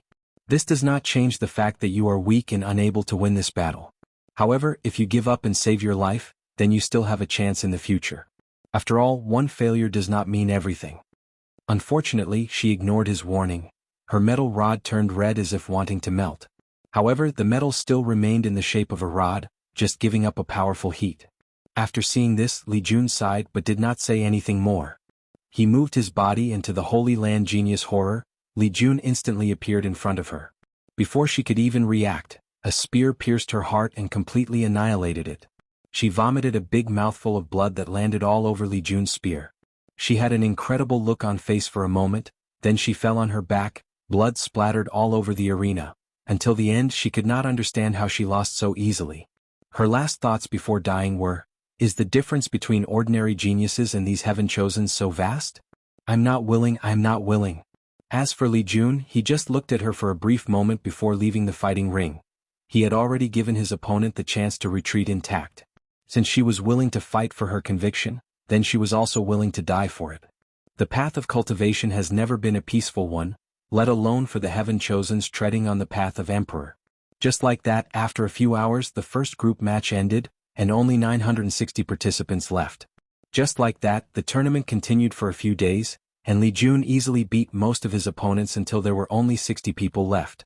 Li Jun was excited as he needed only one more win to enter the top 30 and acquire the token that granted him access to the 3,000 Dao tablets. Then, his big brother can use it to further his path of the emperor. Li Jun was standing in one of the arena waiting for his next opponent with a little excitement deep in his eyes. However, when he saw the person who showed up, he said with a grave voice, "It's you."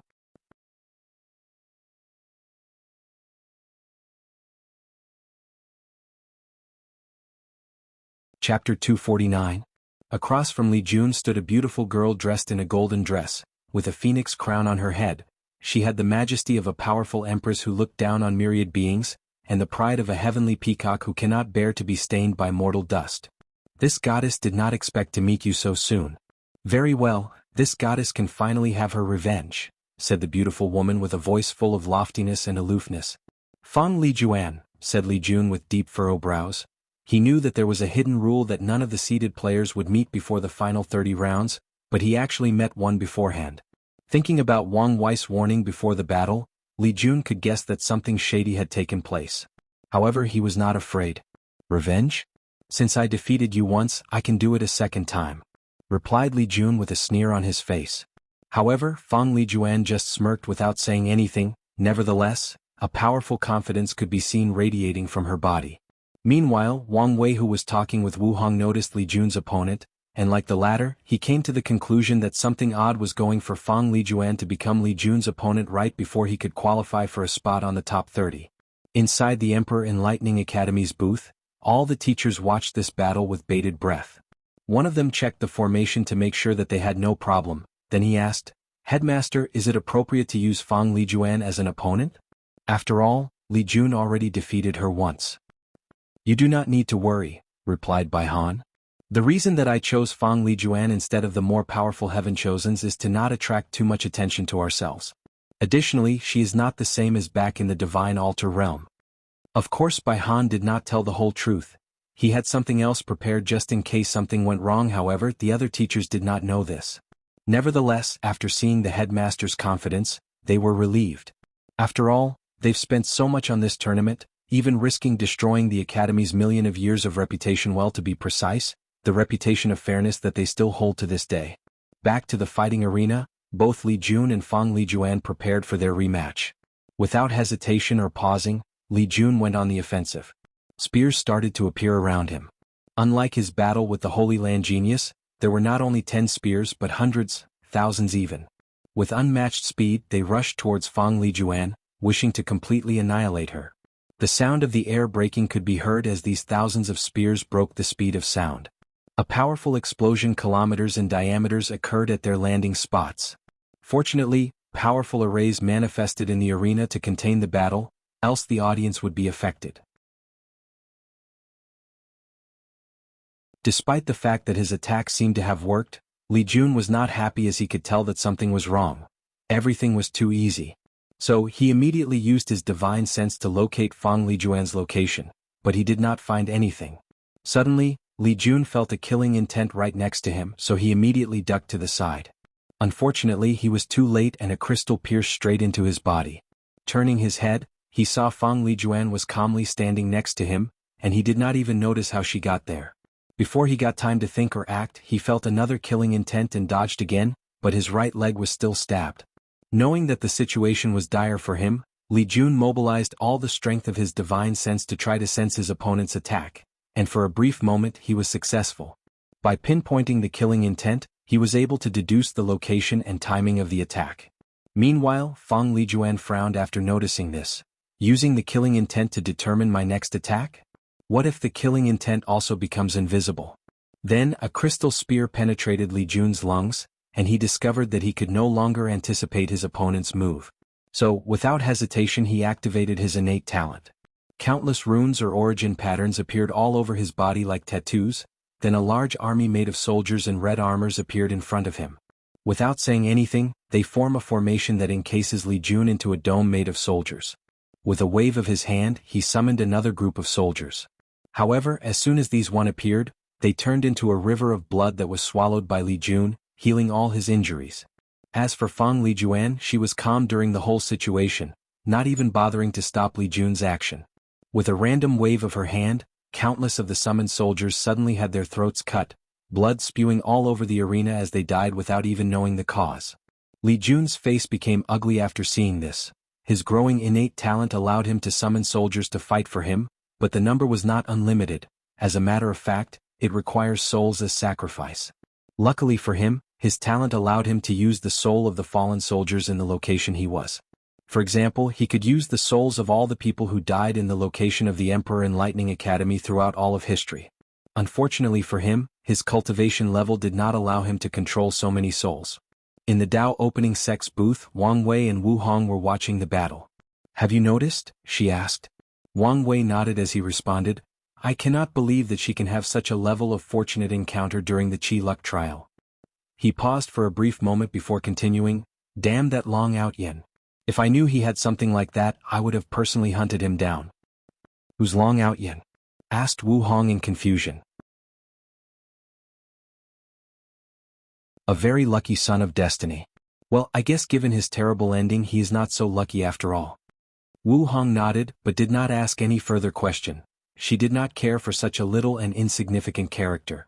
Meanwhile, in the battle, Li Jun's condition was not so good. A lot of his soldiers were lying dead on the floor and his body was full of injuries. His summoning could not keep up with Fang Lijuan's mysterious attack. Additionally, he was still trying to discover what method she used. Only by constantly swallowing the blood of his fallen soldiers that he was able to keep this battle going on. Suddenly, an idea came to Li Jun's mind. He looked at Fang Lijuan before saying, "You have possession of one of the 12 ancestral talismans. It should be the invisible talisman." "Oh, this goddess is surprised that you figured it out so quickly." "You are correct, this goddess was fortunate enough to acquire one of the 12 ancestral talismans." Li Jun secretly sighed on how lucky she was. The only reason he could figure it out so quickly was because he too was interested in these talismans, especially the war talisman, so he did his research. According to his knowledge, the 12 ancestral talismans were created by the talisman ancestor back in the ancient emperor era. Although the talisman ancestor or Fuyuan emperor was not the most powerful amongst the other ancestors' formation, pill, etc., he had the greatest impact. After proving the Tao, the talisman ancestor created 12 extremely powerful talismans that were essentially a prototype of an entire Tao, scattered them throughout the world in hopes that destined people can find them and complete them, turning them from prototypes into perfect Taos. Throughout the history of the myriad emperor world, anyone who acquired one of the ancestral talismans and managed to unleash their true powers had a great impact on the world, with many even becoming great emperors themselves. By this current era, only a few of the talismans were still not found, including the invisible talisman in Fang Lijuan's hand, and the war talisman that Li Jun was after. The invisible talisman was famous because of the words that the talisman ancestor said after creating it. According to her, the highest level of this talisman can allow a cultivator to reach a state of being unknown to death, nor known to life. All these thoughts only took less than a milliseconds to flash across Li Jun's mind, then he asked, "Even if you acquire the invisible talisman, you should not be this powerful." Fang Lijuan smiled coldly as she answered, "That's because this goddess managed to comprehend the Tao in the talisman, absorb it into my bloodline to break the shackles of the ancestors. Now, with this goddess having her own Tao, it is possible for me to bear the heaven will. Additionally, this goddess is perfectly aware of the fact that you are trying to stall for time, but it will not change anything."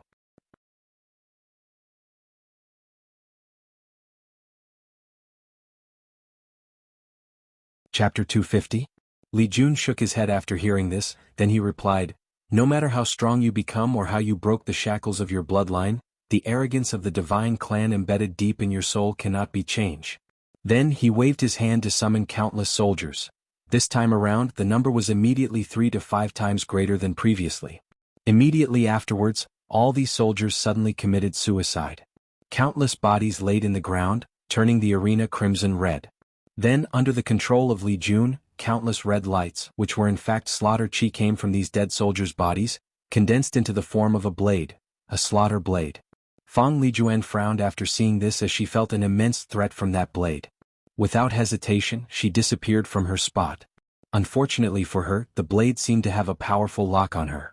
As soon as she disappeared and prepared to attack again, Li Jun just randomly waved his blade, then a powerful slash headed straight to Fang Lijuan's position. Knowing the danger of such a powerful attack, she instantly wrapped herself in a green crystal that blocked the attack. The odd thing was that she was still invisible to most people in the audience, including Li Jun himself. All he did was wave his slaughter blade, and the attack will head directly to Fang Lijuan's direction. Boom, boom, boom. Countless explosions occurred in the arena as Li Jun kept waving his blade. Knowing that the situation could not go on like this, Fang Lijuan used her divine sense to try to discover what this blade was using to track her whereabouts. After spending a few seconds, she discovered that the blade was locking on the slaughter chi in her body. As a cultivator, she has killed many people, as such, accumulated a lot of slaughter chi. Some hidden so deeply that she was not even aware of their existence. After discovering the problem, Fang Lijuan set out to deal with it quickly and efficiently. She first expelled the slaughter chi out of her body. Unfortunately, some of them were too deeply rooted to the point of even attaching to her soul. Then, a mysterious power came from her blood and entered these difficult chi. Instantly they disappeared, became invisible. Meanwhile, Li Jun, who had just used a random slash from his blade, had an ugly look on his face, and it was not because his attack did not find his opponent this time. It was because he discovered that his origin essence was less than it should be. His big brother once told him that his control of origin chi was terrible, and Li Jun took this comment to heart. So, he spent many years practicing control over his own internal energy. He knows with perfect clarity how much he uses in every attack. However, now he discovered that the amount was less than it should. Knowing that something was wrong, Li Jun used another random slash while taking very close attention to his origin essence. It was then that he discovered that a small percentage of his origin essence mysteriously disappeared from his divine sea, without his consent or knowledge of where it went. What is going on? Thought Li Jun to himself. Unfortunately for him, he did not have a lot of time to ponder the answer to this question. Without the blade's ability to locate her, Fang Lijuan once again went on the offensive. With a wave of her hand, countless clear crystals appeared around Li Jun. Then they started to gather energy like an energy cannon from a sci-fi movie. Then with absolute speed they rushed towards Li Jun. The latter, who still could not see these crystals, felt the threat of death rapidly approaching him. So he instantly enveloped himself with a blood-red shield or dome. Unfortunately for him, this move did little to help except for increasing the rate at which he lost his origin essence. Meanwhile, in the D family's floating booth, Di Tian looked at the battle with a calm look on his face, then he muttered with a sneer on his face, "I cannot believe that the academy has resulted in using such a method. This Bai Han is nothing like his father. Anyway, his actions are beneficial to me, so why should I complain?" Inside the Dao opening sect's floating booth, Wang Wei looked at the battle with a frown on his face. Instinctively he felt that something was wrong, but he could not wrap his head around what it was. So, he immediately activated his true vision ability, so he instantly noticed that Li Jun's origin essence was diminishing at an alarming rate. But he could not find the reason. What's going on? He muttered to himself. The absorbing origin formation, replied Wu Hong. It's a quasi-emperor grade formation that can drain the origin essence of a supreme realm true monarch. It was very popular in the last era as a way to imprison people. After hearing this, he concentrated his ocular power, but he did not find anything. Where? He asked. Deep under the fighting arena, replied Wu Hong. Wang Wei then focused his eyes there, but he still could not see anything. So, he closed his eyes, mobilized the power of his souls to fuel the strength of his true vision. Finally, he discovered a very complex formation. The amount of runes in that array even made him dizzy just by looking at it.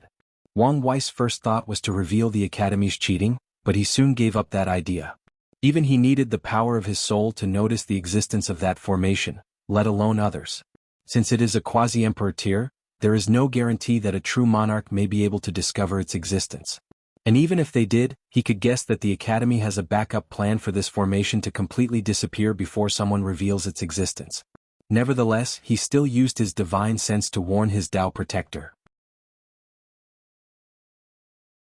Unfortunately for him, a few minutes later, Yenchen said to him, "I'm sorry, young master, I could not discover anything." Wang Wei's brain rapidly operated in order to find a solution. Maybe I could use the array virus to try to remotely control it? No, that won't work. The array virus cannot even work on a heaven-grade formation, let alone a quasi-emperor one. Then he looked at Wu Hong. "Can't you do anything?" "Unfortunately, no," replied Wu Hong as she shook her head. This formation is actually linked to the 8 Emperor tier formation of the Academy. As long as anyone tries to interfere with it in any way possible, it will self-destruct and erase any evidence of its existence. He sighed after hearing this. It seems that I can only count on Li Jun to turn the odds in this battle. Meanwhile, Li Jun's body was battered with wounds all over his body. His legs and hands were pierced by the lasers shooting from Fang Lijuan's crystal gun. Many of his internal organs were also pierced. In general, he was in a pretty terrible shape. The only reason that he was not dead yet was due to the fact that he kept on summoning more soldiers, then sacrificed their blood and life energy to heal himself. Unfortunately, both the amount of summon and his body was slowly reaching their limits. Despite all of this, there was no look of despair in his eyes. On the contrary, his determination to win this battle did not waver in the slightest. He was desperately trying to discover the location. Suddenly, Li Jun mobilized all the strength of his body and instantly appeared in a certain location. He was so fast that few people could actually catch his movement. Without hesitation, he stabbed his slaughter blade in the direction that he appeared in. Weirdly, blood started falling from the empty air, then Fang Lijuan's body materialized with a saber right through her heart. She coughed on a mouthful of blood that fell on Li Jun, then she asked, "How did you discover me?" "I located you through the blood floating through your veins." "I should have expected that someone who cultivated the Tao of Slaughter would have some powers related to the blood," replied Fang Lijuan calmly. A calmness that ringed alarming bells on Li Jun's mind. With the same calmness, Fang Lijuan removed the blade from her body, then a crystal heart appeared in the place where she was stabbed. Li Jun could actually see that a new heart was slowly being cultivated inside the crystal heart. Following which, all of Fang Lijuan's muscles and skins that were pierced rapidly healed, even her dress returned to a normal state. She looked at Li Jun, smiled coldly before saying, "Now let the real battle commence. Of course, that is if you can still keep up." Li Jun's heart skipped a beat after hearing this. With his current shape, he was incapable of any intense fight. Not to mention that his origin essence was almost bottom out. "Do I have to use my taboo innate talent?" secretly thought Li Jun to himself.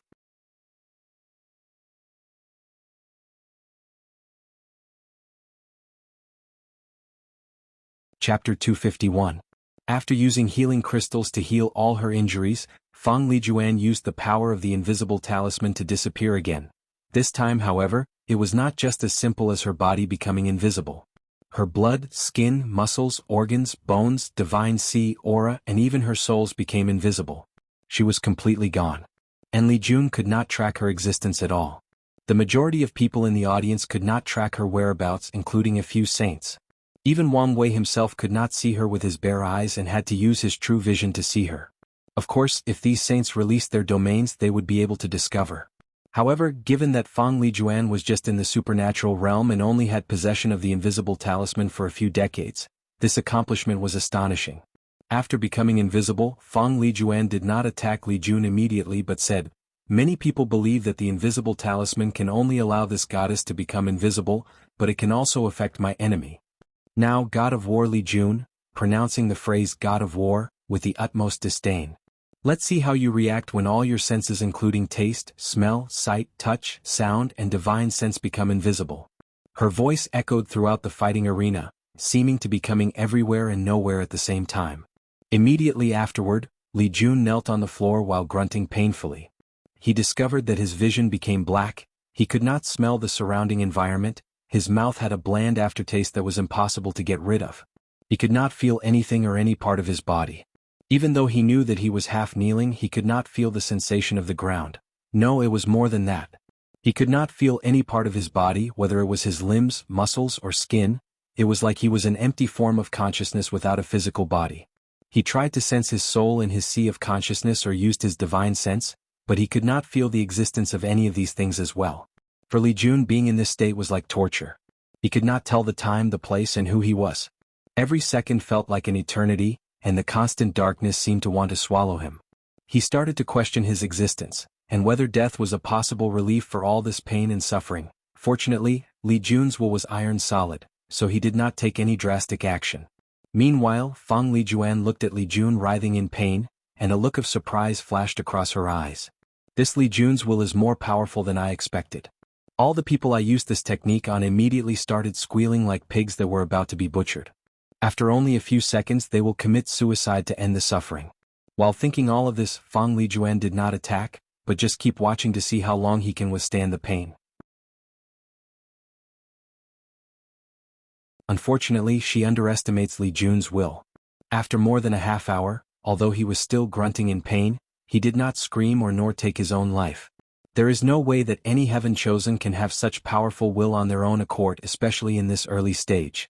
So, there must be a reason for having such a strong will, secretly thought Fang Lijuan. It should have something to do with the pagoda trial that I heard about.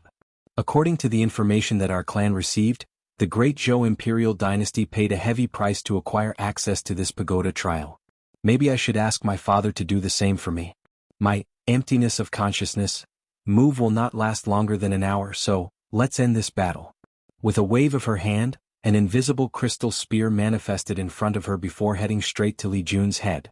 As she watched death slowly approach her once former enemy, Fang Lijuan muttered softly to herself, "You should be glad to have your end by the hand of this goddess." And many people who could see her spear had similar thoughts as her. They thought that Sacred Son's Wang Wei was about to lose his right-hand general. As for Li Jun, he was defenseless, still half kneeling on the ground. If still had an origin essence left, then it could automatically erect a barrier to protect him, even though it would be useless, but he was already running dry by now. Thus, his death was imminent. Right before the spear pierced Li Jun's head, a hand appeared and grabbed it. As soon as that hand touched the spear, it manifested itself to everyone, then the hand crushed it. Only a few people noticed how that person appeared in the ring, but everyone immediately identified the owner, Wang Wei. Inside the academy, the teachers started discussing rapidly through divine sense with one another. Did he just break the space to teleport? I thought only Void-Shattered Realm Cultivator had this ability, said one teacher. No, his cultivation is still in the supernatural realm, you can feel the aura surrounding him. Then how did he do such a thing? Why are you surprised about this? What I care about is the fact that he just uses his bare hand to tear apart the peak heaven grade array that protected the fighting arena. This level of formation can protect against a peak Void-Shattered Realm Cultivator. The room instantly quiets down as many of these teachers became flabbergasted. There is no room to worry. He broke all his muscles and cracked a few bones in the process, replied Headmaster Baihan. The only reason he appeared perfectly fine is that these body's parts were instantly regenerated in less than a second. Unfortunately, his words were less than reassuring, as he just told them that not only does Wang Wei has unmatched physical strength, but also a terrifying regenerative ability. Without saying anything more, Headmaster Baihan stepped out of the booth and appeared in front of all the audience and distant watchers.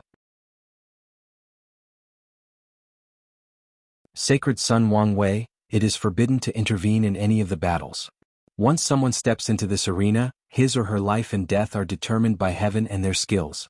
Look around, many people have lost precious friends and family members in this arena, but no one intervened. Just because you have a high status does not mean that you can break the rules as you please. Headmaster Baihan had a noble and sage-like demeanor while saying these words. He looked like someone determined to enforce the laws and rules at all cost, even his own life. Soon after he said these words, a random person in the audience suddenly shouted, "That's right. I lost my brother in this competition, but you did not see me intervene." "I lost my wife," screamed another person. Following this trend, and with a herd mentality, many members of the audience started to admonish Wang Wei's actions. They claimed that he had no right to break the rules to save his people. During the whole process, Baihan had a kind look on his face as he nodded in agreement with the crowd, but secretly he was smirking. Don't you like to use groups of people to do your bidding? Let's see how you like it when they are used against you. As for Wang Wei, he was calm throughout the entire situation. There was no change in his facial expression no matter what the audience said. Then he snorted. A powerful spiritual pressure enveloped the entire arena, forcing everybody to become silent. All the cultivators from the lowest body refining realm to Saint Realm felt like their souls were being crushed by a powerful force. Even the Supreme Realm true monarchs who were secretly in the stadium felt a brief pressure for a moment. After his snort, Fang Lijuan was forced out of her invisible state, and the attack she used on Li Jun was cancelled. Without saying a word, Wang Wei fed a pill into Li Jun's mouth, then picked him up and placed him on his shoulder. He then looked at Baihan with a cold gaze. "You will regret this." Without waiting for the headmaster to say another word, he took out a jade talisman and contacted his father. "Why, or what is it?" "It's time for our plan to begin. This academy has been on their high horses for far too long. It's time to bring them down, time to remind them who truly stands at the apex of this world." Soon after that, Wang Wei disappeared from the stadium. Nevertheless, his last words echoed throughout the silent arena. Everyone watching this tournament knew that something big was about to happen with worldwide repercussions. As for the ones who were aware of what was about to happen, they cheered gleefully as they were finally about to reap the benefits promised by the Dao Opening Academy.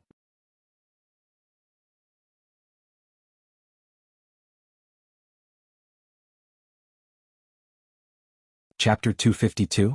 After hearing Wang Wei's last words, Bai Han's face became very ugly and twisted. Knowing his capabilities, he did not think that these were empty threats. "Headmaster, should we stop him?" suddenly asked one teacher through divine sense. They could tell that the reason that Wang Wei disappeared was that his Dao protector, Yan Qin, used the power of space to teleport him away. However, as long as the headmaster gave the order, true monarchs of their academy are more than capable of stopping them. Bai Han hesitated for a while after hearing this question. Thinking swiftly, he replied, "There is no need." Although Bai Han was enveloped by Qi of Calamity, he could still barely keep his reason. He knew that too many people were currently watching this tournament. If he made such an order, it won't take a few seconds for all the Supreme Realm true monarchs to instantly appear and force their way into the world that the Academy is located in. The only way to stop them would be to use the Academy's Emperor formations. And if he did that, the Dao Opening sect would use their Emperor artifacts. With Wang Wei's status and his father's love for him, Bai Han believed that they would not hesitate to do so. This kind of confrontation could quickly escalate to an Emperor Dao war. More importantly, Bai Han feared that the Supreme Realm true monarchs of the Academy might not listen to his orders. He could tell that many of them were very dissatisfied with his recent decisions, even if they did not outrightly say so. He could feel that the respect that they had for him as a born sage was slowly fading.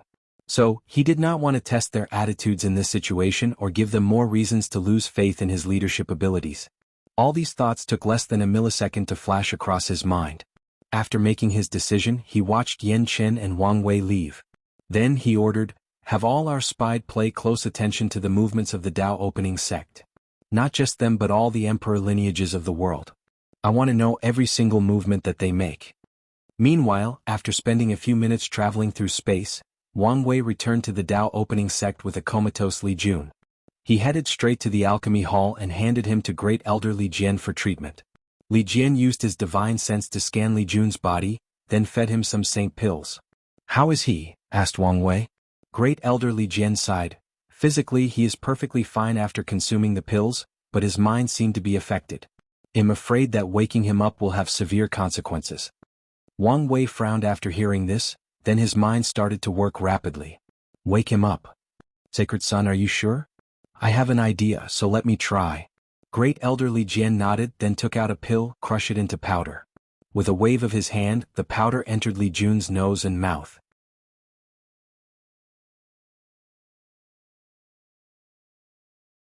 Soon afterward, Li Jun opened his eyes.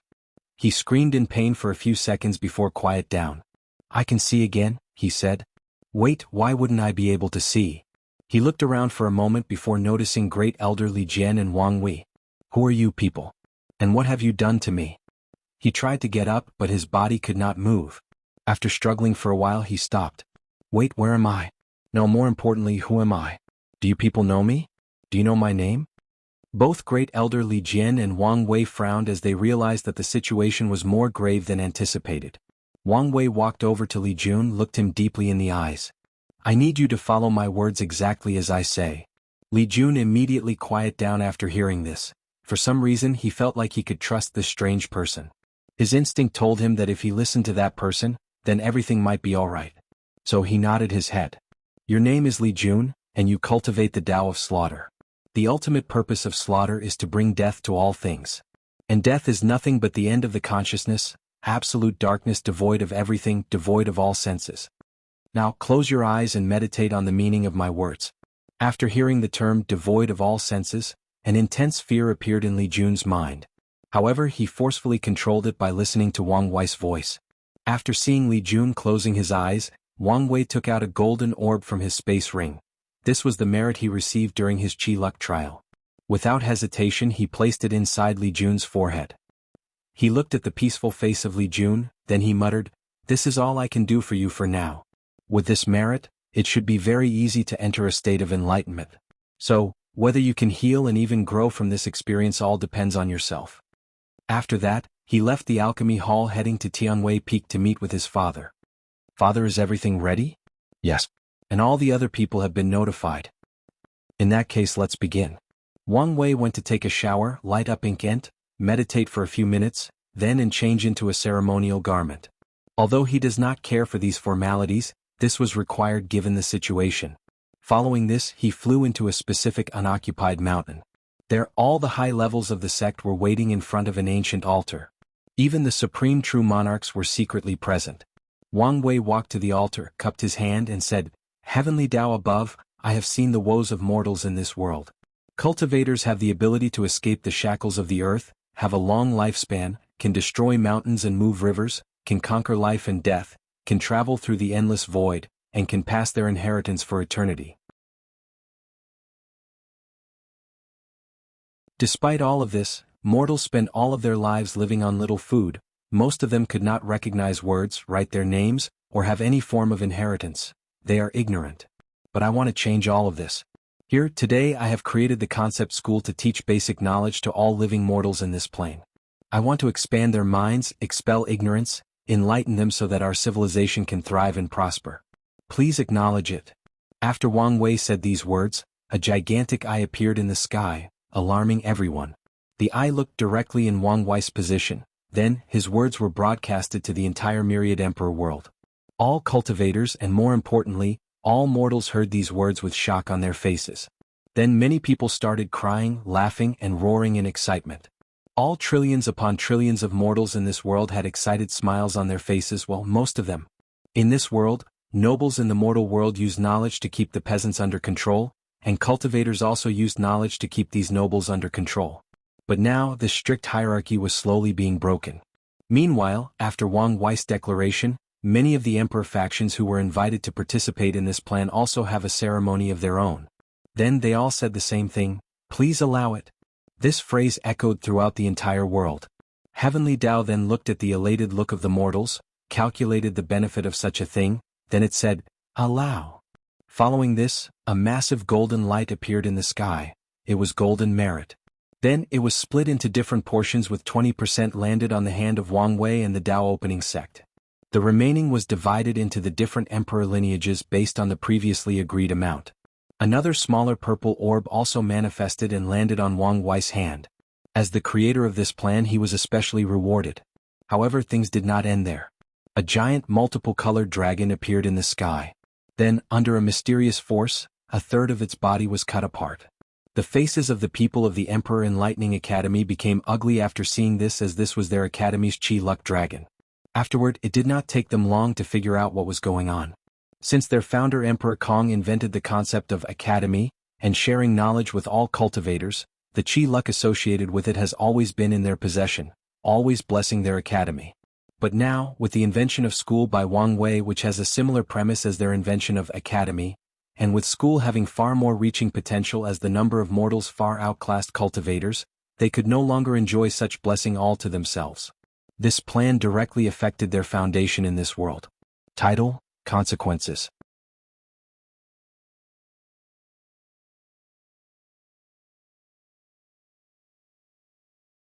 Chapter 253. After a third of the Academy's Chi Luck was cut off from them, a new Chi Luck Dragon slowly formed. However, this one was different due to its color, pure white. After being formed, the pure white Chi Luck Dragon rapidly traveled around the world while swallowing a bunch of white lights from the bodies of all the mortals, thus rapidly growing in size. "Is that the Chi Luck Dragon associated with the concept of school?" asked one of the elders of the Tao opening sect in awe. No one answered them as they were too busy marveling at the sight they were witnessing. Suddenly, one of the elders said, "I'm guessing that the only time our sect created such an achievement was when our ancestor first created the origin path system." All the people realized that this was indeed true. One person immediately bowed to Wang Wei, who was still standing in front of the altar. "Thank you, young sect master, for recreating the glory of our ancestors." "Thank you, young sect master," added another person. Following this, many other elders and even all the great elders bowed to him. Wang Wei could guess the real reason for this gift. For so many years, the Tao opening sect has been relying on the Chi Luck of the origin path system created by the ancestors. However, as time passed, many people feared that someday, they would no longer be blessed by it. And this was an unnecessary worry, as there are precedents to follow. sects created by the formation ancestors, array ancestors, and so on. Although they still survive to this day, many if not all of them have either started to decline, or reach a plateau in their development. They have to use their long-standing heritage to remain relevant in this world. After the Dao opening sect reached the 9th emperor, many people have already started to notice the declining trend of the sect. But now there was hope for revitalization. Wang Wei nodded as he accepted these people's gifts. He did not act like a younger generation as he knew that this was not the time to be humble. Sometimes acting humble when deserving to be praised can appear very hypocritical. So he said, "You can all get up. This is just the beginning of the rise of our Dao opening sect. Hopefully one day we will be able to spread schools to all the worlds in our community, and even to all the worlds in the endless void." Then the upper echelons raised their heads with excitement. They imagined what it would be like to follow the Qiyuan Emperor's step to spread their ideas and philosophies across countless planes. It would be a truly grand era. Meanwhile, the pure white dragon finished his travels around the world, thus doubling its size. The truth of the matter was that its general size was actually quite small compared to the Qi-Luck dragon of an average emperor lineage with only one great emperor. And that was because the concept of school was just created and not yet executed. The benefits and downsides of this system have not been shown yet. So, after the pure white dragon finished its initial growth, it cut off a small section of its tail, then it rushed straight into the Dao opening sect, fusing with the sect's multicolored Qi-Luck dragon. As the small part of its tail, it was divided into many small parts and fused with the Qi-Luck of different emperor lineages who participated in this plan. Many of them sighed after seeing this. Unlike the merit, they had no say on how to divide the Qi-Luck. Unfortunately, as the creator of this concept, the Dao opening sect is entitled to most of it just like the Emperor Enlightening Academy was when they were first created. Some people even slightly regretted their decision for a moment, but quickly extinguished their thoughts thinking about the current and future benefit that they received. As the concept of school is executed, the amount of merit received will keep increasing until it reaches a standard and stops. Well, even the Qi-Luck will also increase. So, after the pure white Qi-Luck dragon headed to its rightful place, the Dao opening sect and all these emperor lineages started to take action. Countless cultivators started using their abilities to build countless schools all over the world. From the central continent, all the way to the east, west, and south. The only exception being the north. After these schools were created, they started recruiting mortals on a large scale. As for the teachers of these mortals? Well, Wang Wei wanted to train many people before the plan was executed, but these factions wanted to do it themselves. The reason being that it was easier for them to gather more merit, and also because it was another way for them to garner positive karma. With positive karma, the heavenly tribulations of these teachers were dramatically reduced. So, the role of teachers became a valuable commodity among the disciples of these sections. Meanwhile, on top of Ceremonial Mountain, Wang Wei watched all of this happening in the sect's domains through his divine sense, while also knowing that similar things were also happening in most domains of the Myriad Emperor world. Then he sneered. All these cultivators are so blinded by the benefit of merit that they fail to see the larger plans at large. Wang Wei never liked how the civilization of this world was a mixture of very advanced and backward. One side, cultivator, could do so many heaven-defying things like travel through space and time, while the other, mortals, could barely eat daily. So he planned to change that. Unfortunately, this world has been like this for billions of years, so how can they easily change? Using force is one way, and Wang Wei knew that once he became a great emperor, he would have the strength to do so, but that would only be counterproductive. He could foresee that as soon as he left this world, things would go back to the way they were. And the conservative nature of these cultivators might make them even become more reserved. So, he planned to take it slow and show these people the benefits of an advanced civilization. According to Wang Wei, there are two absolute ways to convince someone to change. One is to guide them into thinking it was their own idea in the first place, or two, showing them the benefits of doing so. So, he organized a collaboration with all these emperor lineages to accomplish his plans. Of course, these people do not yet know the benefit of mortals as they are too focused on acquiring merit and good karma. Furthermore, Wang Wei still has many plans ahead. His ideal goal is to turn the Myriad Emperor world just like the Warring Kingdom world that his Qi-Luck trial took place. However, he also knows that the complex nature of this world is far from what a small thousand world can compare to, so he was not in a hurry. He still had plenty of time. With the school system, all the mortals in the world will no longer be illiterate and have a basic understanding of the world. After a few generations they can build on the basic knowledge that they were granted, and lay a solid foundation for the future. By the time Wang Wei becomes a great emperor, it will become much easier to advance the level of civilization of the entire world. A few days have passed, and the Emperor Enlightening Academy has temporarily suspended the tournament. A meeting was taking place inside the headmaster quarter. Bai Han looked haggard and his sage-like appearance was gone. "What is the current situation?" asked Bai Han with a listless look on his face.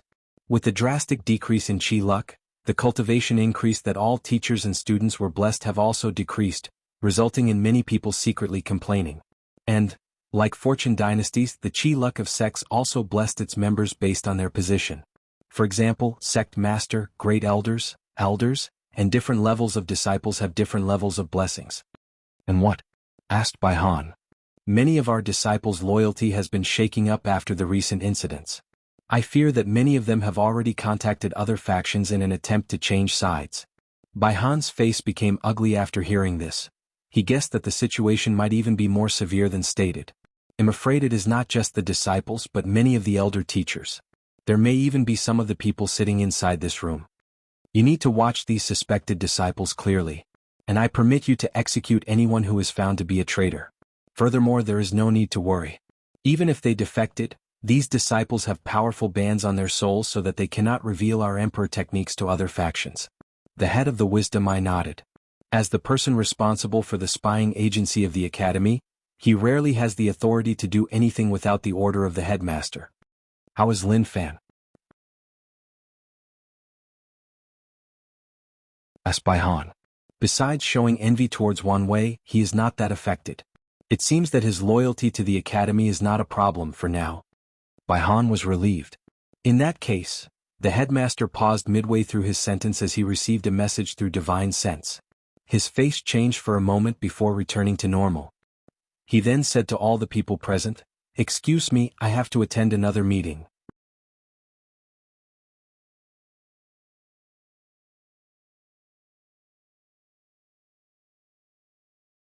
Chapter 254. Bai Han walked to another building of the academy while wondering why the supreme teachers summoned him. Usually when they have something to say or report to him, they would come in person. But this time, they summoned him. Thus he knew that something was wrong. After entering the meeting room, Bai Han's heart skipped a beat because he saw all the active true monarchs of the academy in the same room. And this time, there was not the usual respect that they had for him. After a quick analysis of the structure of the room, Bai Han could guess the reason for this meeting. "Bai Han, do you know your crimes?" directly asked one of the true monarchs. "I do not know," replied Bai Han. "Even now you are still trying to absolve yourself of your crimes?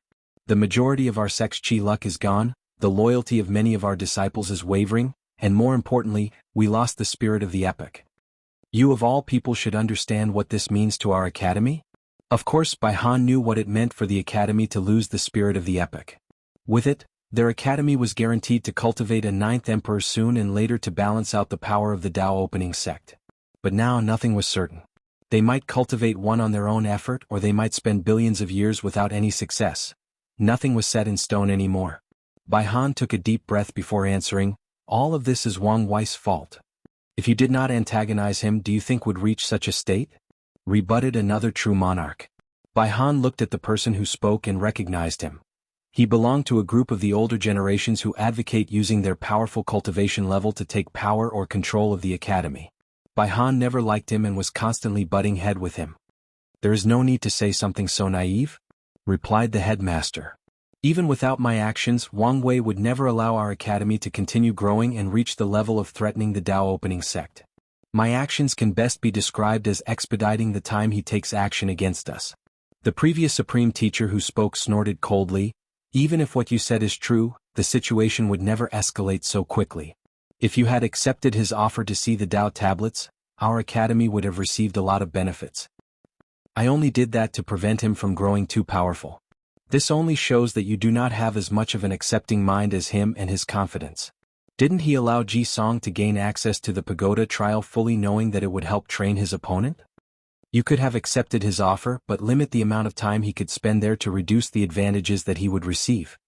Bai Han did not say anything after hearing this. As for the other true monarchs, they secretly sighed but did not say anything. However, that elder did not stop talking. Not to mention that you almost ruined the academy's reputation by the little stunt you pulled on both Li Jun and Ji Song.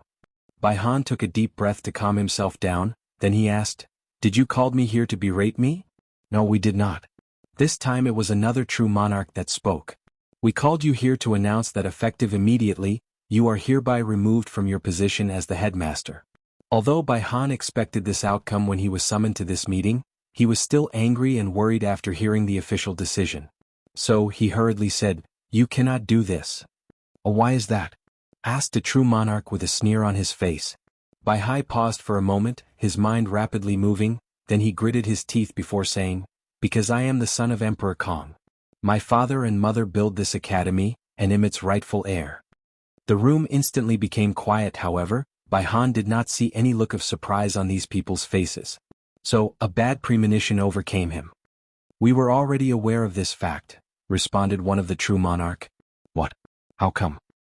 "After you were born, a will of the founder manifested itself and told us about your existence. He even warned us not to let you go too far. And if necessary we should deprive you of your status and position." Bai Han's face became ugly after hearing this. That damn old man. Has he calculated everything? Has he been watching me make a clown of myself? Damn him. He then looked at all these true monarchs. "Is that the reason you all respected me so much? The reason that you chose me to become the headmaster?" Bai Han was roaring by the end of the sentence. His eyes were red and veins could be seen squirming on his forehead. "Of course not," replied one of the true monarch. "If you were incompetent, we would never allow you to become the headmaster." "Correct. We also admire your understanding of cultivation and the ability to guide others." Bai Han snorted, "Hell will be frozen before I believe your words." Many of the true monarchs secretly sighed as they could see that Bai Han had a lot of emotional problems when it comes to his father. With their strength and status they do not need to lie about such a thing. Of course they also did not want to completely ruin their relationship with him. After all, he was an emperor offspring. Unfortunately, this did not apply to all the members. The one who wanted to take power snorted coldly before saying, "Do not act as if you ever relied on yourself to accomplish anything. Do you think that it was your effort that granted you such a deep understanding of cultivation? I can imagine how many years you have spent listening to the founder preach the Tao, listening to his understanding of cultivation." Bai Han clenched his hand until they turned red, while also glaring at that true monarch with bloodshot eyes. "Fate is unfair, but it was favorable to you. It granted you wealth, status, and power at birth. Instead of being grateful for these things, you've forsaken them for heaven knows what reason. But what has that decision gotten you? You were suppressed by Wang Tian in the last generation, and in this one, you were played like a fool by his son. You do not know me and the things that I have been through, so don't act as if you do," replied Bai Han. The true monarch wanted to say something, but another person said, "Enough. There is no need to further ruin our relationship.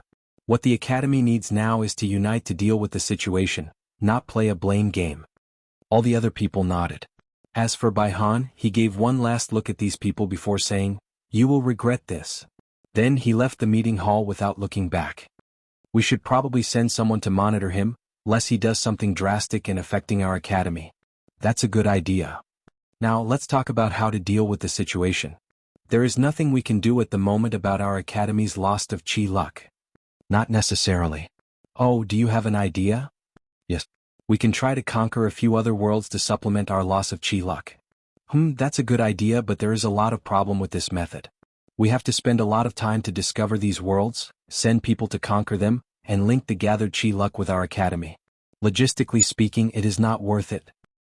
There is a reason that mostly Great Emperor can take place in planar warfare. However, this is still a good way to mediate our current situation. In that case, let's vote. Agree. Agree. All the true monarchs agreed with this plan. Does anyone has any other ideas? I think we should remove the focus of the world from us to something else. That way we can become low-key and develop our strength. Indeed, but how do we accomplish this? Didn't Ji Song and Wang Wei set up a battle?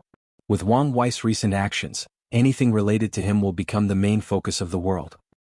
That could work, but the question is how do we accomplish this with the tournament still going on? I think we should do this, stated one of the true monarch. Isn't that a little too drastic? Plus there is no precedent for doing this. In this situation, we do not have the luxury to worry about precedent. That's true. So let's vote. The majority of them voted for this plan, while a few voted against it. Now let's discuss how to deal with Sacred Son Wang Wei. Any ideas?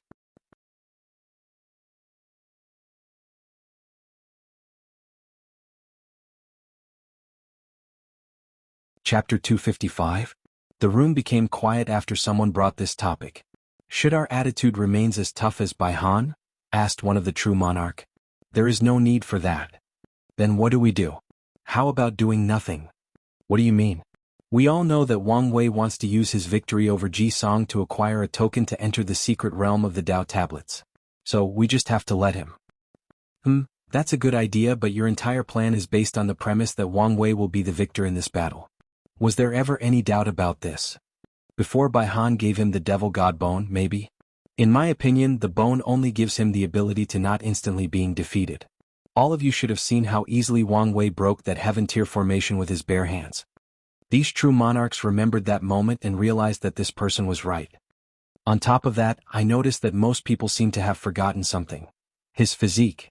Every time people talk about Wang Wei's strength, they mention his intelligence, soul, and fleshly body, but never the advantage of his special physique. That's true, said another true monarch. Logical speaking, the Tao of Fate should be on par with chaos. The only reason that it was not ranked first or second is probably because it is still considered an acquired physique in the eyes of heavenly Tao.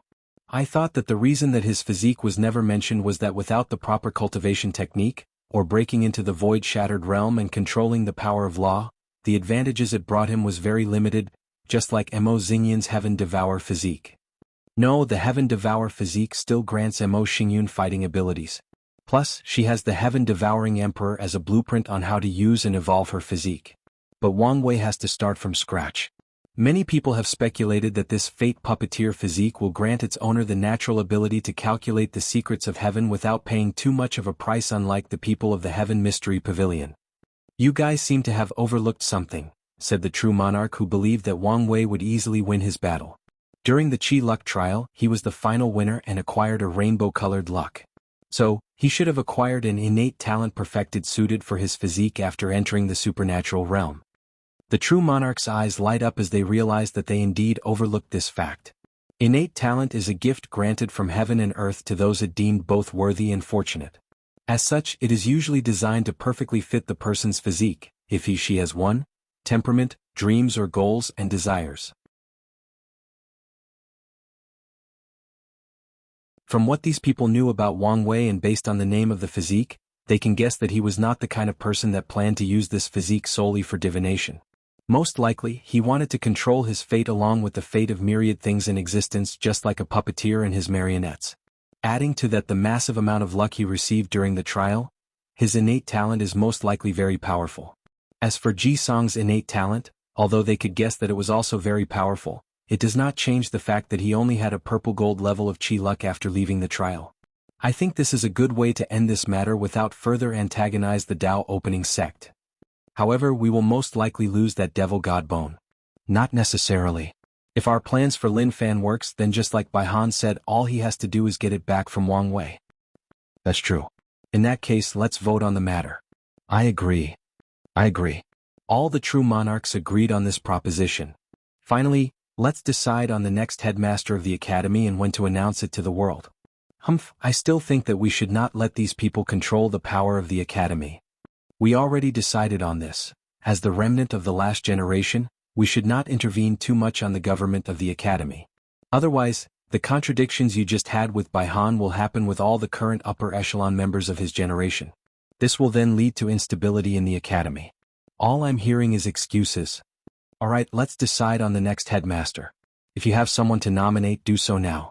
Inside a large and luxurious residence decorated with star-like black color, a young man was sitting inside a room with many beautiful women with him. There were at least 30 of them. However, based on the sitting arrangement, it is easy to distinguish the status of these women on this handsome young man's face, as there were 2 of them who were sitting at the very front. One of them was playing the zither, while the other had food in front of her to feed him. Unfortunately, this young man seemed very distracted, thus was not in the mood for material sustenance. Suddenly, the young man woke up from his daze and immediately took out a talisman from his space ring. Then his face changed as he yelled, "What? How could this be?" Husband, what happened? Asked the beautiful lady with the food in front of her. The handsome young man who was in fact Lin Fan said with gritted teeth. The academy has decided to cancel the remaining rounds of the tournament. The beautiful woman with the food was in fact Mu Chunhua, the saintess of the heavy water sect. She was brought over from the lower realm along with Lin Fan's family. Then what will happen to the participants? Since the top 30 have already been chosen, then they can still place their names on the Heavenly Tao Protection Book, and enter the secret realm of the Tao Tablets. On top of that, since there is no official ranking, then the time that all the people can spend there will be the same. Mu Chunhua frowned. Husband, I do not understand. Isn't it a good thing for the tournament to be cancelled? That way you do not have to reveal all your hidden cards for the future. I could not give a damn about hiding my powers, I just want the world to see what I'm capable of, replied Lin Fan. Ever since I came to this world, I've always been underestimated by everyone due to my low background. Even after I defeated the previous number 1 acting true disciple who was in the primordial spirit realm, and become the true heir of the academy, many people still underestimated me. Especially that damn list created by the Heaven Mystery Pavilion. They placed me at the bottom of all the top 5 heavenly physique. Even the number 6 physique, Zhen Biu, who was ranked after me, was speculated to be more powerful than me. Don't forget that Wang Wei. Everyone seems to always compare my strength, talents, and abilities with him. He has become the standard for the perfect heaven chosen. And with his recent actions, everywhere I go, I can hear people talking about him one way or another. The room became quiet for a moment, with only the low melody of the zither could be heard. Then Mu Chunhua said, Husband, you do not have to worry about all of this. Didn't the academy design a plan for you to catch up to these people? As long as you follow it, then you will be able to easily suppress all of them just like you did on our world. Lin Fan paused for a moment after hearing this, looked at Mu Chunhua for a few seconds before moving his gaze to the woman next to her. His eyes were first full of admiration as if he was seeing the most beautiful thing in the world, then of doting and love. Shire, what do you think? She Sure, who was quietly playing her zither, smiled an act which seemed to lighten up the entire room, responded, It does not matter what I think but what you want, husband. What I want? Of course, to show the world what I'm capable of. Then you need to do so. But the tournament is cancelled. True, but before this the academy has to announce it to the world. And during that time, there will still be a fighting ring and a large audience watching. Lin Fan frowned as his mind rapidly operated. That's right. With so many people watching, all I have to do is challenge these top heaven chosen and show the world my ability. And if they refused, I can instigate them just like that Wang Wei did to Ji Song. After thinking about this, Lin Fan immediately became excited, so he rushed to hug Shi Shi while saying, Shire, it's you who knows me the best. Meanwhile, Mu Chunhua looked at all of this, secretly sighed and lowered her head. By now she was used to this.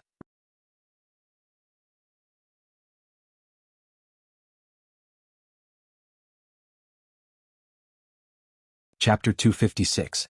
While Lin Fan was happily hugging his beautiful wife and being intimate with her to the jealousy or envy of the other in the room, she was secretly thinking to herself, now that he thinks that this is his idea, if something goes wrong he won't blame me for it. Compared with Wang Wei's calm and calculated demeanor, this Lin Fan is far beyond. But with his absolute chaos physique, his potential is truly unheard of, so he still has a lot of room to grow. Thinking about Wang Wei and her meeting with him, she sure internally gritted her teeth. You think that I'm a worthless vase? I'll show you who's a vase. Someday you will regret saying these words to me. Northern Black Tortoise Continent, a secret meeting of the Demon Council. Is this meeting about the recent invention of school? Asked one of the demon tribe chiefs. That's correct, replied the Golden Lion chiefess. As one of the 4 main chiefs, she was in charge of many of the meetings. So, are we going to create demon school to receive merit and chi luck from Heavenly Tao? Although the amount we would receive would be quite pitiful compared to the humans, it is still better than nothing. Unfortunately we cannot, replied the Black Tiger Chief with a desolate look on his face. His whole temperament screamed defeated. Why not? Because the humans have already warned us not to do so. They do not want us to take a piece of their benefit. Many of them wanted to come to the north to set up the school themselves and even send human teachers to teach. What? How audacious these humans are. So, did you accept? Of course not, replied the Battle Saint Ape Chief. Although our demon clan is weakened and constantly suppressed, nevertheless, It is not to the point that humans can arbitrarily intervene in the northern continent. If what you said is true, then why do we have to listen to these humans warning about setting up the school? That's because many of the emperor lineages warned us at the same time, so we have to take their words seriously. You all should know that the majority of the time, the humans are fighting and competing against one another, so they usually ignore us. However, when it comes to their benefit, they will not hesitate to ally together to crusade against us," said the Peacock Chief. The room then became silent for a moment, with deep sigh riveting throughout. Finally, someone asked, "What do we do then?" "We can still open school throughout our territories, but we just cannot get the approval of Heavenly Tao. Doesn't that mean we will not have any merit or chi luck? So, basically, we will do the same thing our ancestors did when Emperor Kong invented the concept of academy?" The room once again became quiet, this time lasting even longer. All these chiefs lamented that after so many years, after 2 eras and so many generations, the conditions of their demon race have not improved even the slightest. "There is something that I'm wondering," asked one of the chiefs. "What's the point of creating this school? I understand establishing the academy and spreading knowledge to all our tribes that can cultivate. So, who's this school for, these demonic beasts? With their low intelligence they cannot learn anything no matter what we do?" "You are correct," replied the Golden Lion Chiefess. "However, our demon school will not teach these beasts how to read and write like the humans, but we will preach the Tao to them to increase their odds of opening their wisdom and become demons." A lot of people had ugly look on their faces after hearing this. In the myriad emperor world, there is only one way for a beast to be classified as a demon: after being baptized by spiritual chi for many years or after having a fortunate encounter. An ordinary animal will open their wisdom and activate its bloodline powers and instinctively can absorb spiritual chi from heaven and earth to further evolve. Technically speaking, these animals are considered the demon race. Unfortunately, the concept of bloodline superiority has been ingrained in the demon race for countless eras, so they looked down on these demon races and called them demonic beasts. Then, after a demonic beast opens his wisdom and started cultivating, once it reached the supernatural realm, it can go through heavenly tribulation to turn into human form. By then they will officially be accepted as demon race instead of demonic beasts. Unfortunately, these types of demon race faced heavy discrimination among their race. They are often treated as slaves or servants to a more powerful demon race with better bloodlines. They received less few resources, do the dirtiest of jobs. In general, they are treated worse than excrement. Even in the academies opened by the demon race whose purpose was to share knowledge, they were not treated equally. I know how many of you feel about the demonic beasts, but given the current situation, this is not the time to be picky. With this method, the number of demon races can increase greatly, thus granting us the chance to compete with the humans. At least in terms of population, we will not be completely outnumbered. I disagree. All we need is to have our own eternal emperor, then our situation will change for the better. We are only doing this as a backup, just in case things don't go as we planned, said the Golden Rock Chief. So, what you are saying is that you guys do not have faith in him to become an eternal emperor? You know that this is not what we meant? He replied back. How do I know what you mean? The Golden Lion Chiefess couched lightly, rendering the room silent. The simple truth is that an eternal emperor is not absolute. Didn't the humans have one that turned his back on? What happened to him? He was exiled and never seen before. How do we know that the same thing won't happen to him after he proves the Tao? So, we need a backup plan in case things goes wrong. After all, the fate of our entire race depends on how decisions. Although these demon chiefs knew that her words were reasonable, unfortunately, their entire culture and civilization were built on the concept of bloodline supremacy. Wanting them to change their views on these demonic beasts so easily was not that simple. While these chiefs were still hesitating on their choices, a suddenly melodious voice rang throughout heaven and earth.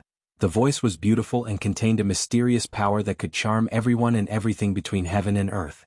Heavenly Tao above, the demon race is weak and savage, causing countless calamities across the world and gaining negative karma. This is all because they do not know better. So, I would like to open the demon school to preach to them and open their wisdom. Guide them to live in harmony with humans for the better of our world.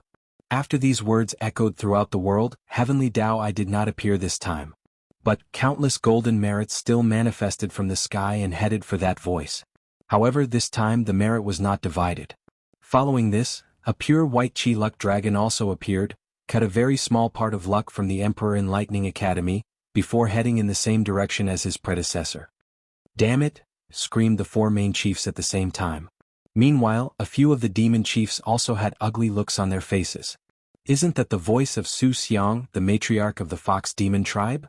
You mean the traitor? What is going? Can someone explain? The people of the Dao opening sect used the traitor Su Xiang to create the demon school. That way they can completely control both the merit and chi luck associated with school in the entire Myriad Emperor world. Didn't you see that the new chi luck dragon also fused with their sect's chi luck dragon, and all the merits fell on their hands? Replied the peacock chiefess with gritted teeth. The faces of these chiefs became ugly after hearing this. Although they could not do so because the humans warned them, it does not mean that they wanted other people to do it as well, especially their enemy, the human race. In that case, we should not create our own school in our territories. Otherwise, all the merits and chi luck of our actions will go to the Dao opening sect, while we get absolutely nothing, said one of the chiefs. On the contrary, we must do it, and as soon as possible, said the Golden Lion chiefess. Why? Because, with this move, the human race can dramatically increase the number of demon race in their territory. Isn't that a good thing for us? Stupid. These demon races will be either brainwashed or forcefully controlled to serve the human race. They will not recognize us and even attack us. I can see a few generations from now, the northern Black Continent is full of these demon races that treat humans as their master. Then, these new demons race can start fighting with us in order to replace us, leading to a massive war. With the support of the human race, they might win the war and completely replace us. That way, the human race can completely control the Myriad Emperor world without even losing much. Whoever came up with this plan is truly a terrifying person.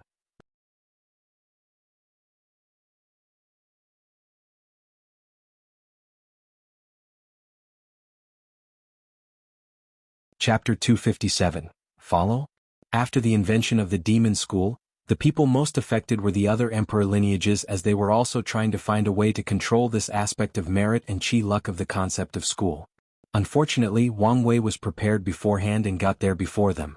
Many people did not expect that the Dao opening sect would use the Fox Demon clan that betrayed the demon race more than a century ago. As such, many people started to wonder whether Wang Wei planned all of this back then.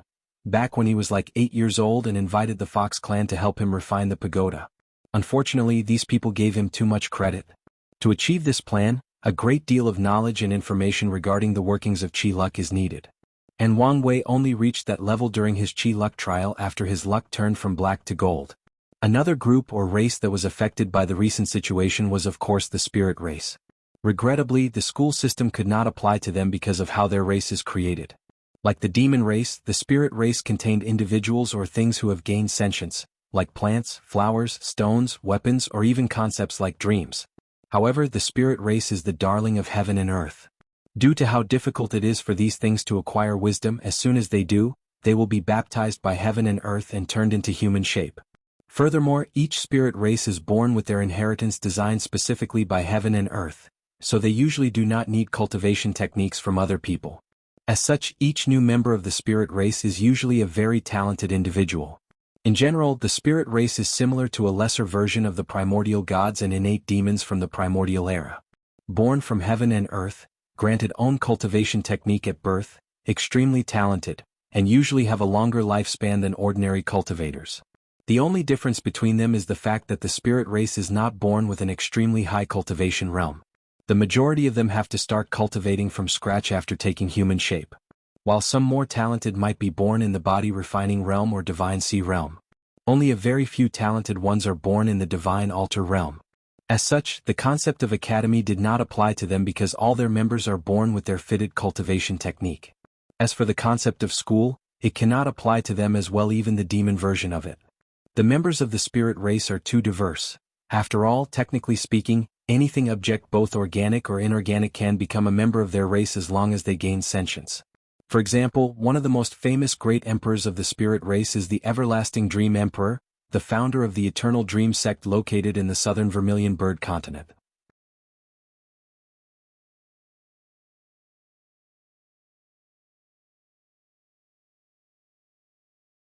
The technical aspect of them is not as high as you imagine. All we need to focus on is to get as much benefit as possible as quickly as possible. As for other factions copying us, it is inevitable, but we will still have a large enough head start to dramatically increase our advantages. Of course, Wang Wei was not telling the whole truth. He wanted these factions to copy him. He always wanted to bring the civilization of the myriad emperor world forward, yet he also knew how difficult it would be with the somewhat conservative and backward mentality of many of these factions. However, now was his chance to do it without anyone even noticing. By advancing the domains that the Tao opening sect from the ancient time to a more modern time through artifact refining, many other factions, after noticing and envying all the benefit that their sect is receiving, will secretly copy their actions to gather more merit and more luck. In that way, thinking that it was their ideas, will slowly start developing their own domains. Wang Wei can foresee that soon there will crawling dragon constructs, modern train, soaring phoenix constructs, modern plane, and flying horse carriage, modern car, all over the myriad emperor world. By the time some people notice something wrong, the world would have changed so much that it would be very difficult to change back. What about the nobles and wealthy of the mortal kingdoms? How did they react? Asked Wang Wei. Well, given the fact that education used to be the way that they enforced their rules over ordinary people, all of them were not happy about the situation. Some of them even tried to use force to prevent commoners from attending the schools. Of course, with us cultivators intervening in the situation, they were forced to compromise. However, I heard a few mortal kings became mad and ordered the massacre of all the people in their kingdom. These people should not be a problem, right? Asked Wang Wei. No problem at all. After nodding, he continued asking, what about the western White Tiger continent? Not a lot of emperor lineage from there participated in this plan, so how did the devil cultivators there act? They also started schools. Oh, responded Wang Wei with a little surprise. Did they want to use merit to offset some of their bad karma? That's correct. Wang Wei nodded, then he spent a few hours dealing with all the issues concerning the recent events. After the meeting finished, he flew straight into the alchemy hall. Inside a room, he saw Yan Liling sitting cross-legged across a still comatose Li Jun with a look of worry on her face. So, he patted her shoulder while saying, "You do not have to worry about him, he is just in a deep state of enlightenment. And even if something were to happen to him, I would find a way to save him." Yan Liling nodded as she was reassured. Given the world-shaking things that Wang Wei did in the past few days, she believed in his words.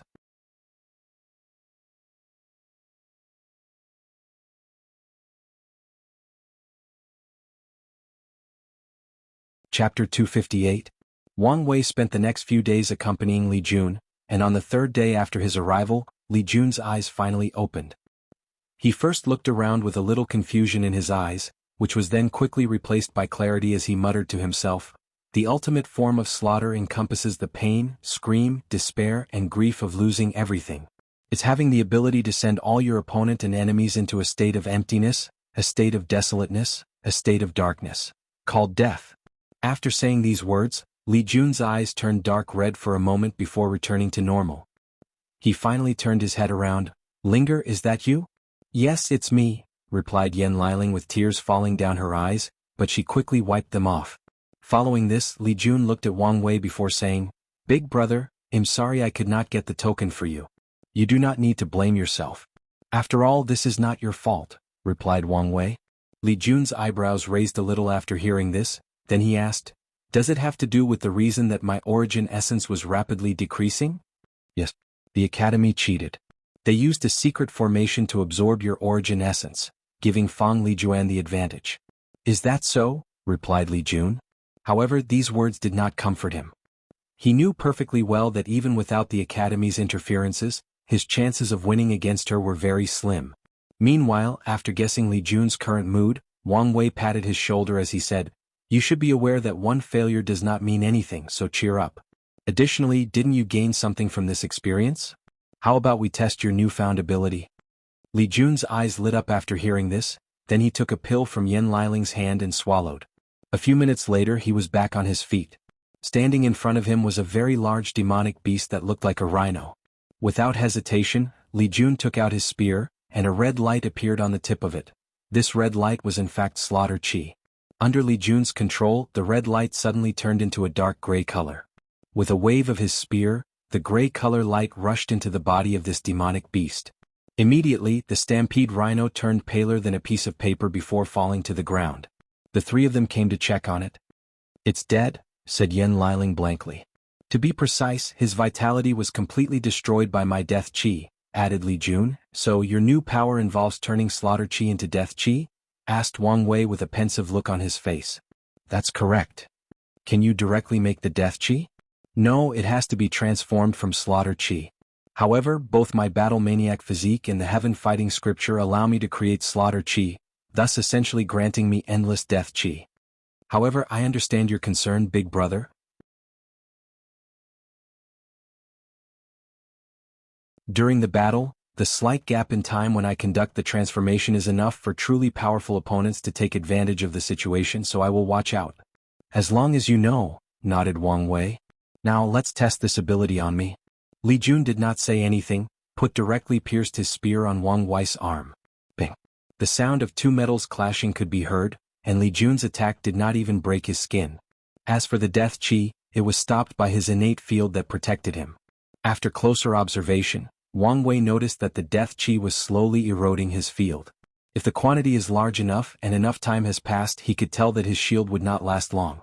After nodding, he disabled the shield before motioning for Li Jun to attack again.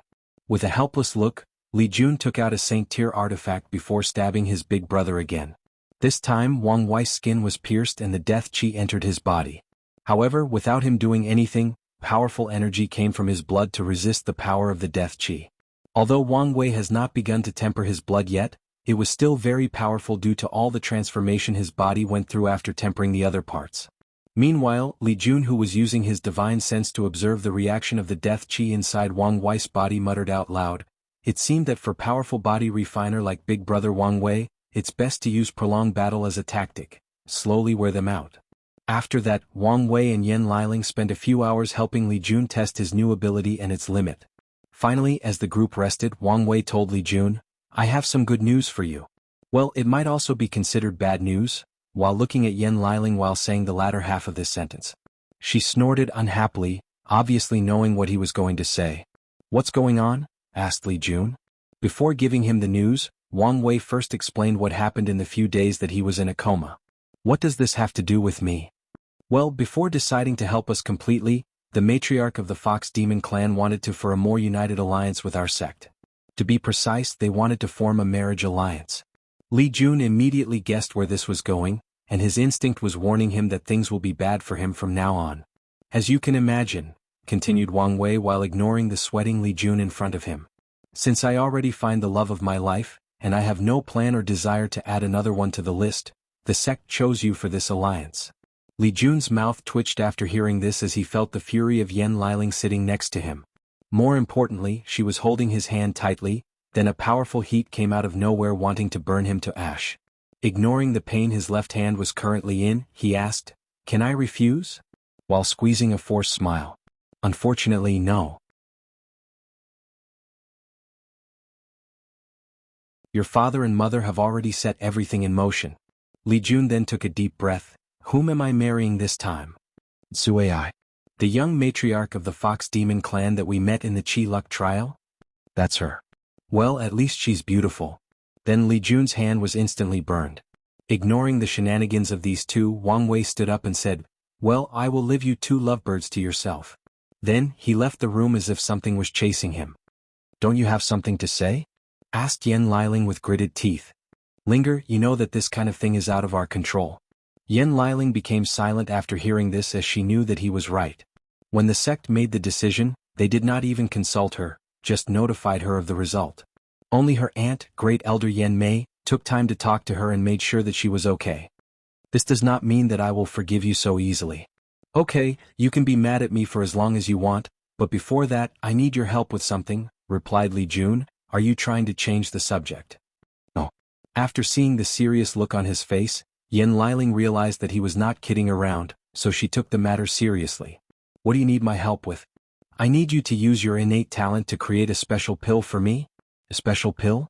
What kind of pill?" "One that can read memories." "And what are you going to do with it?" After a brief pause, Li Jun explains to her all his plans. Yan Liling suddenly screamed, "Are you crazy? Do you want to get yourself killed?" "I need to do this," replied Li Jun with a determined voice. "After the recent failure, I realized that the amount of help that I can offer big brother Wang Wei is smaller than I anticipated. After many calculations, I think that currently, this is the best way to help him. Yen Liling became silent after hearing his words, then she asked, "How long have you been thinking about doing this?" "For quite some time. But your plan relies too much on luck," added Yen Liling. "We're dealing with someone that is likely an expert of the soul, and you want to read their memories without them even noticing?"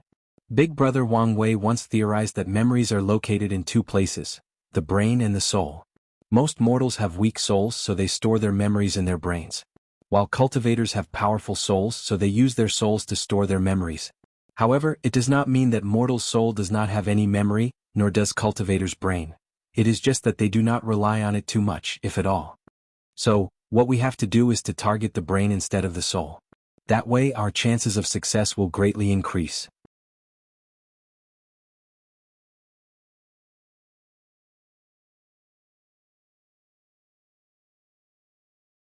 Chapter 259.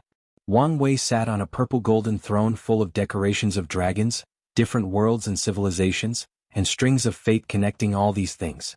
He was waiting for someone, and he did not have to wait long. Soon after, a beautiful woman wearing a long cheongsam walked in. She had long legs and her feet bare, and every time she took a step, runes appeared underneath her white feet to support her. Her phoenix eyes were very profound, as if containing all the secrets of the universe, and her smile more radiant than a million suns. Wu Hong looked at the room that was decorated like a throne. She asked, "Why did you decorate it like this?"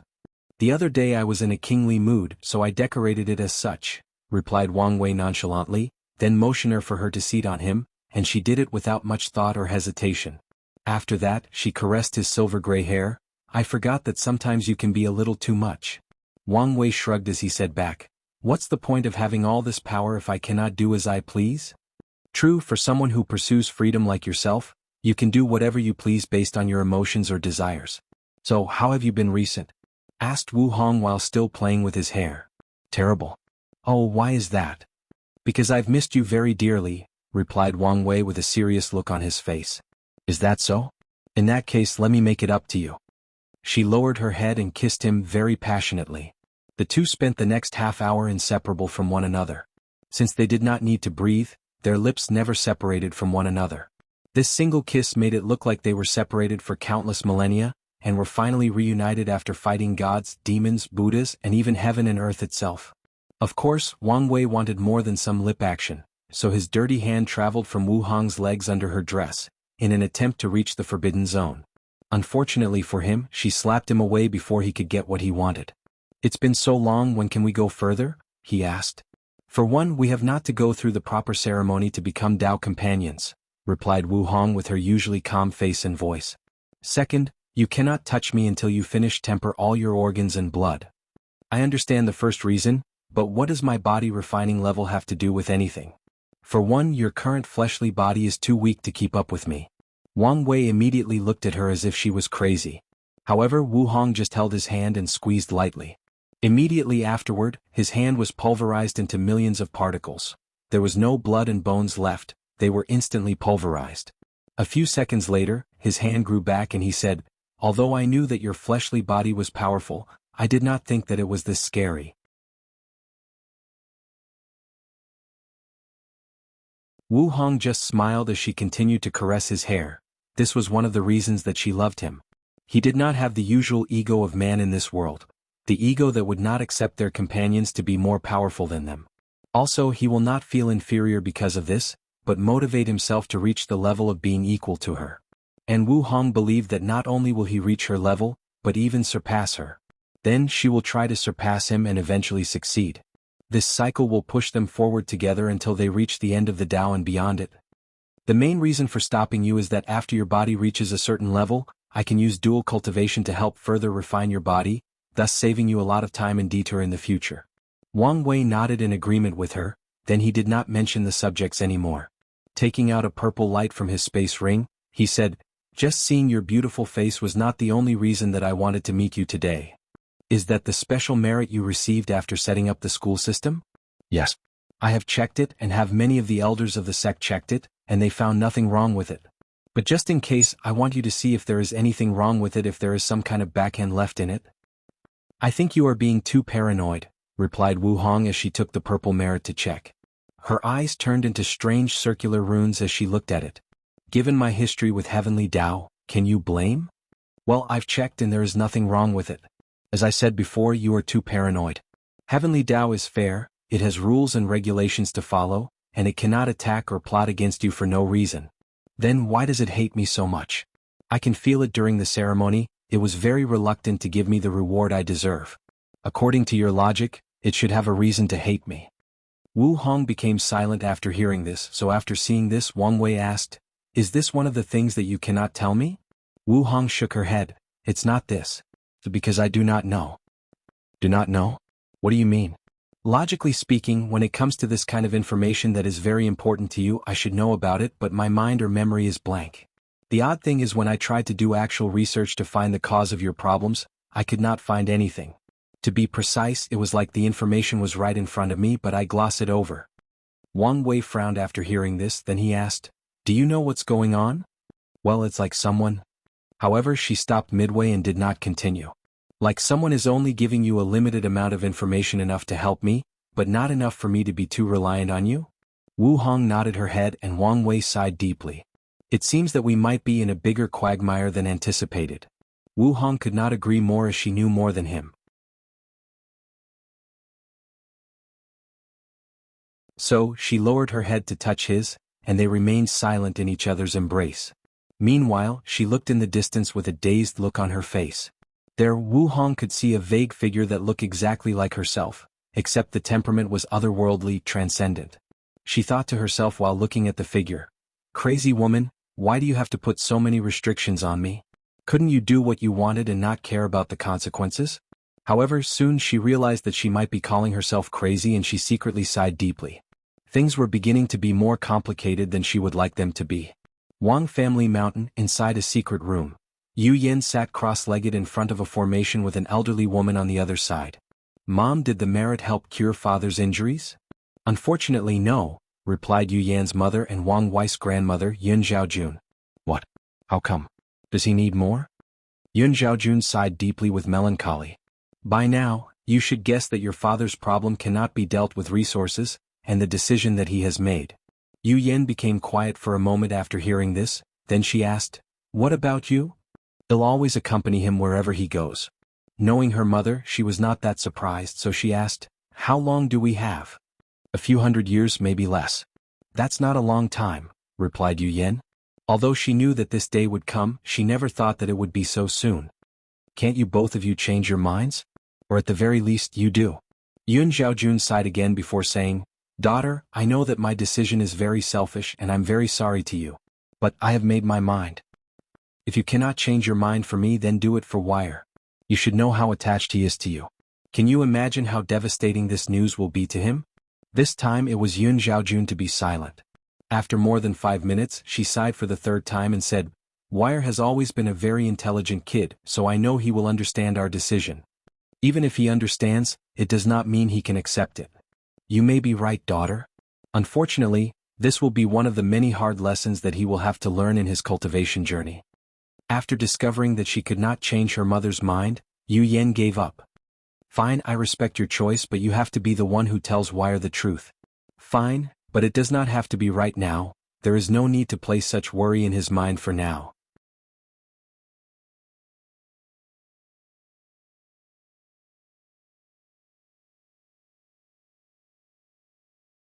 Chapter 260.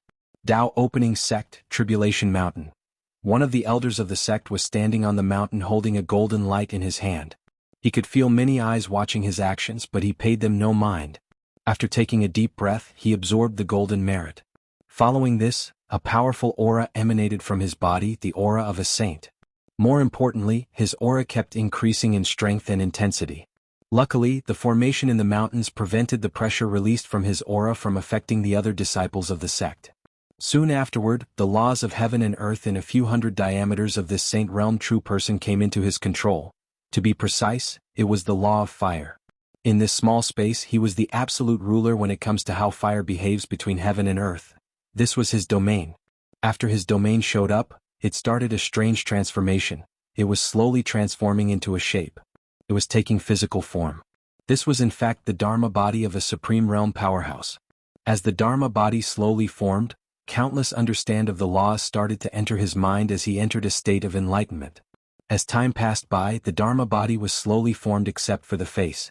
The reason being that this elder has to pass a certain test before the face can be completely formed. And this test involves his own Tao. Soon afterward, the face of the Dharma body was shown, and it was not the face of the elder but Emperor Qiyuan's face. Meaning, this elder cultivated the origin path scripture. After seeing this, the elder sighed in disappointment. Although he knew that this was most likely the outcome, he still hoped that the golden merit would help. In the supreme realm, there are 3 echelons or tiers. First, the people rely on their cultivation techniques to break through. These people are usually at the bottom of the barrel as they only follow the path of the ancestor and their futures are bleak. The second tiers are the people who have a slight understanding of their own Tao or path. This tier can slightly modify their cultivation techniques to fit them the best. This tier is considered the mainstream of the myriad emperor world as most talented individuals are in that category. Nevertheless, the Dharma bodies of both these tiers are the people who created the techniques that they cultivate. As for the last tier, it is for the geniuses who have their own Tao, their own path and pursuit. All the people in that tier create their own cultivation techniques perfectly suited for them before entering the supreme realm. Hence, their Dharma bodies are always their own face and body. Additionally, this tier is the only one who can actually bear the heaven will and prove the Tao. Without having your own Tao, even the heaven will was granted to a cultivator, he could not do anything with it.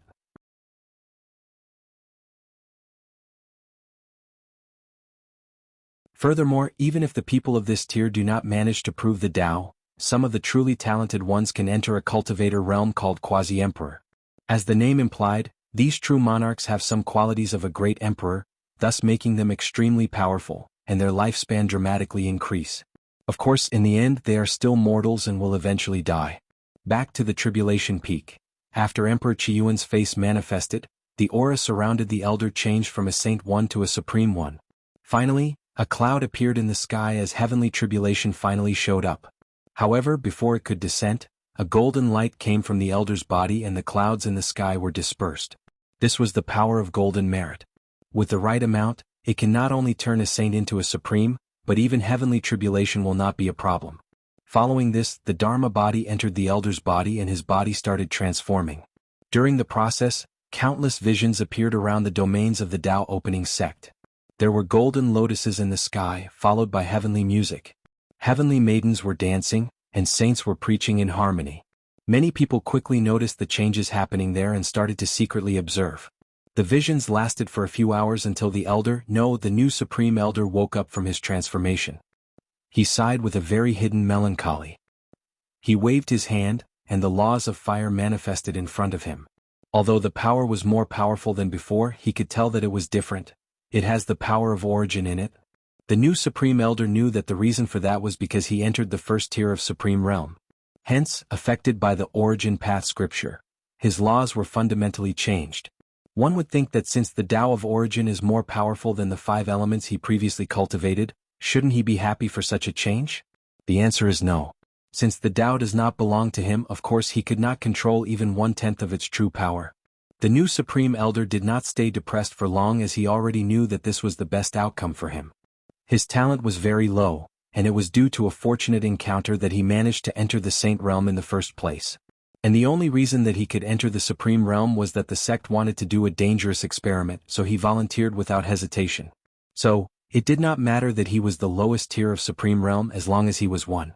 Tianwei Peak, all the great elders and elders who held positions of power in the sect watched the breakthrough through a formation. Using merit can indeed allow us to forcefully break through the Supreme Realm even though the path of Supreme is technically still cut off. However, the person receives no merits for being the first to so.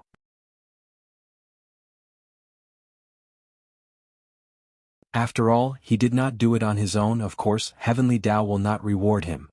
None of that matters, said Great Elder Yen Mei. What truly matters is whether this method can forcefully open the path of Supreme, and allow us to break through with our own abilities. After hearing this, all these saints started to calculate the secrets of heaven. Unfortunately, the answer that they received was negative. It was still not possible for any of them to become true monarchs unless they used merit. So, our plan failed?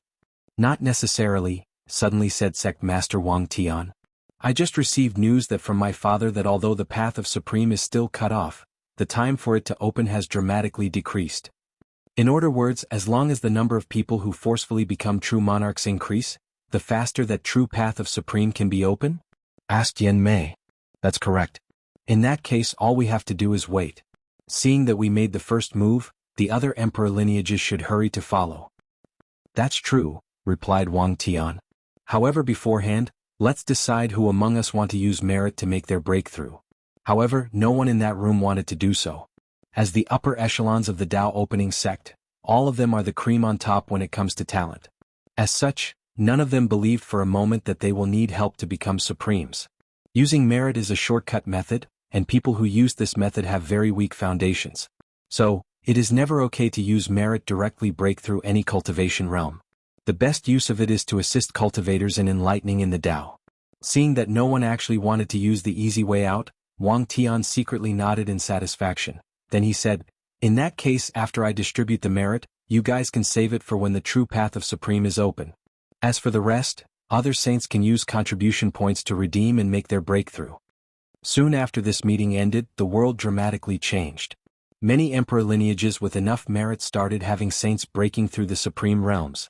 As for the ones that did not have enough merit, they either banded together through alliance, fought one another, or focused their attention on the schools and educating mortals to gather more merits. So, in the next few months, many visions could be seen all over the sky in the myriad emperor world. Things only returned to calm after everybody remembered the heaven-chosen selection trial, thus placed their gazes towards the Emperor Enlightening Academy. Finally, the academy, which was trying to remain low-key, finally had to address the situation and give a proper explanation to all the participants and the sects behind them. Thus, like the grand opening of the tournament, a live broadcast took place.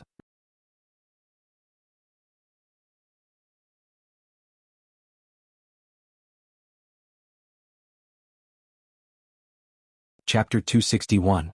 Under the eyes of all the people watching the tournament, someone from the academy appeared in the stadium. Most people quickly noticed that it was not Bai Han who showed up this time, but a middle-aged man named Song Li. Many people knew him as the upper echelon of the academy, while the teachers there knew him as the head of the faction that was against Bai Han cheating, and asked him to just bow his head. After Song Li showed up at the venue, he announced, due to recent events, the academy has decided to cancel the remaining rounds of the tournament. But do not fret, we are aware that our decision is quite abrupt. As such, we will compensate the participants by giving all the top 30 heaven chosen the same amount of time enlightening in front of the Tao tablets. The cancellation of this tournament was not a surprise to some people, as rumors were previously released by the academy to give the emperor lineages a heads up. The real reason that many people came to participate in the first place was to see what kind of compensation that the academy would give the participants. And many people were not happy, at least the people with the ability to enter the top 10 were not. According to the academy's previous rules, the higher a participant ranked, the more time he or she could spend with the Tao tablets, thus giving them an advantage over their competitors. In the battle for the heaven will, any little advantage could mean the difference between becoming an immortal supreme being, great emperor, and forever remaining immoral. But now this advantage was gone. Although the academy used the term fairness to explain their actions, anyone thinking logically knew that there was no fairness in this situation. For example, while they had a limited time with the tablets, a person like Lin Fan could basically use it whenever he felt like it. Nevertheless, despite how these people felt, Song Li did not pay them any mind and continued.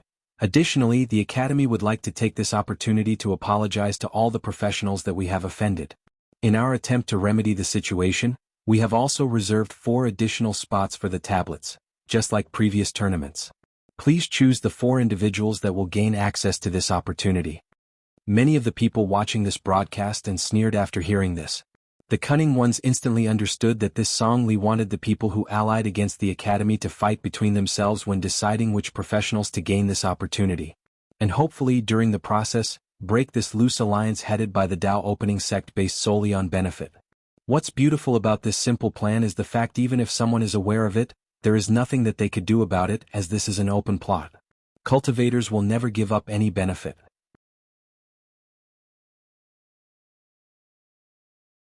After this short event, many people knew not to underestimate this new headmaster, as he is a cunning fox.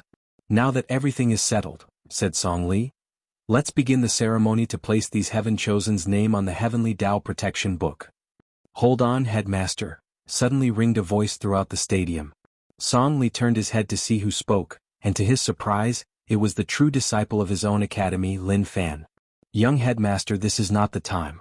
If you have something to say, you do so after the ceremony is over, said Song Li with a frown on his face. I'm sorry, headmaster, but this is the exact time to speak. Song Li could guess what Lin Fan wanted to say next, but he did not stop it. So, what do you want to say? Many of us here came to this trial to garner fame, glory, and recognition. Personally, I do not think it's fair to those people to stop this tournament just like that. The Academy has already decided to stop the tournament. It's fine if it's stopped, replied Lin Fan calmly with a smile on his face. But this is not reason enough to stop any battles from happening. After all, I'm sure many people of the audience would love to see a clash between this generation's top heaven chosen. A brief pause followed Lin Fan's words, then a member of the audience yelled, "That's true, I would love to see such battles." Me too. Me as well. Fight. Fight. Fight. Soon enough, the entire stadium was full of chanting, invigorating the previously dull and desolate atmosphere. As for Lin Fan, he had a slight smirk on his face as he enjoyed being in the spotlight. He imagined the trillion of people watching this broadcast, and him being the center of attention. He was glad that he followed this plan. Meanwhile, Song Li looked at the satisfied look on Lin Fan's face, sighed deeply before saying, "So, young headmaster, what do you propose we do?"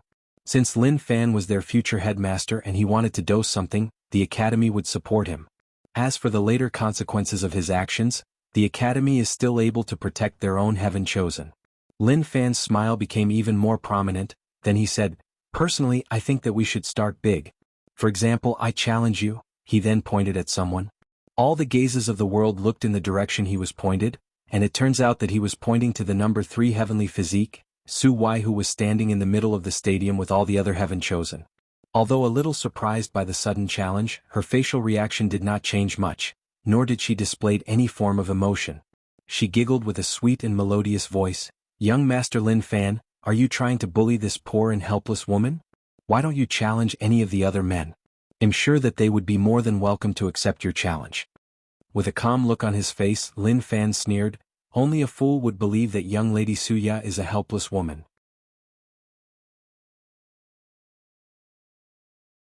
As for the reason that I'm challenging you first, it's not because of your gender, but because I plan to slowly challenge the people in the heaven chosen list ranked above me.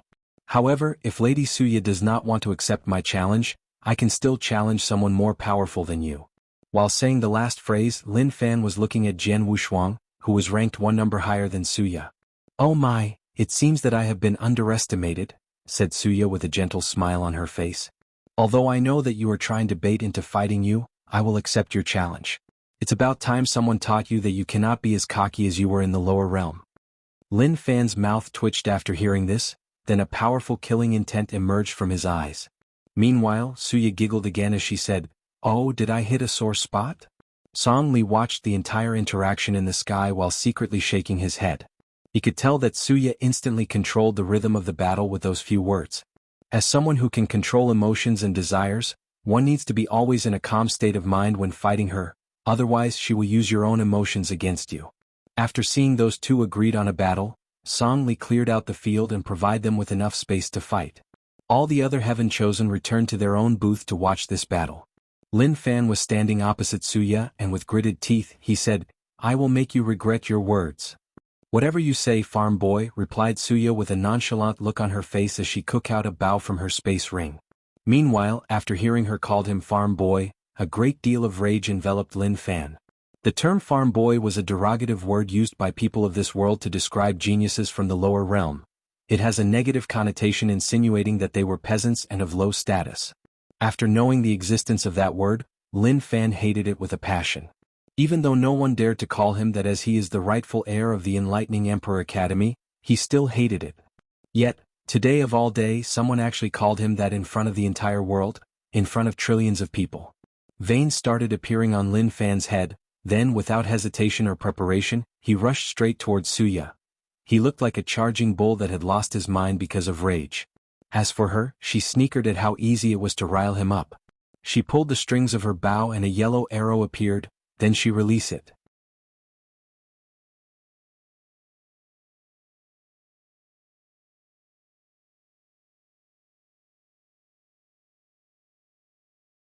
Chapter 262? After Suya released the yellow arrow, it turned into countless arrows before reaching its destination. It was like a barrage of thousand if not more archers shooting at once. Nevertheless, Lin Fan just sneered after seeing this attack. Once the arrows hit, they bounced off his skin while making sounds of two metals clashing. His absolute chaos physique granted a very powerful fleshly body as well, so he continued his rush towards his opponent. Unfortunately for him, midway through, he suddenly vomited a big mouthful of blood. He was injured. With a confused look on his face, Lin Fan could not discover where the injuries came from. And Suya was not about to give him time to think or process the entire situation. Soon more arrows came from the sky, wanting to turn Lin Fan into a hedgehog. He did not want to be careless this time, so he used his origin essence to erect a barrier around himself. Thus, all the arrows bounced off his shield. Yet he still spewed out another big mouthful of blood. This time though, Lin Fan discovered the origin of his injuries. It was his liver. Somehow, Suya's attack could directly bypass his outer layer protection and directly attack his internal organs. Despite knowing this, another problem aroused. How did she do it? While these thoughts quickly rushed through Lin Fan's head, another barrage of arrows came toward him. This time though, he opted to use his speed to evade. Although he was constrained by the small size of the arena, he was still fast enough to evade all these arrows. Unfortunately, Lin Fan still discovered that he was injured even without any contact with his opponent. Oh my! Looked at the number 1 absolute chaos physique running away in battles, with confusion written all over his face. "What's going on?" said Suya with a smirk in her voice. Meanwhile, after hearing this, a sudden fear emerged in Lin Fan's mind. Fear of the unknown, fear of the possibility of losing. As soon as those emotions appeared in his mind, he coughed a large amount of blood again. However, he quickly noticed that this time around, it was his kidney that was injured. A few common sayings quickly appeared in his mind. Anger hurts the liver, fear hurts the liver. Adding to that Suya's physique that involves controlling emotions and desires, and the fact that she made him angry at the beginning of the match, Lin Fan quickly figured out how her attacks work.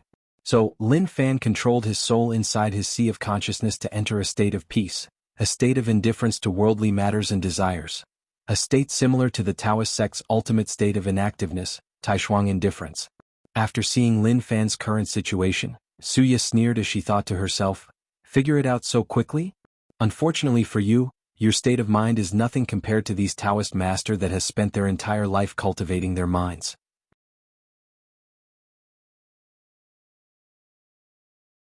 After entering this pseudo-quiet state, Suya's attacks were rendered ineffective. Even if the arrows directly hit Lin Fan, they could not bypass his defense. So, with newfound confidence, he went on the offensive. He first took out a sword. As a person who has the absolute chaos physique, Lin Fan is innately gifted with everything. Whatever he wants to learn, he can. With this physique, he can easily become a jack of all trade. After all, chaos is the embodiment of everything that was and ever will be. It is the origin of Taos. Can be everything or nothing at all. So, it was very easy for Lin Fan to learn the way of the sword and became accomplished in it, even if he was not a pure swordsman. With a wave of his sword, a powerful purple thunder rushed straight towards Suya. What's more, this thunder was also wrapped in flame. Without hesitation, Suya evaded that attack. She did not want to go toe-to-toe with such a powerful attack. And her instinct was correct. Boom. A massive explosion occurred on the spot that the thunder flame attacked hit the stadium, leading to the entire arena shaking uncontrollably. A large number of runes appeared surrounding the arena as a formation was activated. It prevented the attack to reach the members of the audience, and reinforced the fighting arena so that it was not destroyed by these mighty attacks. Without any pause or giving his opponent any room to breathe, Lin Fan continued to attack Suya with his Chaos Thunder Flame, and she did not want to fight head-on with this attack. Suya could tell that even if she could block it, she might suffer from low to mild injuries. Unfortunately, unlike those people in the top 4 heavenly physique, she did not have a powerful fleshly body or unimaginable healing abilities. Although she had her ways to quickly heal herself in case needed, it was not as easy for her as the others, so she dodged the attacks. Meanwhile, Lin Fan slightly changed his tactics when he saw that his attacks were not directly working. With a wave of his sword, the Chaos Thunder Flame turned into thousands of small swords, floating over Suya just like her arrows. With the utmost intention to destroy everything in their paths, these swords rushed towards her.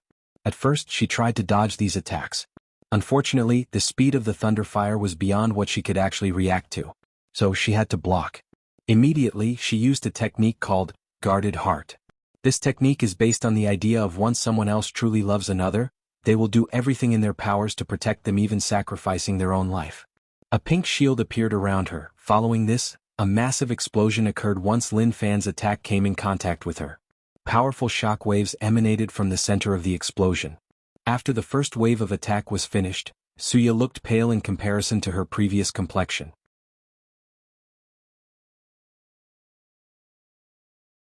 Although she survived the attack, she knew that her protection would not last long. So she used another method. Another person suddenly appeared next to her. This person had a weird mask on their face, had chains on both his hands and feet, and it was wearing armor with spikes on them. However, the spikes were actually inward, piercing through his flesh. He looked like he was in severe pain, but he did not scream, maybe because his mask was covering his mouth. Suya's shield also enveloped the masked figure.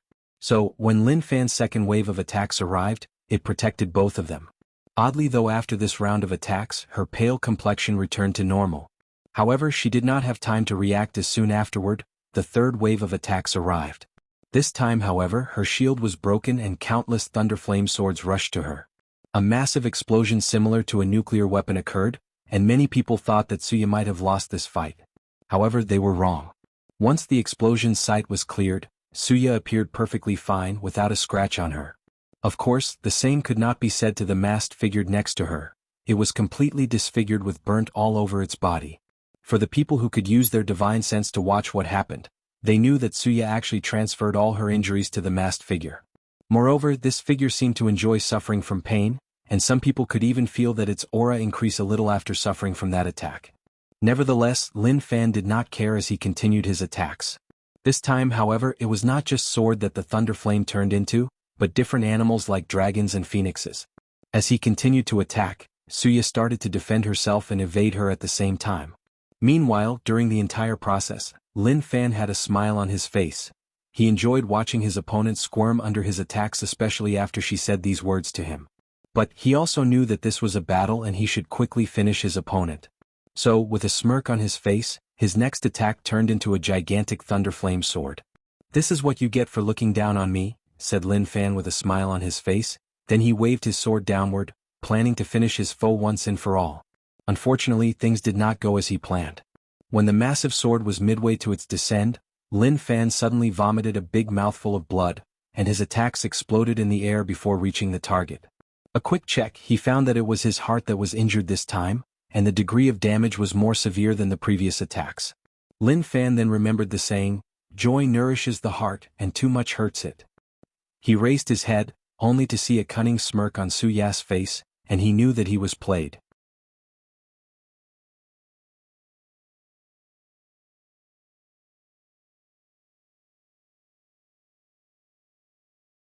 Chapter 263. Lin Fan knew that his injuries this time were truly severe. After all, it was his heart that was attacked. However, he was not that worried. Not because of how powerful his fleshly body is, but because of the string of chaos chi that the Academy gave him, which was located inside his heart. And he was right. Soon after, a mysterious power came from his heart and healed it. Nevertheless, Lin Fan was not happy as he could see a red flame slowly appearing inside his sea of consciousness. Immediately, he used his spiritual power or soul power to try to extinguish the flame, but it was of no use. On the contrary, his action seemed to fasten the growth of the red flame. Lin Fan then looked at Suya and said, "What did you do to me?" The latter sneered before answering, "Don't you like to play with flame? Then enjoy my flame of anger." After a few seconds, the flame turned from a small ember to a raging forest fire. As for Lin Fan, he immediately found himself in deep trouble. He felt a wave of overwhelming anger slowly occupying his mind. It was as if every time he ever felt the emotion anger, in his century-long life was condensed into a single moment. And he was experiencing it all at once. No, it might not just be the anger he felt in his life, but also the ones he will feel in the future. Although that sounded impossible, that was how he felt. Although he tried to resist this immense amount of emotion, it was futile. Soon, his mind was overtaken and Lin Fan lost consciousness. A powerful and bestial roar echoed throughout the entire arena, making many of the audience members shuddered. This roar was primal, containing no emotion or reason except for the desire to destroy everything in its path. So, that's exactly what Lin Fan did. Countless shapes made of chaos thunder flame manifested around him. There were swords, dragons, phoenixes, pagodas, figures of the Academy's great emperors, etc. Then they started to bomb the entire arena indiscriminately. Hundreds if not thousands of explosions similar to nuclear explosions occurred in the arena. Mushroom clouds were everywhere the eyes could see. Powerful shock waves created by these attacks, creating even more damage. The array surrounding the arena was quickly activated to prevent the audience from being affected. However, the entire formation was shaking far greater than an earthquake of magnitude of 10 or higher. So, many of them who had low cultivation feared that the array would not be able to hold on for long.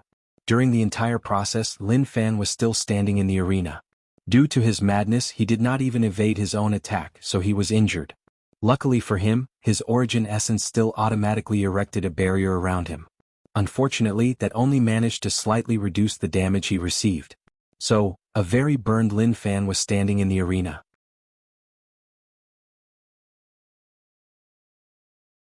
More importantly, he did not stop after the first volley of attack but continued to indiscriminately attack the surroundings. Luckily for him, his absolute chaos physique provided him with a powerful fleshly body, and the chaos chi inside his body quickly healed his body. Unfortunately for him, his origin essence was rapidly consuming with these large attacks.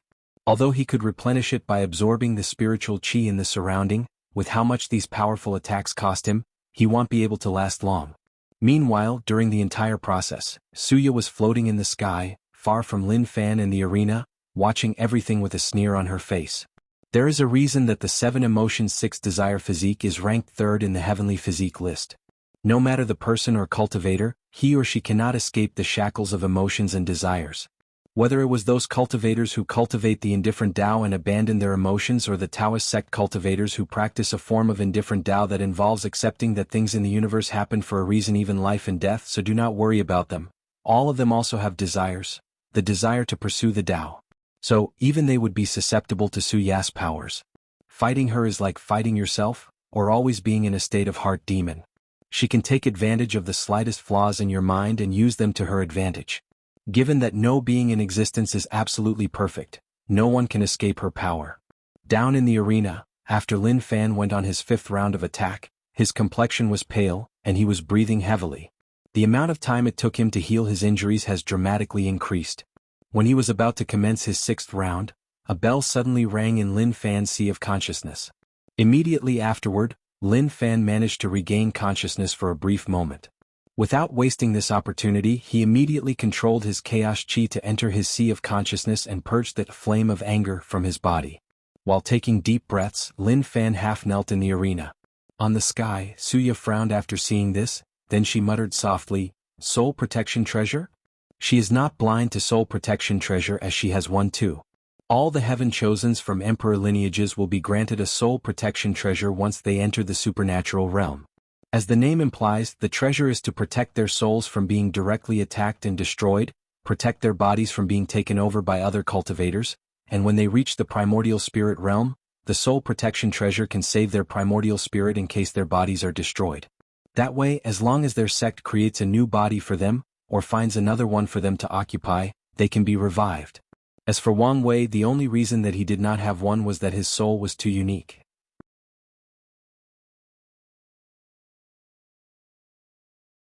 His paragon soul can protect him from most soul attacks and destroy anyone who enters his sea of consciousness and tries to occupy his body.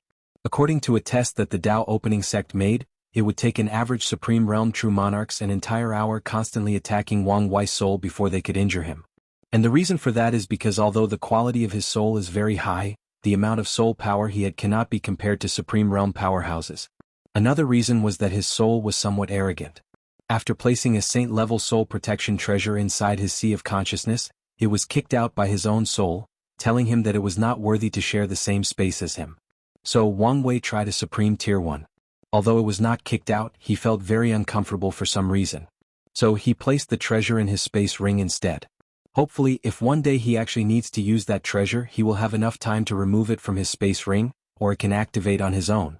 Of course, after that test, Wang Wei's grandfather warned him not to be too arrogant or careless about this ability, as in this world, nothing is absolute. Wang Chang went on to tell his grandson a story about something that happened in his generation. Apparently, A mortal once killed a Supreme Realm powerhouse. According to the tale, this Supreme Realm true monarchs accidentally killed this mortal's family during a battle. As a result, the mortal held a tremendous amount of hatred for him. 100 years later, when that mortal was close to death, he somehow managed to track down the true monarch. Then in front of him, the mortal slit his own throat while cursing the true monarch to die a painful death. The mortal's hatred was so strong that he actually managed to create a powerful curse after sacrificing his life. The true monarch was entangled by the curse for a few hundred years before he died a painful and gruesome death.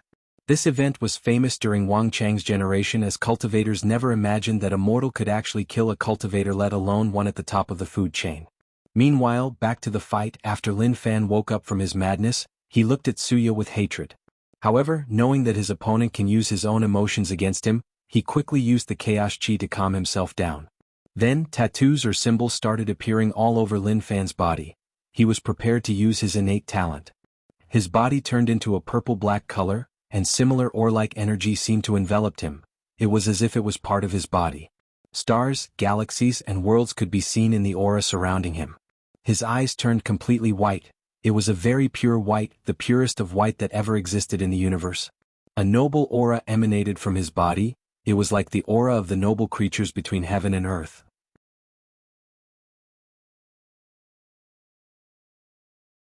After his transformation, Lin Fan looked at Suya as he said with a majestic voice, "Now, you will experience the power of my Chaos Demon God body." You're tuning in to the Han Li's Wuxia Adventures YouTube channel. We're so grateful for your support, and don't forget to subscribe to join us on this incredible journey through captivating stories. Your generosity through donations truly makes a world of difference, as it's the primary source of revenue that allows me to expand and enhance this channel for you. Thank you from the bottom of my heart for being a part of this adventure.